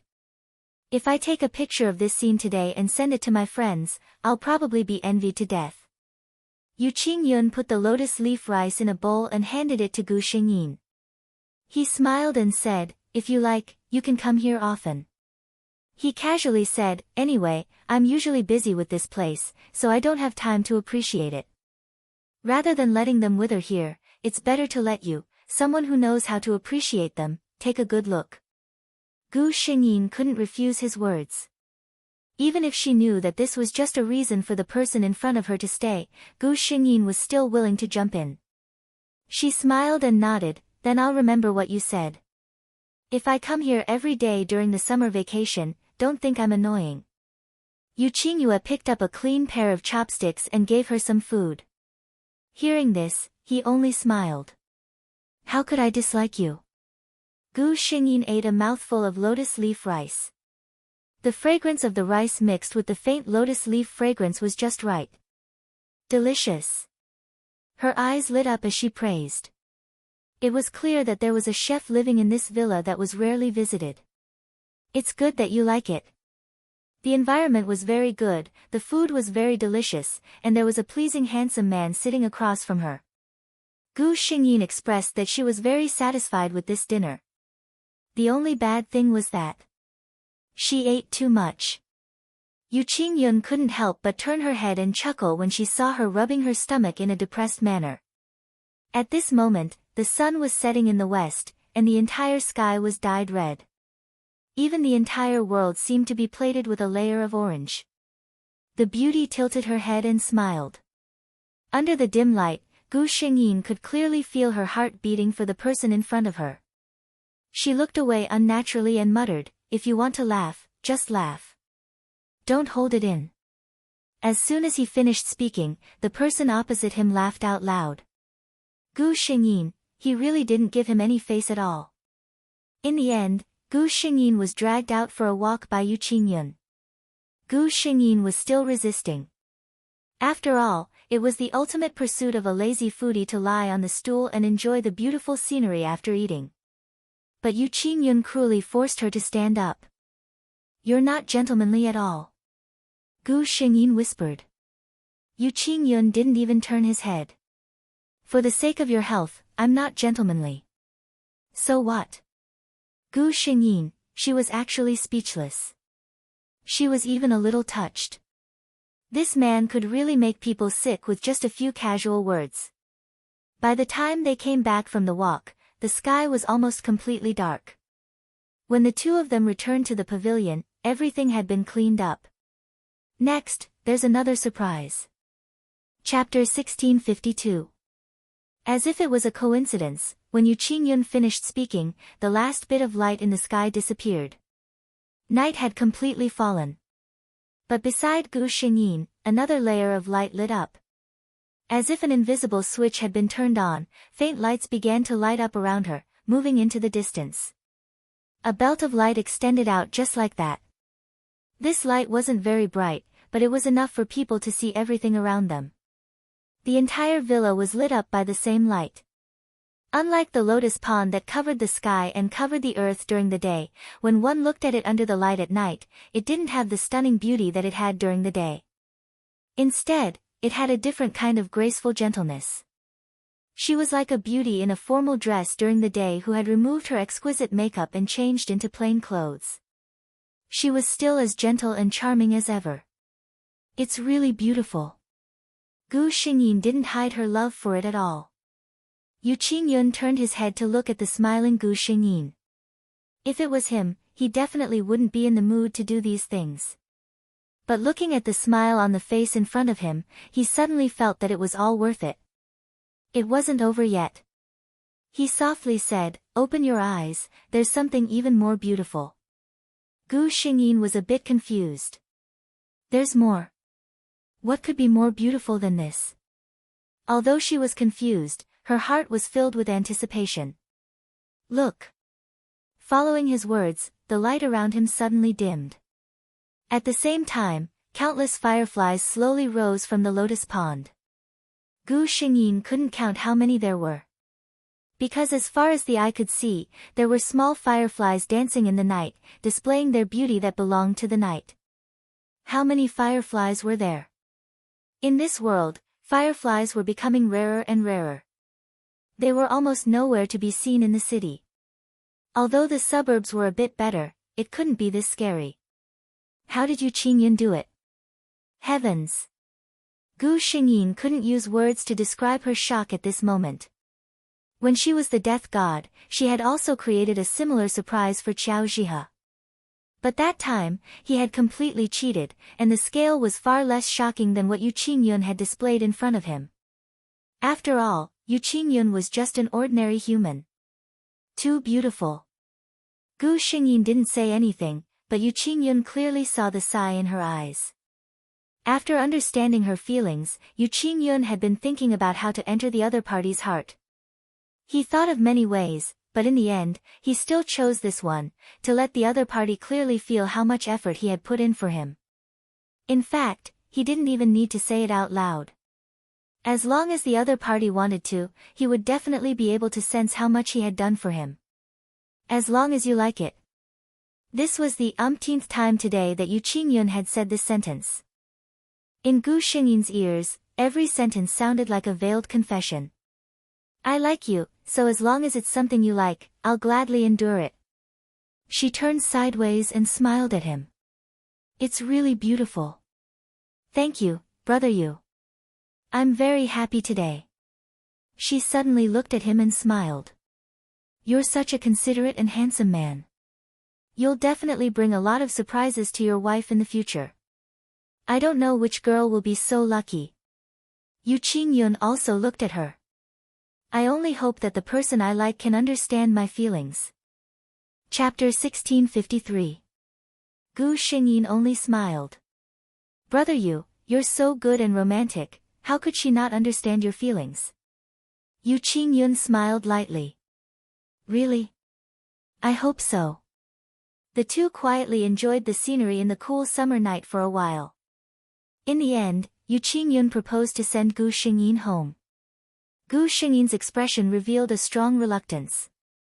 In the hot summer, resting in such a place was more comfortable than any air-conditioned room. Yu Qingyun naturally saw her reluctance. He smiled and said, when you're free, you can come often. He thought for a bit and added, you can bring Qingyue with you. That way, you won't be bored alone. The last sentence was obviously because he was afraid that Gu Xingyin would be embarrassed alone. In the car, Gu Xingyin said to Yu Qingyun apologetically, I'm really sorry. I heard from Qingyue that you're usually very busy, but you wasted so much time with me today. Yu Qingyun shook his head.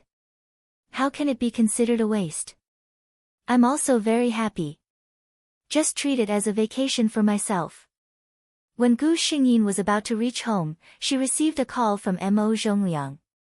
When he heard that his daughter was about to reach home, he specially went to the gate to pick up his daughter. Then, he saw Yu Qingyun who got out of the car to open the door for his daughter. Mo Zhongliang. He saw the man he couldn't afford to offend acting intimately with his daughter. He even personally walked in front of him and called him uncle. Mo Zhongliang heard his stiff voice say a few words to the young master of the Yu family. Then, he and his daughter watched Yu Qingyun leave. After Yu Qingyun's car left, Mo Zhongliang and his daughter entered the house together. How do you know the young master of the Yu family? Mo Zhongliang seemed a bit worried. He was a simple businessman and had almost no business dealings with the Yu family. But to establish a foothold in Chuannan City, other than having a business mind, they also needed to be well informed. For example, they needed to know who they couldn't afford to offend. The Yu family was categorized by Mo Zhongliang as one of the most untouchable families. Whether it was in the government, in the dark, or in the business world, the Yu family had its own huge network of connections. If he accidentally offended such a colossus, he might not even know how he died. The Yu clan was much younger than Qing Yun. Although Mo Zhongliang had not interacted with him before, he had seen him from afar at some banquets. He definitely would not be mistaken. As a father, Mo Zhongliang didn't want his daughter to come into contact with such a dangerous person. Hearing Mo Zhongliang's words, Gu Xingyin replied, "His sister, Yu Qingyue, is my good friend. I got to know brother Yu through Qingyu." Hearing his daughter's words, Mo Zhongliang's heart calmed down a little, but he was still a little worried. Looking at the first young master of the Yu clan, he was a little too close to Yan. Gu Xingyin looked at her father's worried expression and comforted him with a smile. "Father, don't worry. I've met brother Yu once. He's very easy to talk to. We're kindred spirits, so our relationship is a little better." She pointed at herself. "Your daughter is now a normal boy. Are you still worried that I'll be raped?" Mo Zhongliang heard this and laughed. Well, he knew that Yan was a girl, but others didn't. He was probably worrying for nothing. Chapter 1654. After the holidays, Gu Xingyin went to school. When she walked to her desk, she saw a pink letter on it. Chen Jun, who was sitting next to her, looked envious. "I'm the earliest in our class, but this letter was already on your desk when I came." It meant that he didn't know who sent it. Gu Xingyin put her school bag aside, gently opened the letter, and read it from beginning to end. It was a very beautiful handwriting, describing the delicate and affectionate thoughts of an adolescent girl. After Gu Xingyin finished reading, she took out a pen and wrote a paragraph at the back. "Thank you for your love, but I already have someone I like. There are plenty of fish in the sea. You can study hard and get the admission letter of a famous school next year. At that time, you will find that compared to the outstanding boys around you, Mo Bei, who you liked before, is just a slag." Pfft. Gu Xingyin couldn't stop him. Chen Jun glanced at it while drinking water, and this glance almost made him choke to death. Chen Jun looked at Gu Xingyin with admiration. "I say, brother, you are so cruel. If you don't like it, just reject it. Do you have to be so self-deprecating?" Gu Xingyin carefully folded the letter and put it back into the envelope. She said seriously to Chen Jun, "Every girl deserves to be cherished, let alone the sincerity of a young girl. And I'm right. When she goes to university, she will meet more and better boys." Chen Jun heard her words and suddenly froze. After a while, he sighed with emotion and gave Gu Xingyin a thumbs up. "Mo Bei, you are really. I admire you." He said with a smile, "Listen to what you said, this tone, this consideration, no wonder you are so popular with girls. If I were a girl, after hearing what you said, even if I don't like you, I would want to be friends with you. Who wouldn't want to be friends with someone who really respected and cherished them?" Chen Jun turned his head and looked at his deskmate who took out an English textbook and began to memorize words. Her skin was as white as jade, and the side of her face was delicate and flawless. Chen Jun's face turned red as he watched. He quickly turned his head and silently recited "I'm a straight man" 3 times before he suppressed the sudden impulse in his heart and began to study. During breakfast, as expected, Yu Qingyue came again. She pulled Gu Xingyin and looked at her with a gossipy face. "Did my brother come to you yesterday?" There was nothing to hide, and many people had seen it. Gu Xingyin nodded. "Yes, your brother took me to a villa to see the lotus flowers. They were really beautiful. Did you have something to do yesterday? Why didn't you come with us?" Yu Qingyue, she really wanted to go, but if she was so blind as to be the third wheel at her brother's date, wouldn't she die miserably? Thinking of her brother's smile that made people shiver uncontrollably, Yu Qingyue said quietly, "Yes, I happened to have an appointment with someone that day, so I couldn't go with you." Gu Xingyin heard this and sighed regretfully. "That's a pity. It's really beautiful, whether it's day or night, especially at night, when those fireflies all rise up, it's simply stunning. A trace of envy flashed across Yu Qingyue's face as she listened to her description. She had been to her brother's villa before, but at that time, it wasn't summer and it wasn't night, so she had never seen the beautiful scenery that Gu Xingyin described. Chapter 1655. Gu Xingyin looked at her and couldn't help but say, "It's okay. We can go there next time. Your brother said that he doesn't have time to play. You can take me with you." When Yu Qingyue heard this, she sighed in her heart. Who is the real sister? However, when she heard Gu Xingyin mention the lotus pond, Yu Qingyue remembered something. Yu Qingyun bought the villa a few years ago. When they saw the natural lake, many people said that they could do something. However, Yu Qingyun didn't listen to any of their suggestions. He invited people to plant lotuses in the lake. Yu Qingyue went there with her brother a few times. Every time, she saw her brother standing quietly by the lake. He didn't do anything or say anything, but Yu Qingyue always felt that her brother's back looked very lonely. Sometimes, Yu Qingyue would have a ridiculous thought in her mind. For example, her brother planted the lotuses specially for someone. He was just waiting for that person to enjoy the beautiful scenery with him. However, every time such a thought came to her mind, Yu Qingyue would dismiss it. How could someone like her brother do such a thing? In Yu Qingyue's heart, her brother, Yu Qingyun, was a man who was almost perfect in all aspects except for love. How could a man like him do such a thing like a Casanova? However, when she heard Gu Xingyin's description today, that strange thought came to Yu Qingyue's mind again. Perhaps her brother had really been waiting for someone all this time. That person might be Mo Bei. Although it sounded really ridiculous. Yu Qingyue had to admit that her brother was like a completely different person when facing Mo Bei.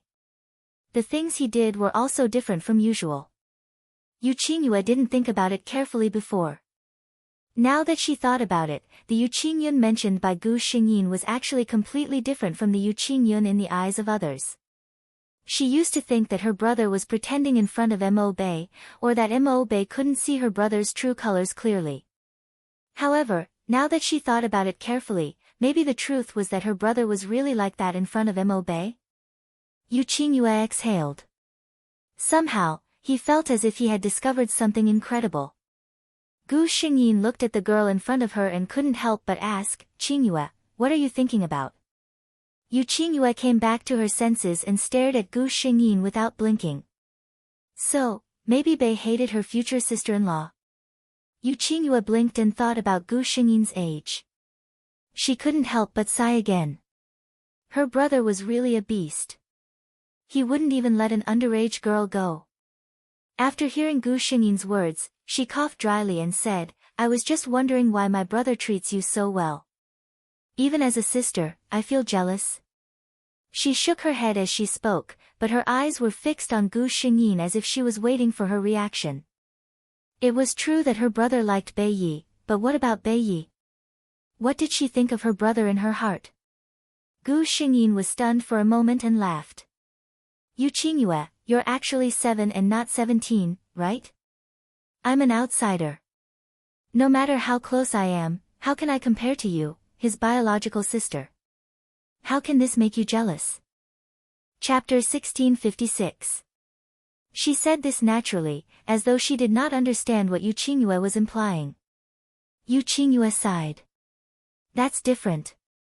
At least, my brother has never taken me out to experience any surprises or to see fireflies."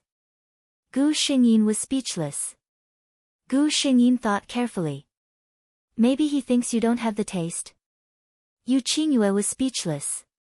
She stared at Gu Xingyin with a pained expression. "You've changed, Bei. Really? You're no longer the caring and gentle Bei I used to know." Gu Xingyin did not want to play along with this girl at all, so he exposed her ruthlessly. "I'm sorry, but I've never been caring and gentle." Yu Qingyue sighed and said to Gu Xingyin, "Bei, you can't look like this now. Do you want to look like this for the rest of your life?" Both of them knew what she meant by "look like this." Gu Xingyin shook his head. Of course not. I've told you before that there's a special reason for this. I'll look like a girl again in the future.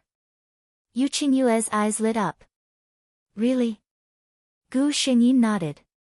Of course. When will you look like this again?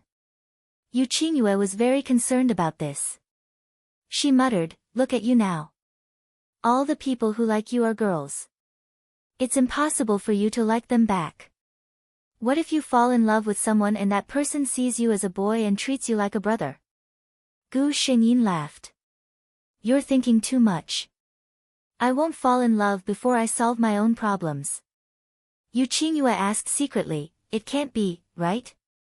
Haven't you fallen in love with anyone after all these years? Gu Xingyin thought carefully about Mo Bei's memories and shook his head. Mo Bei couldn't even take care of his own problems in the past. How could he have the time to fall in love with someone else? Yu Qingyue finally got the answer she wanted. She sighed in her heart. Her brother still needed to work hard. Gu Xingyin said, class is about to start. If you don't leave now, you'll be late. Yu Qingyue looked at the time and quickly said, okay, I'll go first. Remember, if you want to go to that villa in the future, remember to bring me along. Gu Xingyin waved at her. When she returned to the classroom, Gu Xingyin was not surprised to receive envious gazes. Chen Jun winked at her, not bad, the campus belle comes to see you almost every day. Gu Xingyin was too lazy to explain. She just smiled when she heard this. Yu Qingyue realized that once she accepted the fact that Mo Bei was her future sister-in-law, she actually found it quite cute. Anyway, she had a good relationship with Bei. Rather than letting her brother find a sister-in-law whom he was not familiar with or even on bad terms with, Mo Bei, who knew her well, was obviously a better choice. As for whether or not her brother could take down Mo Bei, Yu Qingyue shrugged her shoulders and said, that would depend on his ability. However, although she liked to complain about her brother every day, she was still very confident in her brother's ability. When they got home for dinner, Yu Qingyue said to Yu Qingyun, who was eating, brother, if you really like Bei, you should hurry up. I went to look for him in his class today and saw a love letter on his desk. She sighed and said, you just have to walk around our school and you'll know how popular Bei is. Crack. Yu Qingyue watched in horror as the chopsticks in her brother's hand broke. Chapter 1657. Yu Qingyue was speechless. She silently swallowed the food in her mouth, not daring to provoke her brother again. Yu Qingyun calmly placed the chopsticks in his hand on the table and took out a clean pair. He asked softly. What did you just say? Yu Qingyue looked innocent. What did I say? Huh? I think Bei will definitely like you since you're so handsome, considerate, gentle, and nice. Yu Qingyun chuckled and did not say anything else. Yu Qingyue finished her meal in fear. Then, she quickly found an excuse to sneak back to her room. Oh my god, her brother was too scary. She decided to mourn for Bei Yi, who had caught his eye. That night, Gu Xingyin received a message from an unknown number. Good evening, Bei. She glanced at it and pretended not to see it. Soon, she received a second text. I'm Yu Qingyun. Gu Xingyin came out of the bathroom after washing her face. When she saw the text, she replied. Good evening. She was a little confused. Why was Yu Qingyun texting her so late at night? However, Yu Qingyun did not send her another text. Gu Xingyin waited for more than 10 minutes, but she did not receive any reply. So he texted her so late at night just to say good evening? Gu Xingyin thought, I don't know what you're trying to do. Gu Xingyin did not receive another text from Yu Qingyun until bedtime. The next morning, when she was about to leave for school after breakfast, her phone rang again. It was Yu Qingyun again. The text was simple. Good morning. Gu Xingyin did not know whether to laugh or cry as she replied with a good morning. Not long after she left, she met Yu Qingyun. Gu Xingyin was used to waking up early because her house was not very far from her school. She usually did not ask the chauffeur to send her to school. Instead, she chose to walk slowly to school. This gave a man a chance to get close to her. Yu Qingyun's car happened to be by the side of the road and honked at her. Gu Xingyin looked at Yu Qingyun in surprise. What a coincidence. Good morning. Yu Qingyun said, good morning. I happen to have a project to discuss here today, so it's on the way. The driver in the driver's seat, so this is the reason why young master had to take such a long detour early in the morning? Gu Xingyin didn't expose him. She just smiled and expressed her understanding. Yu Qingyun looked at her and said, do you want me to send you to school? Gu Xingyin shook her head in refusal. I'm used to walking to school. I can also exercise my body. Unexpectedly, in the next moment, Yu Qingyun immediately said, all right then. Then, Gu Xingyin saw the car stop and Yu Qingyun, who was dressed in a suit and leather shoes, got out of the car. Gu Xingyin was surprised. What are you doing? Yu Qingyun smiled. Anyway, it's still early today. I'll learn from Bei Yi and walk for a while. I can also exercise my body. Gu Xingyin, she could only smile. Okay, as long as you're happy. The system said, host, this man's feelings for you are very obvious. Gu Xingyin was amused by the system and laughed out loud. Yu Qingyun tilted his head and looked at her. What's so funny? Gu Xingyin smiled and said, it's a secret. Yu Qingyun narrowed his eyes when he heard this. He did not say anything, but he had already made up his mind. One day, I will make you tell me all your secrets willingly. Chapter 1658. The two of them chatted as they walked. Yu Qingyun pretended to ask casually, there must be a lot of girls in school who like a handsome boy with good grades like you, right? Gu Xingyin blushed when she heard the question. She denied it flatly, how could there be such a thing? Yu Qingyun looked at the thin layer of pink on her fair skin. It was very beautiful, but it made his mood a little gloomy. Because from what he understood, the person in front of him became like this because she was shy. And the reason for her shyness was because she liked him. He suppressed the unhappiness in his heart and said casually, what's there to be embarrassed about? For a man, being liked by a lot of girls is something to be proud of. I heard from Qingyu that you received a love letter yesterday. He said those words because he wanted to get more information from Gu Xingyin, but he did not expect that Gu Xingyin's focus was completely different from his. Yu Qingyun had just finished speaking when he saw the girl beside him looking at him with burning eyes.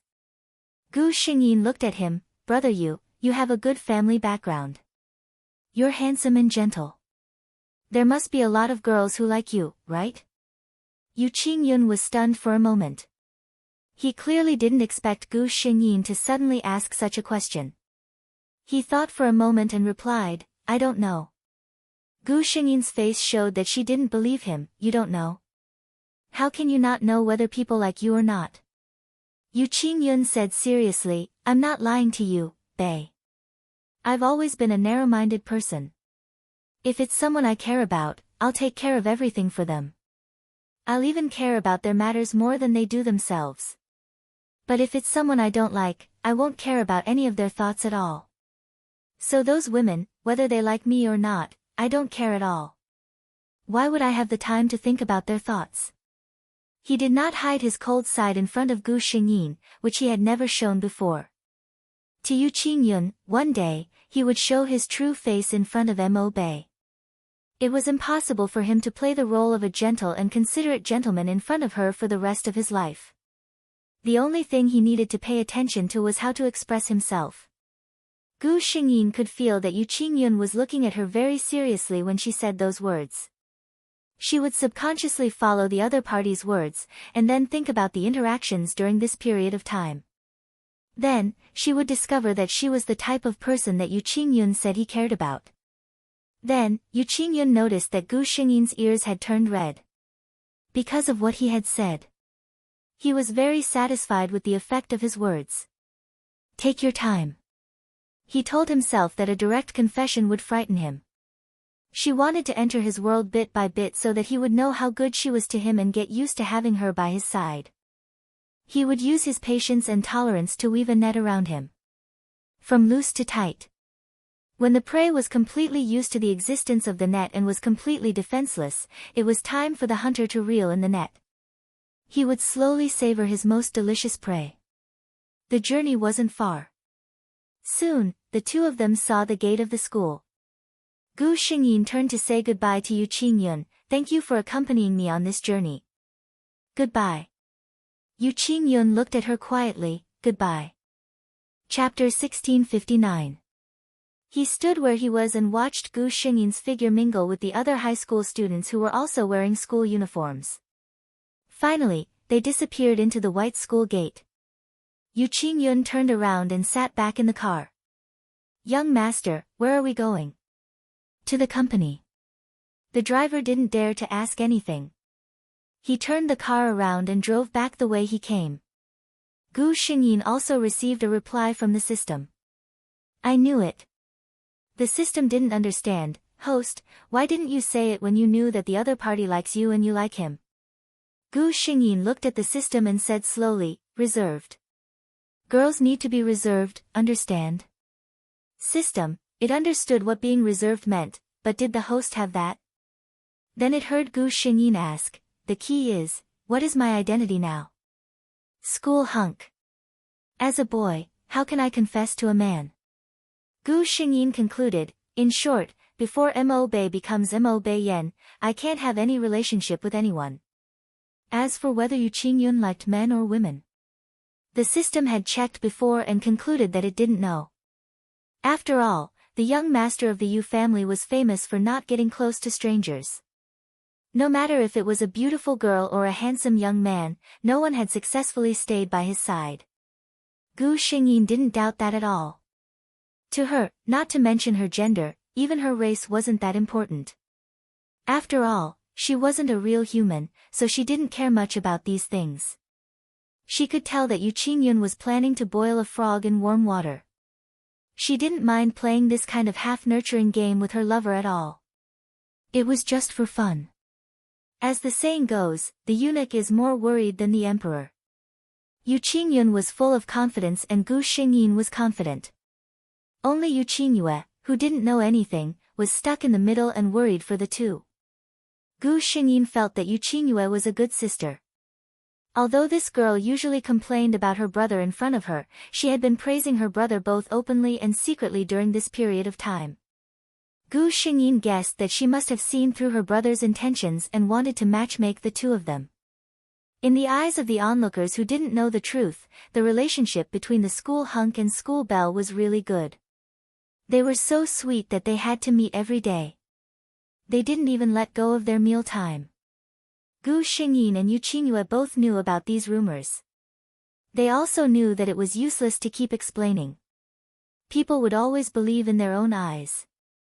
They also didn't believe that a man and a woman would meet and eat together every day just because of friendship. Since the two of them didn't care, the rumors slowly died down. After all, when those people saw that the two protagonists in question did not have any reaction to this, they felt that it was meaningless to spread the news. Hey, Bei Yi, can I ask you a question? Yu Qingyue asked softly. Gu Xingyin looked at her in confusion. Yu Qingyue deliberately lowered her voice and seemed a little mysterious. Have you ever thought about what your future other half would be like? Her question wasn't strange. To be honest, it would be strange if a girl at this age didn't look forward to love. Chapter 1660. Gu Xingyin looked at her and asked, why are you asking this all of a sudden? Yu Qingyue stuck out her tongue and said, I heard a few girls in my class talking about you today. They said that their ultimate dream is to find a handsome and smart genius like you. Yu Qingyue sneered in her heart. I'm sorry, but your ultimate dream is just a dream. Because Bei is my brother's. Every time Yu Qingyue heard the girls in her class talking about Mo Bei, she would feel a sense of superiority. She felt like she was the only one who was sober when everyone was drunk. You don't know, right? Ha ha ha, the handsome and smart genius in your mouth is actually a girl just like you. Back to the topic. Gu Xingyin shook her head when she heard Yu Qingyue's question. I haven't thought about it. Yu Qingyue was surprised. Are you serious? You haven't thought about it at all? Gu Xingyin was very sure. No. Before she came, Mo Bei did not have the time to think about these things. By the time Gu Xingyin came to this body, she already knew what her other half looked like, so there was no need for her to think about it. Yu Qingyue was happy and worried when she heard her words. She was happy that her friend did not seem to like anyone. In this case, her brother still had a good chance. She was worried because Mo Bei did not seem to understand the relationship between a man and a woman at all. Her brother still seemed to have a long way to go. Gu Xingyin did not know what Yu Qingyue was thinking. If she knew, she would definitely say, "Girl, you are really thinking too much." Yu Qingyue looked at the lonely girl who lowered her head and ate seriously. She thought for a while and finally could not hold back. She asked tentatively, "Bei, what do you think of my brother?" Gu Xingyin thought to herself, "It's finally here." Yu Qingyue had said so much in the beginning, but her real purpose was to ask this question. She swallowed the food in her mouth and looked at Yu Qingyue. "Your brother? He's very nice." Yu Qingyue looked at her clear glass-like eyes and felt a little helpless. When she did not know that Mo Bei was a girl, she loved her eyes the most. Of course, she still liked it now. However, when faced with this kind of problem, when she mentioned her brother, there was still nothing in her eyes. It was very awkward. If she was interested in Qin Yun, she wouldn't be so natural, right? However, Miss Yu would not be defeated by these setbacks. She probed further. "I'm asking you, do you think a man with my brother's personality is suitable to be a boyfriend?" Gu Xingyin analyzed seriously. "I met brother Yu this morning. He said himself that if he really cares about someone, he will definitely do his best to plan for her and think about everything for her. If he has a girl he likes, that girl should be very happy, right?" Yu Qingyue never thought that her brother would actually say such mushy words. She really didn't expect that her brother, an old virgin who had been abstinent for 10,000 years, could actually say such words of love. Yu Qingyue suddenly felt that she was a little redundant. Judging from her brother's appearance, it was obvious that he had made sufficient preparations. Yu Qingyue looked at Gu Xingyin differently when she thought of how her brother had put in so much effort for the person in front of him. She had never encountered anything that could make her brother put in so much effort. Yu Qingyue felt that calling Mo Bei, sister-in-law, was something that was set in stone. Chapter 1661. Yu Qingyue stared at Gu Xingyin without blinking. She was a little curious. What did her brother like about Bei Yi? Of course, she thought that Bei Yi was a very nice person, but after all, her brother and Bei Yi had only met a few times. They did not have much time to develop feelings for each other. If it was because of his looks, Yu Qingyue admitted that Mo Bei's looks were indeed the best she had ever seen in her life. Whether it was a man or a woman, she had never seen anyone who could surpass Mo Bei in real life. But Yu Qingyue did not believe that her brother was such a superficial person. In the past, there had been people who claimed to be beautiful and recommended themselves to her brother. What did her brother do in the end? He ordered someone to throw that woman out. Literally, she threw the woman out. The reason was that the woman had touched her brother. It was obvious that her brother was not a person who would go easy on women. Ever since Yu Qingyue could remember, she had never seen her brother act so intimately with any woman. She had once thought that her brother would never find a partner in this lifetime. Who would have thought that he would suddenly say that he liked her best friend? Gu Xingyin felt a little uneasy under Yu Qingyue's gaze. She coughed softly and asked, "What are you looking at?" Yu Qingyue replied instinctively, "I'm looking at why my brother likes you so much." Gu Xingyin was speechless. Yu Qingyue also realized that she had said what was on her mind. She quickly added wittily, "I'm just jealous. My brother treats you better than he treats me.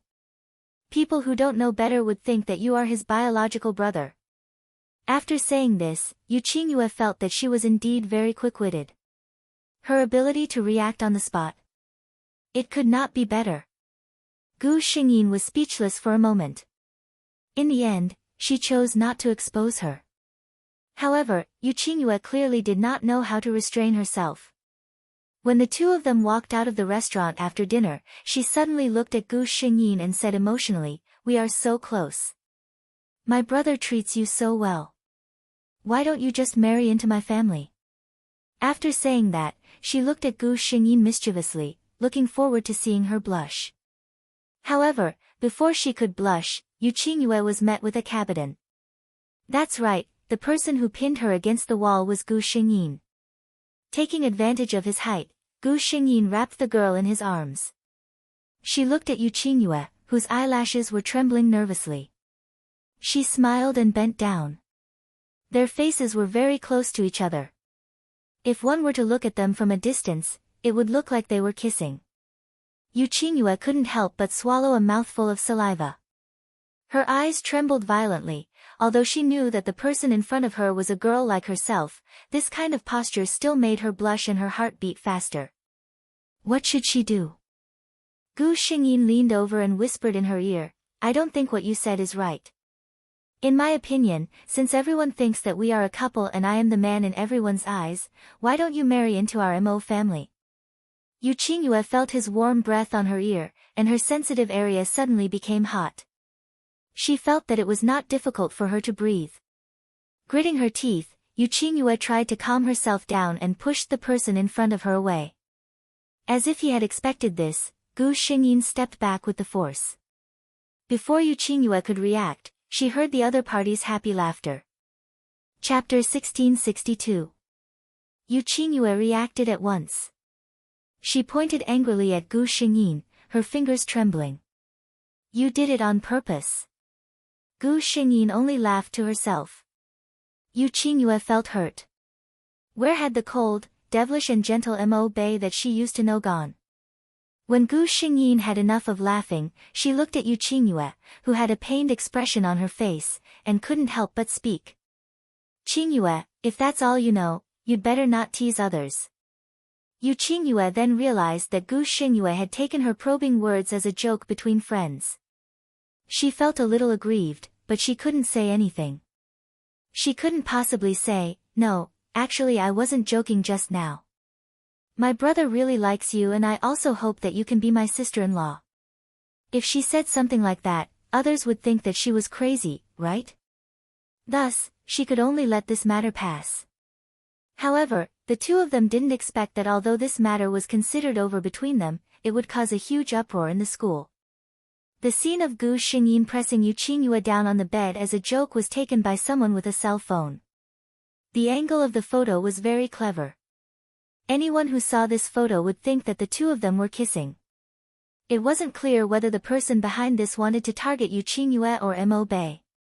They had actually developed several photos and hung them on the bulletin board in the corridor outside the school gate that every student had to pass to get to school.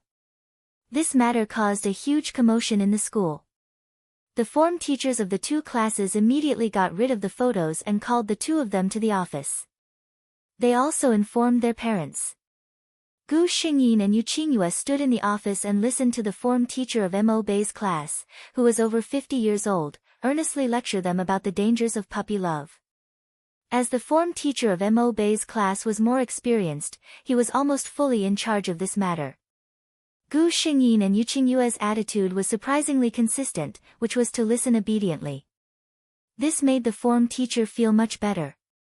When the head teacher finally finished speaking and picked up the cup to drink water, Gu Xingyin said calmly, "Teacher, we all know that puppy love is wrong. But Qing Yu and I are really not a couple." The homeroom teacher almost spat out a mouthful of water. She had even said that this student's attitude was not bad, but she did not expect the drama to be like this. The photo was already on display, and the two of them were hugging and kissing. How dare they lie through their teeth? She frowned. Classmate Mo Bei, the best way to solve a problem is to correct your attitude and recognize your mistakes, not blindly running away. Gu Xingyin was still as calm as ever. "I'm telling the truth. Qing Yu and I are very good friends. In the photo, the two of us were just joking around. We didn't kiss. That photo was just taken from a clever angle." Yu Qingyue said with a cold face, "Teacher, Bei Yi is right. We weren't in a relationship, and we didn't kiss. Yu Qingyue, am not someone who doesn't dare to take responsibility for my actions. If I'm really in love, I'll definitely say it out loud. The teacher hesitated when he heard this. The expressions on these two people's faces were too serious. Could it really be a misunderstanding? Yu Qingyue added, Bei Yi and I are good friends. My family knows this. Teacher, my brother can testify to this. When she mentioned her brother, the form teacher's eyelids immediately twitched. Chapter 1663. For teachers like them who worked in a private school, the people they met the most were those with power and influence. However, power and influence were clearly divided into different levels. What kind of people could the school be unyielding in front of them? What kind of people could the school be arrogant in front of them? What kind of people could the school be subservient in front of them? Yu Qingyue's brother, the famous young master of the Yu family in Chuannan City, was the latter. Of course, these teachers didn't know what the Yu family really did. They had only heard countless times that they shouldn't provoke the Yu family. Thus, when she heard Yu Qingyue mention her brother, Gu Xingyin's form teacher felt a little guilty. However, she thought about it carefully. She didn't do anything wrong, and she didn't mistreat the student. What was there to be afraid of? Moreover, the parents had already been informed, hadn't they? Yu Qingyue was really angry at this moment. Although she looked sweet and cute, and she had a good personality in front of outsiders, she was still from a family of the underworld. How could Yu Qingyun really raise her sister to be a little white rabbit? Yu Qingyue just hid her fangs very deeply. Moreover, she hadn't encountered anything that could make her reveal her true nature. This time, this matter really offended her. It was fine if they targeted her, but the person behind it should never have released the suspected kissing photos of her and Mo Bei. Now, the whole school knew about it. Yu Qingyue didn't care if her classmates knew or the teachers knew. The scariest thing was that her brother would know too.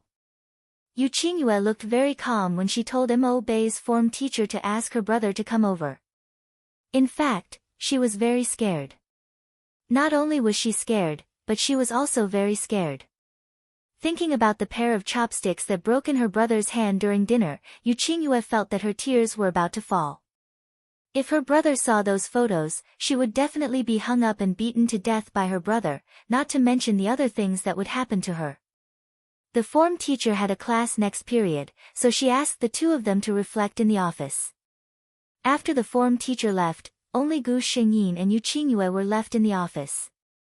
Yu Qingyue's previous stern and angry look disappeared. She turned her head and looked at Gu Xingyin pitifully, almost grabbing her skirt. Bei Yi, if my brother comes later, you have to save me. Gu Xingyin. What's wrong? Tears of sadness rolled down Yu Qingyue's face. If my brother sees us kissing, he'll beat me to death. Gu Xingyin thought about Yu Qingyun's expression and was still a little confused. Qingyue, don't worry. When your brother comes, we'll have a good talk with him. That photo is fake. Yu Qingyue thought to herself, even if my brother knows that the photo is fake, our intimacy can't be faked. I reckon I'll still be beaten up by him. Gu Xingyin continued, besides, if a normal brother were to get angry when his sister kissed someone else, he would usually beat up the person who kidnapped his sister. I'm not even worried, so why are you so worried? Yu Qingyue's heart was filled with despair. She really wanted to grab Gu Xingyin's arm and shake it a few times before telling her the cruel truth. In her brother's eyes, it's not his sister kissing someone else, it's his wife being kidnapped. Yu Qingyue's heart ached. The most painful thing was that no one could understand her pain. Chapter 1664. Yu Qingyue had expected that her brother would arrive quickly. When Yu Qingyun arrived at the office, the class teacher was still in session. He pushed the door open and saw Yu Qingyue and Gu Xingyin chatting in the spacious office. The moment she saw her brother, Yu Qingyue stood up straight and revealed a perfect eight-tooth smile. Brother, you're here. Ha ha ha, Yu Qingyun didn't smile. In fact, it wasn't easy for him to maintain a calm expression. No one knew how he felt when he heard Yu Qingyu's class teacher telling him that his sister was in a relationship and receiving those photos. He was angry, disappointed, and irritable. Driving all the way here, it was not easy for him to suppress his fluctuating emotions. Seeing her brother like this, Yu Qingyu shrunk her neck. It looked like he was really angry. Yu Qingyu wanted to cry but no tears came out. She thought to herself, what's going on? I'm really innocent. She thought for a moment and looked at Gu Xingyin. At a time like this, you do it. Gu Xingyin received her gaze and nodded. Yu Qingyun saw the interaction between the two and couldn't help but laugh in anger. Very good. They were still flirting with each other in front of him. He said coldly, shouldn't you guys explain what's going on? Gu Xingyin had been in this world for a long time and this was the first time she saw such obvious anger on Yu Qingyun's face. She stepped forward and said calmly, Brother Yu, this matter can really be explained. Yu Qingyu and I are just good friends, pure friendship. There's something wrong with these photos. Actually, at this time, with Yu Qingyun's brain, how could he not figure out that there might be a problem? He knew his sister well. She said that she didn't like Mo Bei and that they were just friends. That was most likely the truth. If Yu Qingyu really liked someone, she wouldn't hide it. But from this angle, even if it was just a fake, even if it was a clever shot, even if they really didn't kiss, this intimate posture was the truth. Yu Qingyun felt that he had to let Yu Qingyu know that she should keep a distance from Mo Bei. Hearing Gu Xingyin's words, he said with an unfathomable tone, oh. Gu Xingyin didn't know if he believed her, but she had to finish what she had to say. I have a very good relationship with Qingyu. In this photo, we were joking and talking about the cabinet in idol dramas after dinner. I personally demonstrated it. That's all. Of course, Gu Xingyin wouldn't say that it was because Yu Qingyue wanted her to be her sister-in-law. As soon as she finished speaking, Yu Qingyue nodded vigorously. Bei Yi is right. Brother, the two of us are really innocent. Really, more than anything else. Yu Qingyun glanced at her. I didn't ask you to speak. Yu Qingyue burst into tears. My brother doesn't love me anymore. She could only shrink back obediently. When Yu Qingyun heard Gu Xingyin's words, he already half believed her, but he still felt a little uncomfortable. After all, men and women are different. No matter how close the two of you are, you can't joke about such inappropriate things, he said coldly. Gu Xingyin was a little worried. There was really no way to explain this. She couldn't say that she wasn't a man and that she was a woman, right?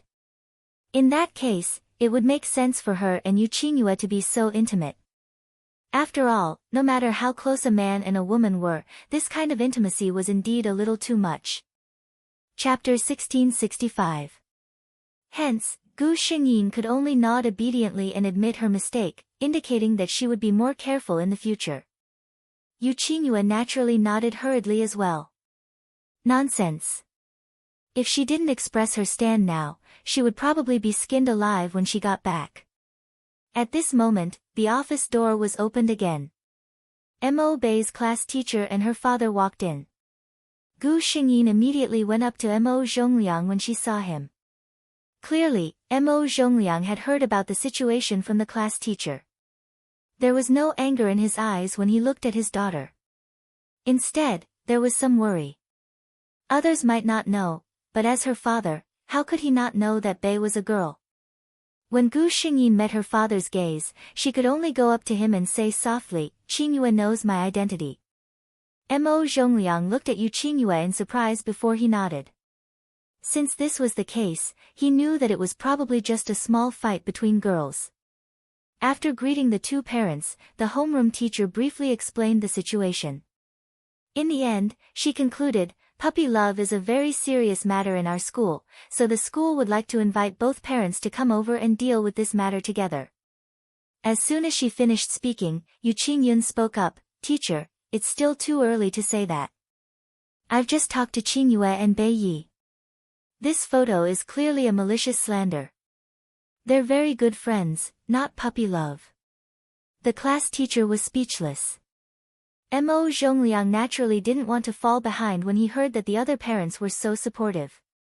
He quickly added, "That's right, teacher. Bei and Qingyue are just good friends. Someone must be secretly targeting them. The school must find out who this malicious person is. Otherwise, who knows if she will harm others." The class teacher was speechless. She had been a class teacher for so many years, but this was the first time she saw a parent who didn't praise or scold their children after seeing a photo of their puppy Love. Instead, they righteously said that the photo was fake and that puppy Love was fake. They must have made a mistake. How could they continue this conversation? The homeroom teacher really wanted to say that since the photos were already there, the two of them could just have a better attitude and admit their mistakes. The school wouldn't do anything to them. But when she met Yu Qingyun's calm but cold eyes, she found that she couldn't say such words. Yu Qingyun said, "I know that you won't believe our one-sided story, teacher." He stood up and said, "How about this? Give me 1 day. Tomorrow, I will personally find out who is behind all this. At that time, you can see what the truth is." The homeroom teacher was so shocked by his aura that he was speechless. He could only agree in a daze. Gu Xingyin and Yu Qingyue also left the office. After staying in the office for so long, today's class was almost over. Gu Xingyin, who had always been willful, followed her father home, thinking that she would only be asked about gossip when she returned to the classroom. Yu Qingyue, who had never liked school, expressed that she loved studying. She still had one more class, and she wanted to attend it seriously. Unfortunately, she was heartlessly rejected by Yu Qingyun and dragged into the car. Yu Qingyue, QAQ. Someone save me. Yu Qingyun looked at her sister in the front passenger seat and smiled. Yu Qingyue, don't you think you should explain something to me? Chapter 1666. Yu Qingyue shuddered. She said weakly, "I've already told you. There's nothing going on between Bei and me." She stared at Yu Qingyun with wide eyes and tried her best to look sincere. "It's true, brother. I don't have any improper thoughts about sister-in-law." "Sister-in-law?" Yu Qingyun muttered the two words softly. Yu Qingyue nodded. "That's right. In my eyes, Bei is my future sister-in-law." For the sake of her life, Yu Qingyue quickly sacrificed her integrity. Yu Qingyun seemed to smile a little. Yu Qingyue patted her chest, thinking that she had finally gone along with her brother's wishes. But the next moment, Yu Qingyun mercilessly pressed down on her. "You know she's your sister-in-law, but you're still so intimate. Don't you know how to avoid suspicion? Don't you know that men and women should keep a distance?" Yu Qingyue was speechless. She had 10,000 reasons to believe that her brother's main point was the first half of his sentence. As for the second half, if it wasn't Bei, her brother would definitely ignore it. Yu Qingyue knew that as long as she said that Mo Bei was actually a girl, she would be fine. After all, she and Mo Bei could be considered best friends. Her brother couldn't be jealous of two girls, right? But Yu Qingyue had to show that she was a person with a conscience. Although her integrity had been fed to the dogs, she still had to be loyal to her friends. Looking at Bei, she knew that she definitely didn't want to tell anyone her secret. How could she reveal it? Hence, Yu Qingyue admitted her mistake with tears in her eyes. After signing more than 10 unfair contracts, her brother was finally satisfied. Yu Qingyue clutched her chest as she lay in the front passenger seat. She felt like she had become a salted fish. She could almost see her clothes, bags, and jewelry fading away in the next 6 months. Yu Qingyun was simply a tyrant. Yu Qingyun looked at his sister and pursed his thin lips. "If you want to scold me, say it loudly in front of me. Be careful not to choke." Yu Qingyue was speechless. She wanted to, but she was afraid that if she scolded him, she would have to eat grass for the next 6 months. On the other hand, Gu Xingyin followed Mo Zhongliang home. "What's going on with that photo?" Mo Zhongliang was a little worried. Gu Xingyin frowned. "That girl, Qingyu, is my good friend. She is also the only one who knows my true gender. We were just fooling around. Gu Xingyin said, we didn't kiss and we're definitely not a couple. It's obvious that someone did this on purpose. If he didn't do it on purpose, how could he have taken such a picture that would make one's imagination run wild? The most despicable thing was that it was hung on the school's bulletin board. How much hatred did the person behind him have against him? Hearing this, Mo Zhongliang was also quite angry. Why are all the children nowadays so dark? How could there be so much hatred between you youngsters that you would do such a wicked thing? He looked at Gu Xingyin and said, don't worry, Yan, I won't let you be framed for nothing. Gu Xingyin smiled and said, I believe in Dad. In fact, she was afraid that Mo Zhongliang wouldn't make a move. Yu Qingyun was obviously angry. When it came to investigating in the dark, a proper businessman like Mo Zhongliang would definitely not be able to compare to the Yu family. Sure enough, at night, Gu Xingyin received a call from Yu Qingyun. I've already found out who the girl who framed you and Qing Yu is. Don't worry, I'll ask her to apologize in person tomorrow. There's still 6 more tonight. How about giving Qin Fenji a ticket? Shy. Chapter 1667. Although Gu Xingyin knew that Yu Qingyun wouldn't let the person behind this off easily, she was still shocked the next day. A girl stood at the entrance of Chuan Nan First Middle School with a loudspeaker in her hand. She kept repeating the same words, I am Song Yu from Chuan Nan First Middle School's 2nd grade class 4. Because I was jealous of my classmates, I took fake photos and put them on the school bulletin board to ruin their reputation. I was wrong, I admit my mistake. Even though this girl named Song Yu didn't say who she was jealous of and framed, many people immediately understood what was going on when they combined it with the photos on the school bulletin board yesterday. Even if there were passers-by who didn't know the situation, a classmate would immediately tell her the truth. So the kissing photos from yesterday were fake? No wonder, why would a normal person publicize such things? Some people could clearly see that Song Yu was holding a megaphone and repeatedly apologizing. Tears kept falling from her eyes. She felt ashamed and embarrassed. She really wanted to throw away the things in her hand and run away. But she didn't dare. At 10 o'clock last night, she and her parents were about to go to bed when a group of burly men in black suddenly barged into the house. Song Yu even saw that the leader was holding a gun. Meeting the frightened eyes of the whole family, the leader of the burly men only pointed at her coldly.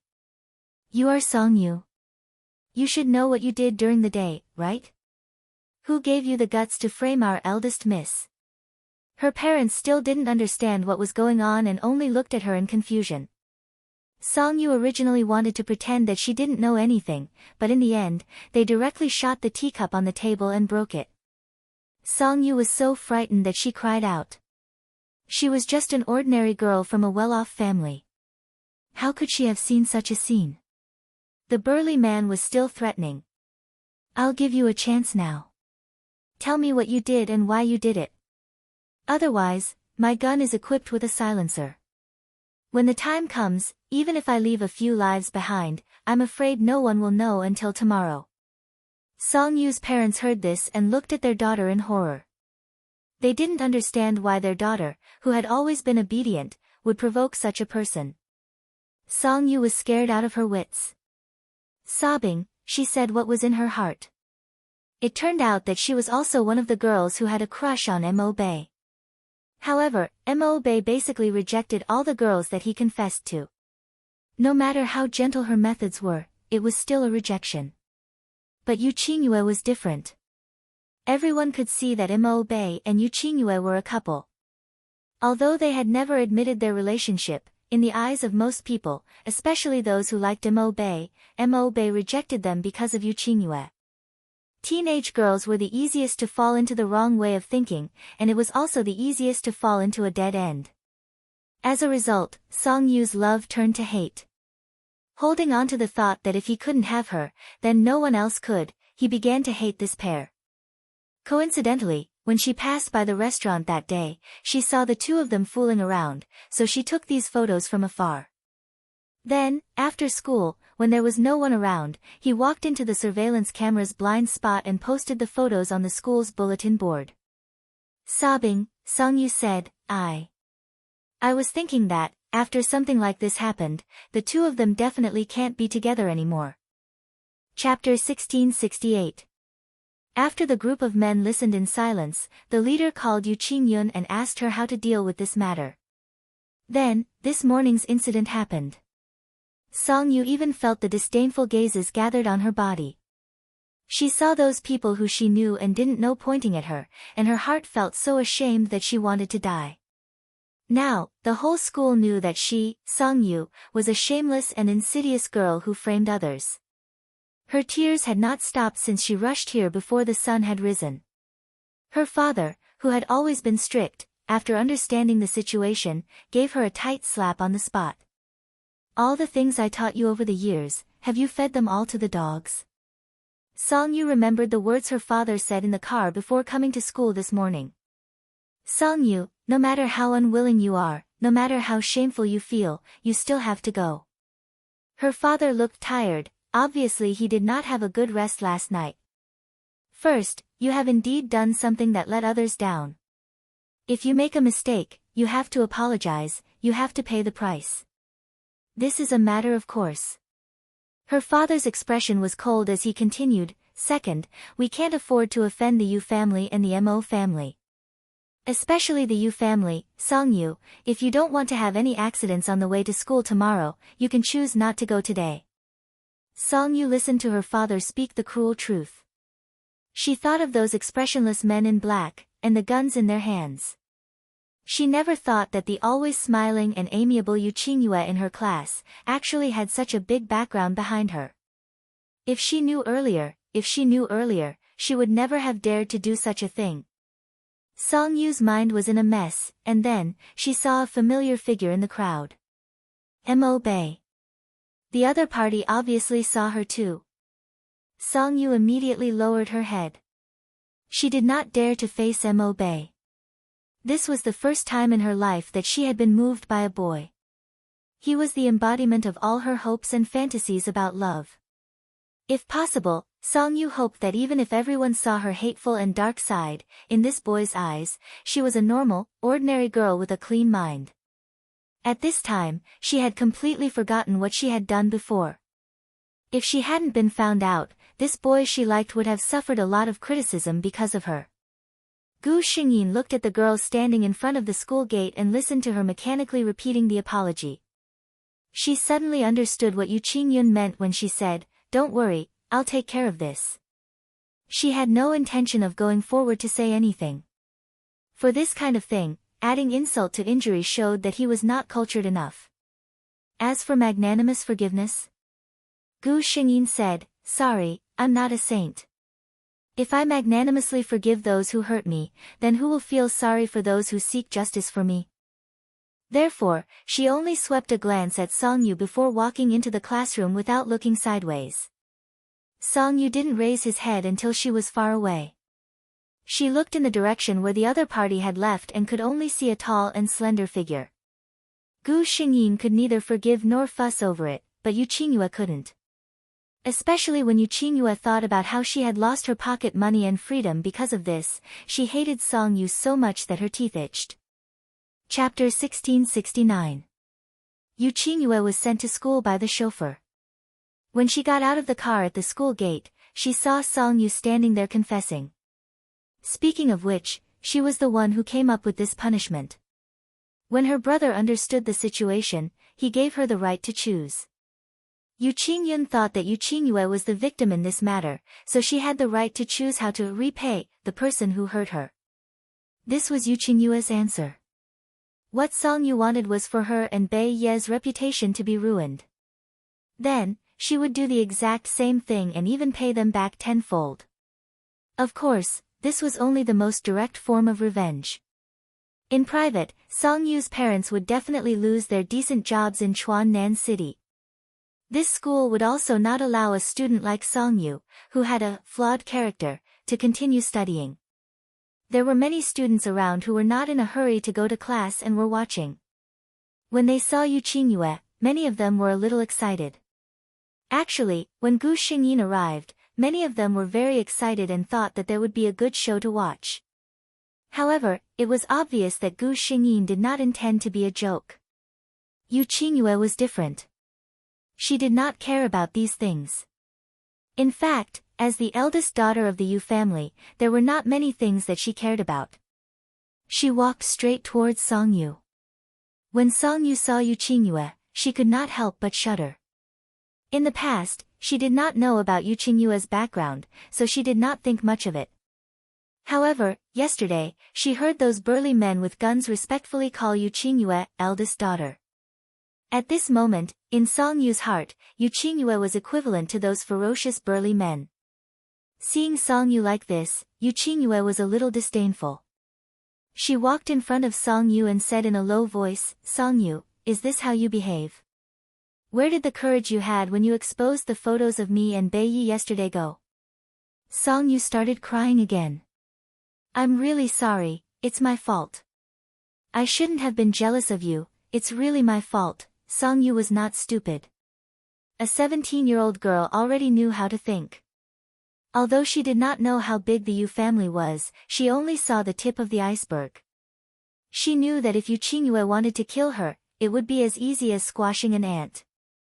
Yu Qingyue said impatiently, "Shut up. Don't cry, you're making me upset." Song Yu really didn't want to cry anymore.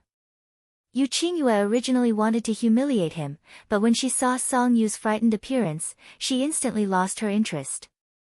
She looked at her with disgust. "Alright, just do as I said and apologize here. Remember, you must let all the students in the school know what you have done. Morning, noon, after school, as long as someone passes by here, you are not allowed to stop." Song Yu didn't dare to object. Yu Qingyue carried her school bag and left, leaving Song Yu crying and apologizing under all kinds of gazes. This matter lasted for 2 whole days.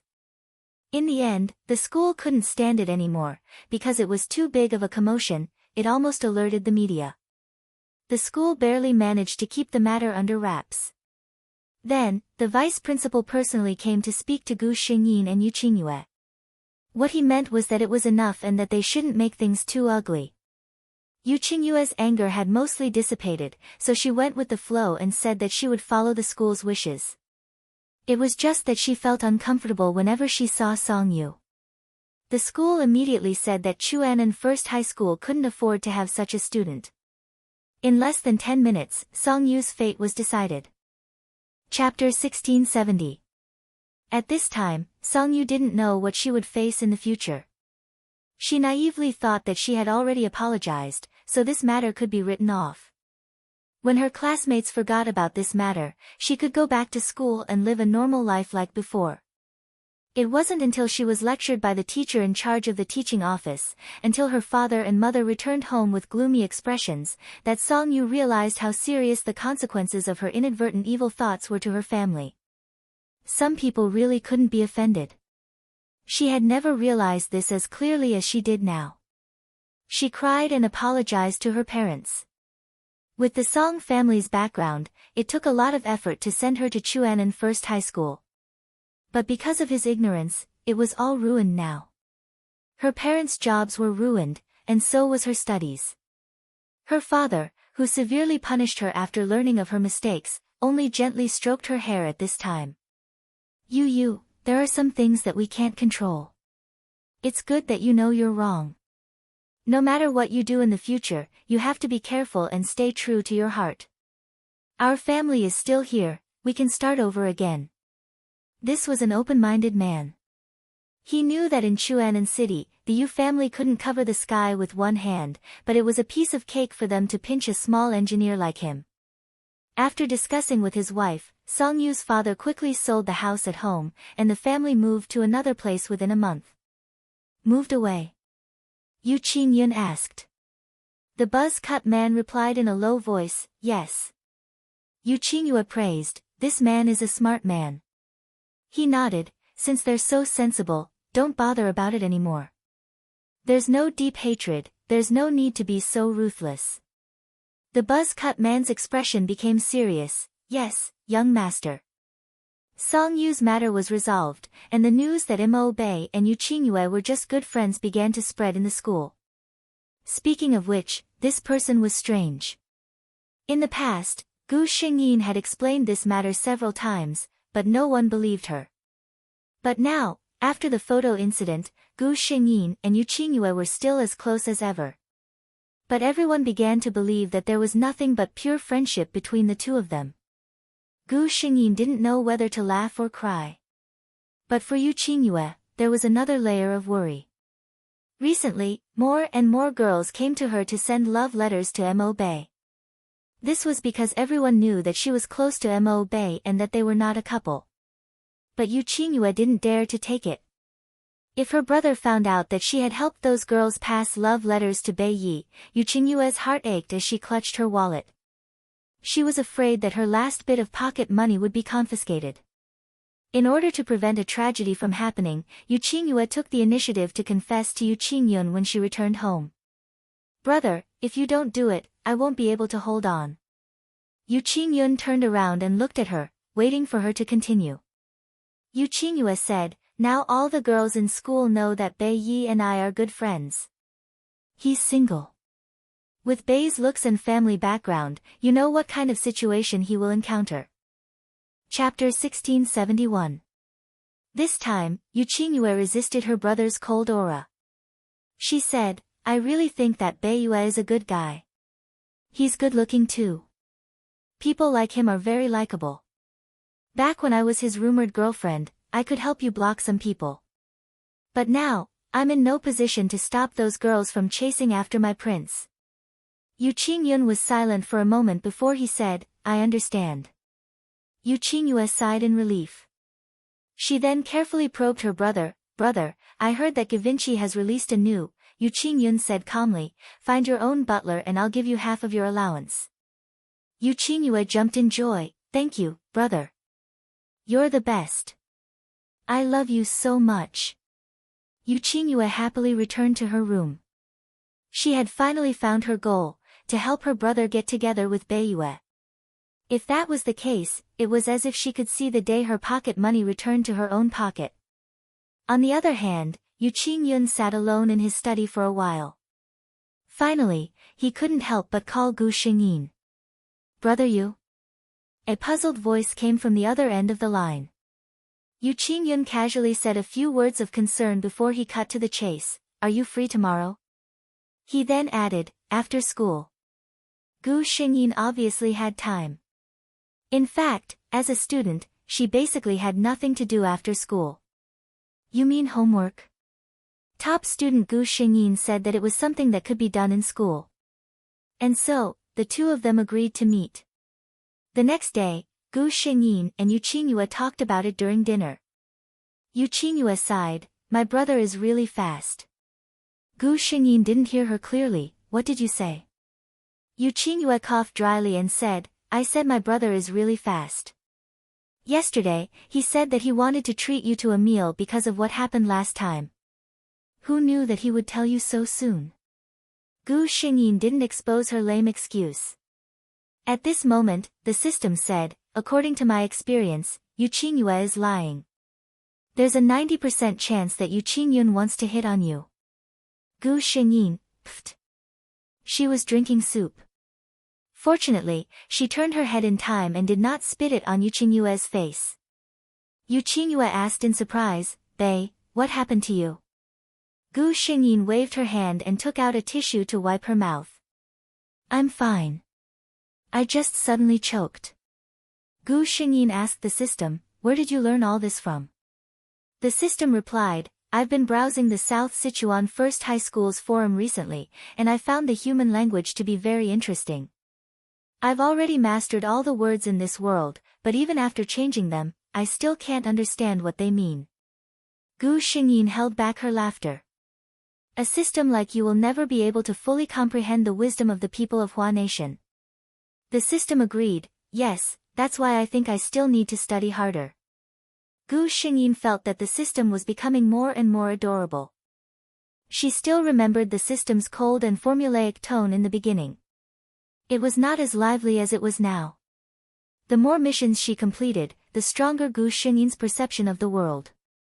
She also started to suspect that the system was slowly gaining its own consciousness as she grew stronger. Or was it originally a living creature? Chapter 1672. The next day, Gu Xingyin informed her family early that she would not be coming back for dinner since she had a date with her friends. Mo Zhongliang had always been a carefree attitude towards his daughter's education. He made sure that his daughter did not fall behind in her studies. The rest of her free time was up to her. After school, Gu Xingyin saw Yu Qingyin's car waiting at the side. "It's just the two of us today." Gu Xingyin looked around. Most of the time, the chauffeur drove. Yu Qingyun revealed a faint smile. "It's just the two of us." Gu Xingyin did not think there was a problem. She shrugged and sat in the front passenger seat. She asked, "I heard Qingyue say that big brother Yu wants to treat me to dinner because of what happened last time." Yu Qingyun was stunned. He knew that his sister might have found an excuse for him. He nodded slightly. "Yes and no." Gu Xingyin laughed. "Why are you keeping me in suspense?" Gu Xingyin was not unfamiliar with their destination this time. It was the tea house where they first met. It was still the third floor. Yu Qingyun looked at Gu Xingyin's eyes and explained, "This tea house is under my name. The third floor is private property. We don't receive guests." "No wonder." Gu Xingyin nodded to show that she understood. It was still the same refreshing tea fragrance. Even the position of the tables and chairs had not changed. Yu Qingyun said, "Bei, make me another pot of tea." Gu Xingyin teased, "I heard that you wanted to treat me to dinner. Why did it become me making tea for you? This is a loss." Yu Qingyun smiled. "Don't worry. You won't miss out on a meal. But before we eat, I want to talk to you." The water on the stove was not boiling yet. Gu Xingyin was not in a hurry. Instead, she wanted to know what he wanted to talk to her about. She sat on the chair, her clear eyes filled with confusion. Yu Qingyun had negotiated with all kinds of people in the past. Every time, he seemed to have a card up his sleeve. But this time, he didn't expect the result. He opened his mouth and said, "I heard from Qingyu that you have many suitors in school. I wonder what your thoughts are." Beating around the bush was never the style of the Yu family's young master. If he wanted to know something, he would ask directly. Gu Xingyin was stunned for a moment. She did not expect him to ask this question. Her face was a little red, which was the reaction of a normal teenager. I actually don't have any thoughts." Yu Qingyun was very satisfied with this answer. If he didn't have any thoughts, it meant that he wasn't tempted by anyone. He asked again, "I heard that there were even boys in school who confessed to you." Gu Xingyin's face stiffened when she heard this. Yu Qingyun was just casually testing Mo Bei's attitude towards this, but looking at her reaction, there was actually a guy who confessed to her. Yu Qingyun felt her hands itch. Gu Xingyin coughed lightly and said, There is one." Yu Qingyun asked calmly, "Then do you feel disgusted?" Gu Xingyin shook her head. From Mo Bei's point of view, she was a girl. Why would she feel disgusted when she heard a confession from the opposite sex? From her point of view, she didn't feel anything at all. She didn't even care about race, why would she care about gender? She shook her head. If I like someone or reject someone, the reason will definitely not be related to gender or nationality. After she finished speaking, she saw a smile on Yu Qingyun's face. Chapter 1673. Yu Qingyun nodded with a look of deep agreement. I also think that true feelings can't be judged by gender. Gu Xingyin laughed in her heart, but on the surface, she said seriously, Yes, I think so too. The next moment, she heard Yu Qingyun say, if, at this point, he suddenly stopped. Gu Xingyin tilted her head, what? Yu Qingyun didn't continue. Instead, he said, the water's boiling. Gu Xingyin looked at him, don't change the topic. Tell me what you wanted to say. Yu Qingyue chuckled, I'll tell you later. Gu Xingyin. Okay. She got up and started making tea. The two of them sat there quietly, looking at the scenery outside the floor-to-ceiling window as they chatted about everything. After about an hour, Yu Qingyun said, It's about time. Let's go eat. Gu Xingyin wondered what this guy was trying to do. The car stopped in front of a very famous restaurant in the city. Gu Xingyin looked at the name of the restaurant and felt a little conflicted. Seeing her like this, Yu Qingyun asked, What's wrong? Gu Xingyin said, I don't think this place is suitable for the two of us to come. Yu Qingyun raised his eyebrows, What's wrong? Gu Xingyin didn't believe that he didn't know anything.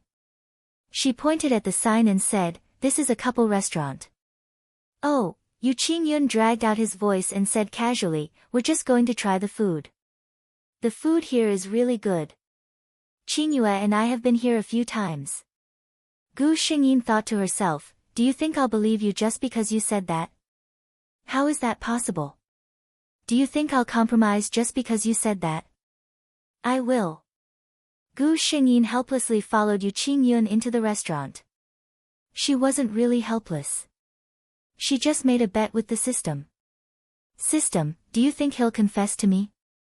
The system said, yes. Gu Xingyin, what a coincidence, that's what I was thinking too. If that's the case, how can the two of us continue gambling? This restaurant was worthy of being called a couple's restaurant. The space of each table was quite private, almost equivalent to a small private room. Gu Xingyin also saw brightly colored roses with dew on the table. It was Gu Xingyin's first time here. The dishes here were just as Yu Qingyun said. They were indeed very delicious. The two of them didn't talk much during the meal. When Gu Xingyin put down the cutlery in her hand, Yu Qingyun also stopped. He looked at Gu Xingyin and said, You asked me before, what was the unfinished sentence? Gu Xingyin looked up at him. Yu Qingyun's voice was low, but it reached Gu Xingyin's ears very clearly. I'm not satisfied with being your friend, Bei. Are you willing to accept me as your lover and stay by your side? Gu Xingyin's expression froze for a moment. Yu Qingyun looked at her carefully. He didn't know if she could accept him. Under Yu Qingyun's gaze, Gu Xingyin, who was sitting opposite him, actually smiled slowly. Gu Xingyin said softly, I've been thinking, how long will you hold back your words? Yu Qingyun's face revealed a clearly startled expression. He looked at Gu Xingyin and said, You know that I like you? Chapter 1674. Gu Xingyin nodded without hesitation.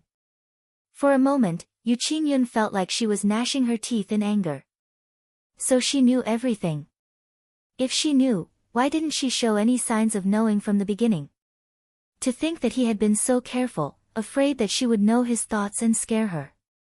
Yu Qingyun couldn't help but say, Since you already knew, why didn't you? He stopped talking. Gu Xingyin finished his sentence, Why didn't I? Do you want to ask me why I always acted like I didn't understand anything even though I knew about it? Why didn't I react to your hints? Yu Qingyun didn't say anything, but his expression told Gu Xingyin that his guess was the truth. Gu Xingyin chuckled. I'm just guessing about that. Besides, I can't be sure if I'm thinking too much. If I misunderstood something, wouldn't it be awkward for both of us? Besides, this kind of thing should be on your side. Yu Qingyun was a little depressed at first, but when he heard Gu Xingyin's rational analysis, he suddenly realized something. From the beginning to the end, he didn't show any signs of rejection. What did this mean? He suddenly reached out and held Gu Xingyin's hands on the table, successfully interrupting Gu Xingyin's words. Bei, you know my feelings, and, you don't dislike it, right? Yu Qingyun looked into his eyes and asked. Gu Xingyin nodded. Yu Qingyun smiled, his eyes bright, Then are you willing to accept me? Gu Xingyin shook his head. Yu Qingyue's eyes darkened, but he didn't give up. Instead, he said, Can you tell me the reason why you rejected me? Gu Xingyin was very clear. I like you a lot, Yu Qingyun. This was the first time Gu Xingyin called him by his name. I can accept your pursuit, but are you sure that the me you know is the real me? Gu Xingyin asked. I even know that the Yu Qingyun standing in front of me is not the real young master of the Yu family who commands the black and white world of Chuanan City. Yu Qingyun's expression changed upon hearing this. He really did not expect that Mo Bei, who had always behaved like an ordinary rich young master in front of him, would know so much. Furthermore, after knowing his identity, Mo Bei still had the guts to say such things. The Mo Bei in your eyes is the young master of the Mo family who is knowledgeable and naive. And the Yu Qingyun I've always seen in my eyes is a gentle gentleman, a knowledgeable and successful man. Are you sure that under such circumstances, two people who are attracted to each other will be able to be together without any misunderstandings? Gu Xingyin finished his words and finally voiced out his thoughts. Are you sure that under such circumstances, two people who are attracted to each other can be together without any misunderstandings? Yu Qingyun fell into silence. He really did not think that Mo Bei would actually say such words. Indeed, in front of Mo Bei, he restrained all of his sharpness and only showed his gentle and knowledgeable side. Of course, this was not an act. In front of Mo Bei, he could not help but want to show his best side. But if the two of them were really together, he could not hide his identity and his other personality forever. Chapter 1675. For the first time, Yu Qingyun faced this problem seriously after Gu Xingyin pointed it out. He was lost in thought. Gu Xingyin was not in a hurry. She picked up a glass of juice and sipped it slowly. Well, the juice in this restaurant was quite delicious. After a while, when Gu Xingyin almost asked the waiter to refill their glass, Yu Qingyun finally raised his head. The last bit of hesitation in his eyes disappeared. Bei, I've thought a lot. Yu Qingyun looked at Gu Xingyin steadily. I've thought a lot just now, but in the end, I think I should follow my heart. Yu Qingyun reached out his hand and gently pressed on his heart. This place clearly tells me that it's beating for you. Yu Qingyun watched as Gu Xingyin put down the cup in his hand and looked at her. She smiled and said, what you said just now makes sense, but I also believe in my own intuition. No matter what you are like, or what I am like, my heart and feelings for you will never change. This place will always beat for you, and I will always love you deeply. This is something that will never change. Yu Qingyun looked at the person in front of him who had moved his heart for the first and only time, and said the words of love that he thought he would never say in his life. No matter what unexpected things will happen between us, I believe that the final result will not change. I will be with you, always. Gu Xingyin was moved. For the unhesitant persistence in his eyes, and for the great confidence that burst out when he spoke. She compromised. Gu Xingyin lowered his eyes and sighed softly. You are really a man who easily fascinates people. Yu Qingyue replied in the same soft voice, but my mesmerizing appearance will only appear in front of you. They looked at each other and smiled.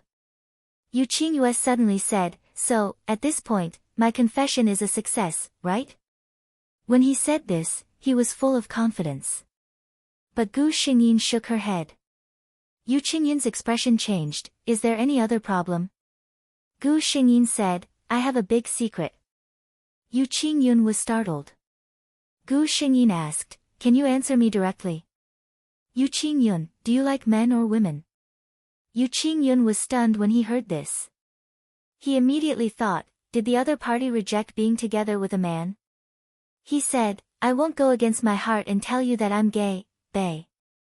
His expression was very serious. In fact, before I met you, I've never experienced the feeling of being moved, but I've also never felt any impulses towards anyone of the same sex. I don't think I'm gay. He suddenly smiled mischievously. This man always had the charm of a mature gentleman. Occasionally, when he blinked and smiled, it gave people a feeling of being electrified. To borrow a phrase from the internet, I'm not gay. I just happen to like someone of the same gender as me. Gu Xingyin finished the last sip of juice in the glass. She said, it's a pity that you don't actually like someone of the same gender as you. Yu Qingyun spent dozens of seconds before she finally reacted to this sentence in her mind. Chapter 1676. You. He looked at Gu Xingyin hesitantly, as if he was trying to figure out if he had understood him correctly. Gu Xingyin nodded. It's what you understood. She spread out her hands. Otherwise, how do you think I became good friends with Qingyu after rejecting her?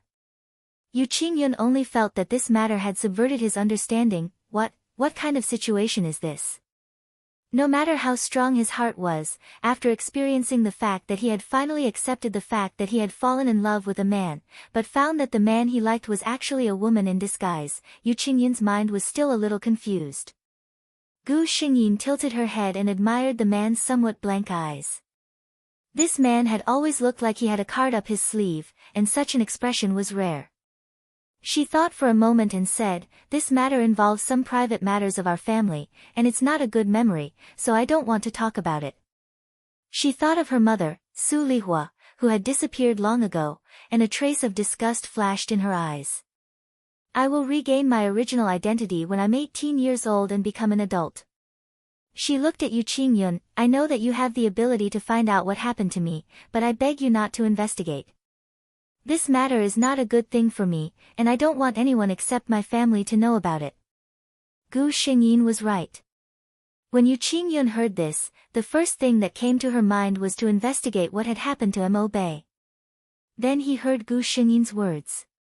Even if he was curious, Yu Qingyun was still willing to respect Gu Xingyin's thoughts. Okay, I won't investigate this matter. Only then did Gu Xingyin smile. You seem very happy. She asked Yu Qingyun. Yu Qingyun did not hide the smile on his face. I am indeed very happy. Why? Gu Xingyin asked. Yu Qingyun replied, although I don't care about your gender, if you are a girl, I can have you more justifiably. He looked at Gu Xingyin with undisguised joy in his eyes. I can crown you with the title of Mrs. Yu in the future. I can openly hold your hand in any occasion. I can have a legally recognized relationship with you as husband and wife in this country.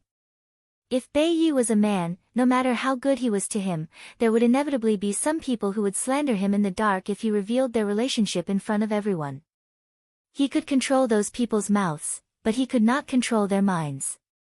This country was not tolerant to the point that gay and heterosexual couples were treated the same. Gu Xingyin pursed his lips. I didn't promise you anything. Aren't you being too idealistic? Yu Qingyun saw the complaint and disdain on her face, and instantly understood what she meant. Then, let me ask you one more time. Miss Mo Bei, are you willing to let me, Yu Qingyun, stay by your side as your lover from now on? He solemnly asked this question again. Gu Xingyin corrected him, I am Gu Xingyin, yen as in sweet smile. Yu Qingyun's eyes moved. He patiently repeated the question from before, and extended his hand towards Gu Xingyin. Gu Xingyin smiled. She did not reply, but placed her hand in the other's open palm. Chapter 1677. A year later. At the Mo residence. The Mo residence was brightly lit tonight. Mo Zhongliang's face was full of smiles. Old Madame Mo and Old Master Mo had both returned. Although their hair was white, their faces were rosy and they were obviously in good spirits. Outside the Mo family's villa, luxury cars continuously stopped. Men and women in bright clothes walked in one by one with smiles on their faces. Mo Zhongliang personally welcomed the guests at the entrance. When the guests saw the Mo family's lineup and Mo Zhongliang's attitude, they all felt that they had made the right decision to come. Looking at the host's appearance, it was obvious that Chairman Mo valued his eldest son very much. That's right. In the eyes of outsiders, today was the birthday banquet of the eldest son of the Mo Corporation, Mo Bei. The eldest son of the Mo family had always kept a low profile. Outsiders rarely saw him. Usually, many families would bring their children out to see the world when they were about the same age, and at the same time, develop their own social circle. The eldest son of the Mo family was already 18 years old. The Mo family's actions were considered late. Some of the guests even secretly guessed that the Mo family was finally preparing to officially announce the heir with such a big move. 9 p.m. The guests who were supposed to come were basically all here. Mo Zhongliang also walked into the villa. At this moment, the main character of the banquet, Mo Bei, had yet to come out. The guests were actually a little puzzled. This was not a mysterious event. It did not make sense that the main character would not come out at this time. Mo Zhongliang spoke at this moment. He put away the smile on his face, and his expression became very serious. Thank you for coming to my son's birthday banquet today. I know that everyone thinks that today is my eldest son's coming-of-age ceremony, but I'm here to apologize to everyone. Actually, this is not the case. The moment he said this, there was a flurry of discussion in the luxuriously decorated hall. What did the Mo family mean by this? Was this not the heir's birthday banquet? Some of the people who liked to speculate started to come up with conspiracy theories after hearing Mo Zhongliang's words. Mo Zhongliang had divorced his wife more than a year ago, and now he was saying such things. Could it be that he had an illegitimate child outside and was using his eldest son's birthday banquet as an excuse to clear his name? Mo Zhongliang had already expected such a situation. The place he was at today was specially prepared. When he spoke here, his voice could be clearly heard in every corner of the hall. Everyone, listen to my story. With a heavy expression, Mo Zhongliang told the story that he had discussed with his family. The gist of it was that not long after the twins were born, they suffered from various ailments. Later on, the elder son, Mo Bei, did not make it and the younger daughter, Mo Beiyan, was on the verge of death. Just as he was about to give up, someone introduced a master to him. That master had said that this girl's fate was too hard. She wouldn't be able to grow up like this unless she was raised as a boy so that those who weren't close to her wouldn't know. Once she reached the age of 18, her fate would naturally change. Mo Zhongliang spoke with such sincerity that even he almost believed it to be true. Finally, he said, so all these years, people outside have thought that I have an eldest son named Mo Bei. Actually, that's not the case. Today's birthday banquet is for my 18-year-old daughter, Mo Beiyan. He suddenly raised his voice and said to the spiral staircase, Beiyan, come down. The guests who hadn't recovered from the news just now subconsciously followed Mo Zhongliang's words and looked in the direction of the stairs. Chapter 1678. Before they saw Gu Xingyin, some people made malicious guesses. They said that a girl who could pretend to be a man for 18 years without being discovered probably didn't look very good. However, their thoughts didn't last long before they were slapped in the face by reality. The girl who walked down the stairs was wearing a snow-white off-the-shoulder gown. There was a silk knot on her left arm, and the silk ribbon hung down, showing a bit of elegance in her playfulness. She was wearing a pair of legendary crystal shoes. Mo Zhongliang had spent a lot of money to hire a foreign master to make these crystal shoes for his daughter. He wanted to tell his daughter that she was the real princess of the Mo family. Even the most ignorant people could see that Gu Xingyin's outfit today was expensive. It almost overshadowed all the other outfits in the room. But even so, most people's eyes only stayed on the clothes for a moment, and then stopped on the face of the owner of the clothes. So beautiful. Everyone couldn't help but exclaim when they saw Gu Xingyin for the first time. This girl's eyes were like horizontal waves, full of autumn water, her skin was like cream, delicate and flawless, her nose was high, and her red lips were slightly parted. She clearly had an extremely beautiful appearance, but when she smiled, she had the naivety of a little deer that did not know about the world. At this time, she was standing under the crystal chandelier above her head, like a princess who had walked out of a fairy tale. The men couldn't help but linger on her body, while the girls secretly compared themselves to her in many ways.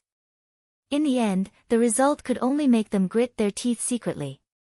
Mo Zhongliang was also looking at his daughter quietly. There was an unconcealable pride in his eyes. Look, this dazzling and beautiful girl was his daughter. He was very glad that he knew the truth back then. Otherwise, he didn't know if he would be able to see his daughter like this. Gu Xingyin walked down slowly, and then put her hand on Mo Zhongliang's arm. In the center of the hall, there was a huge multi-layer cake. At the top of the cake, there was a number 18 carved out of crystal, standing quietly in the center. Around the number 18, there was a circle of burning candles. There were exactly 18 of them. When Gu Xingyin walked in front of the cake, everyone gave her a kind smile. The lights in the hall suddenly dimmed, leaving only the 18 small candles burning quietly in front of Gu Xingyin. Gu Xingyin smiled, then closed her eyes, made a birthday wish, and blew out the candles in one breath. When the lights in the hall lit up again, the guests suddenly, there was a commotion. Gu Xingyin, as if she felt something, she raised her head and looked in the direction of the door. A man with a clear temperament was walking over from the door. Beside him was a sweet young lady wearing a green tube-top dress. Who else could it be but Yu Qingyue? Many guests were aghast. The Mo clan is actually related to the Yu clan. Otherwise, why would the young master of the Yu personally for the birthday of the Mo family's daughter? Different from the other guests' reactions, Mo Zhongliang's face turned ugly the moment he saw Yu Qingyue. Any father wouldn't have any good impression of a man who was thinking about his daughter before she was even an adult. Chapter 1679. How did Mo Zhongliang know? Yu Qingyun wasn't someone who could endure. The second week after he established his relationship with Gu Xingyin, he personally went to the Mo family with a gift. Mo Zhongliang was initially fearful of the arrival of the Mo family's young master, but after knowing his intentions, Mo Zhongliang almost took the cleaning tools in the house and chased him out. This old man actually dared to think about his Mo Zhongliang had completely forgotten this man's identity, he only knew that this old man actually wanted his daughter. That's right, in Mo Zhongliang's eyes, Yu Qingyun who was already 28 years old was an old man. The first conversation was obviously not very pleasant.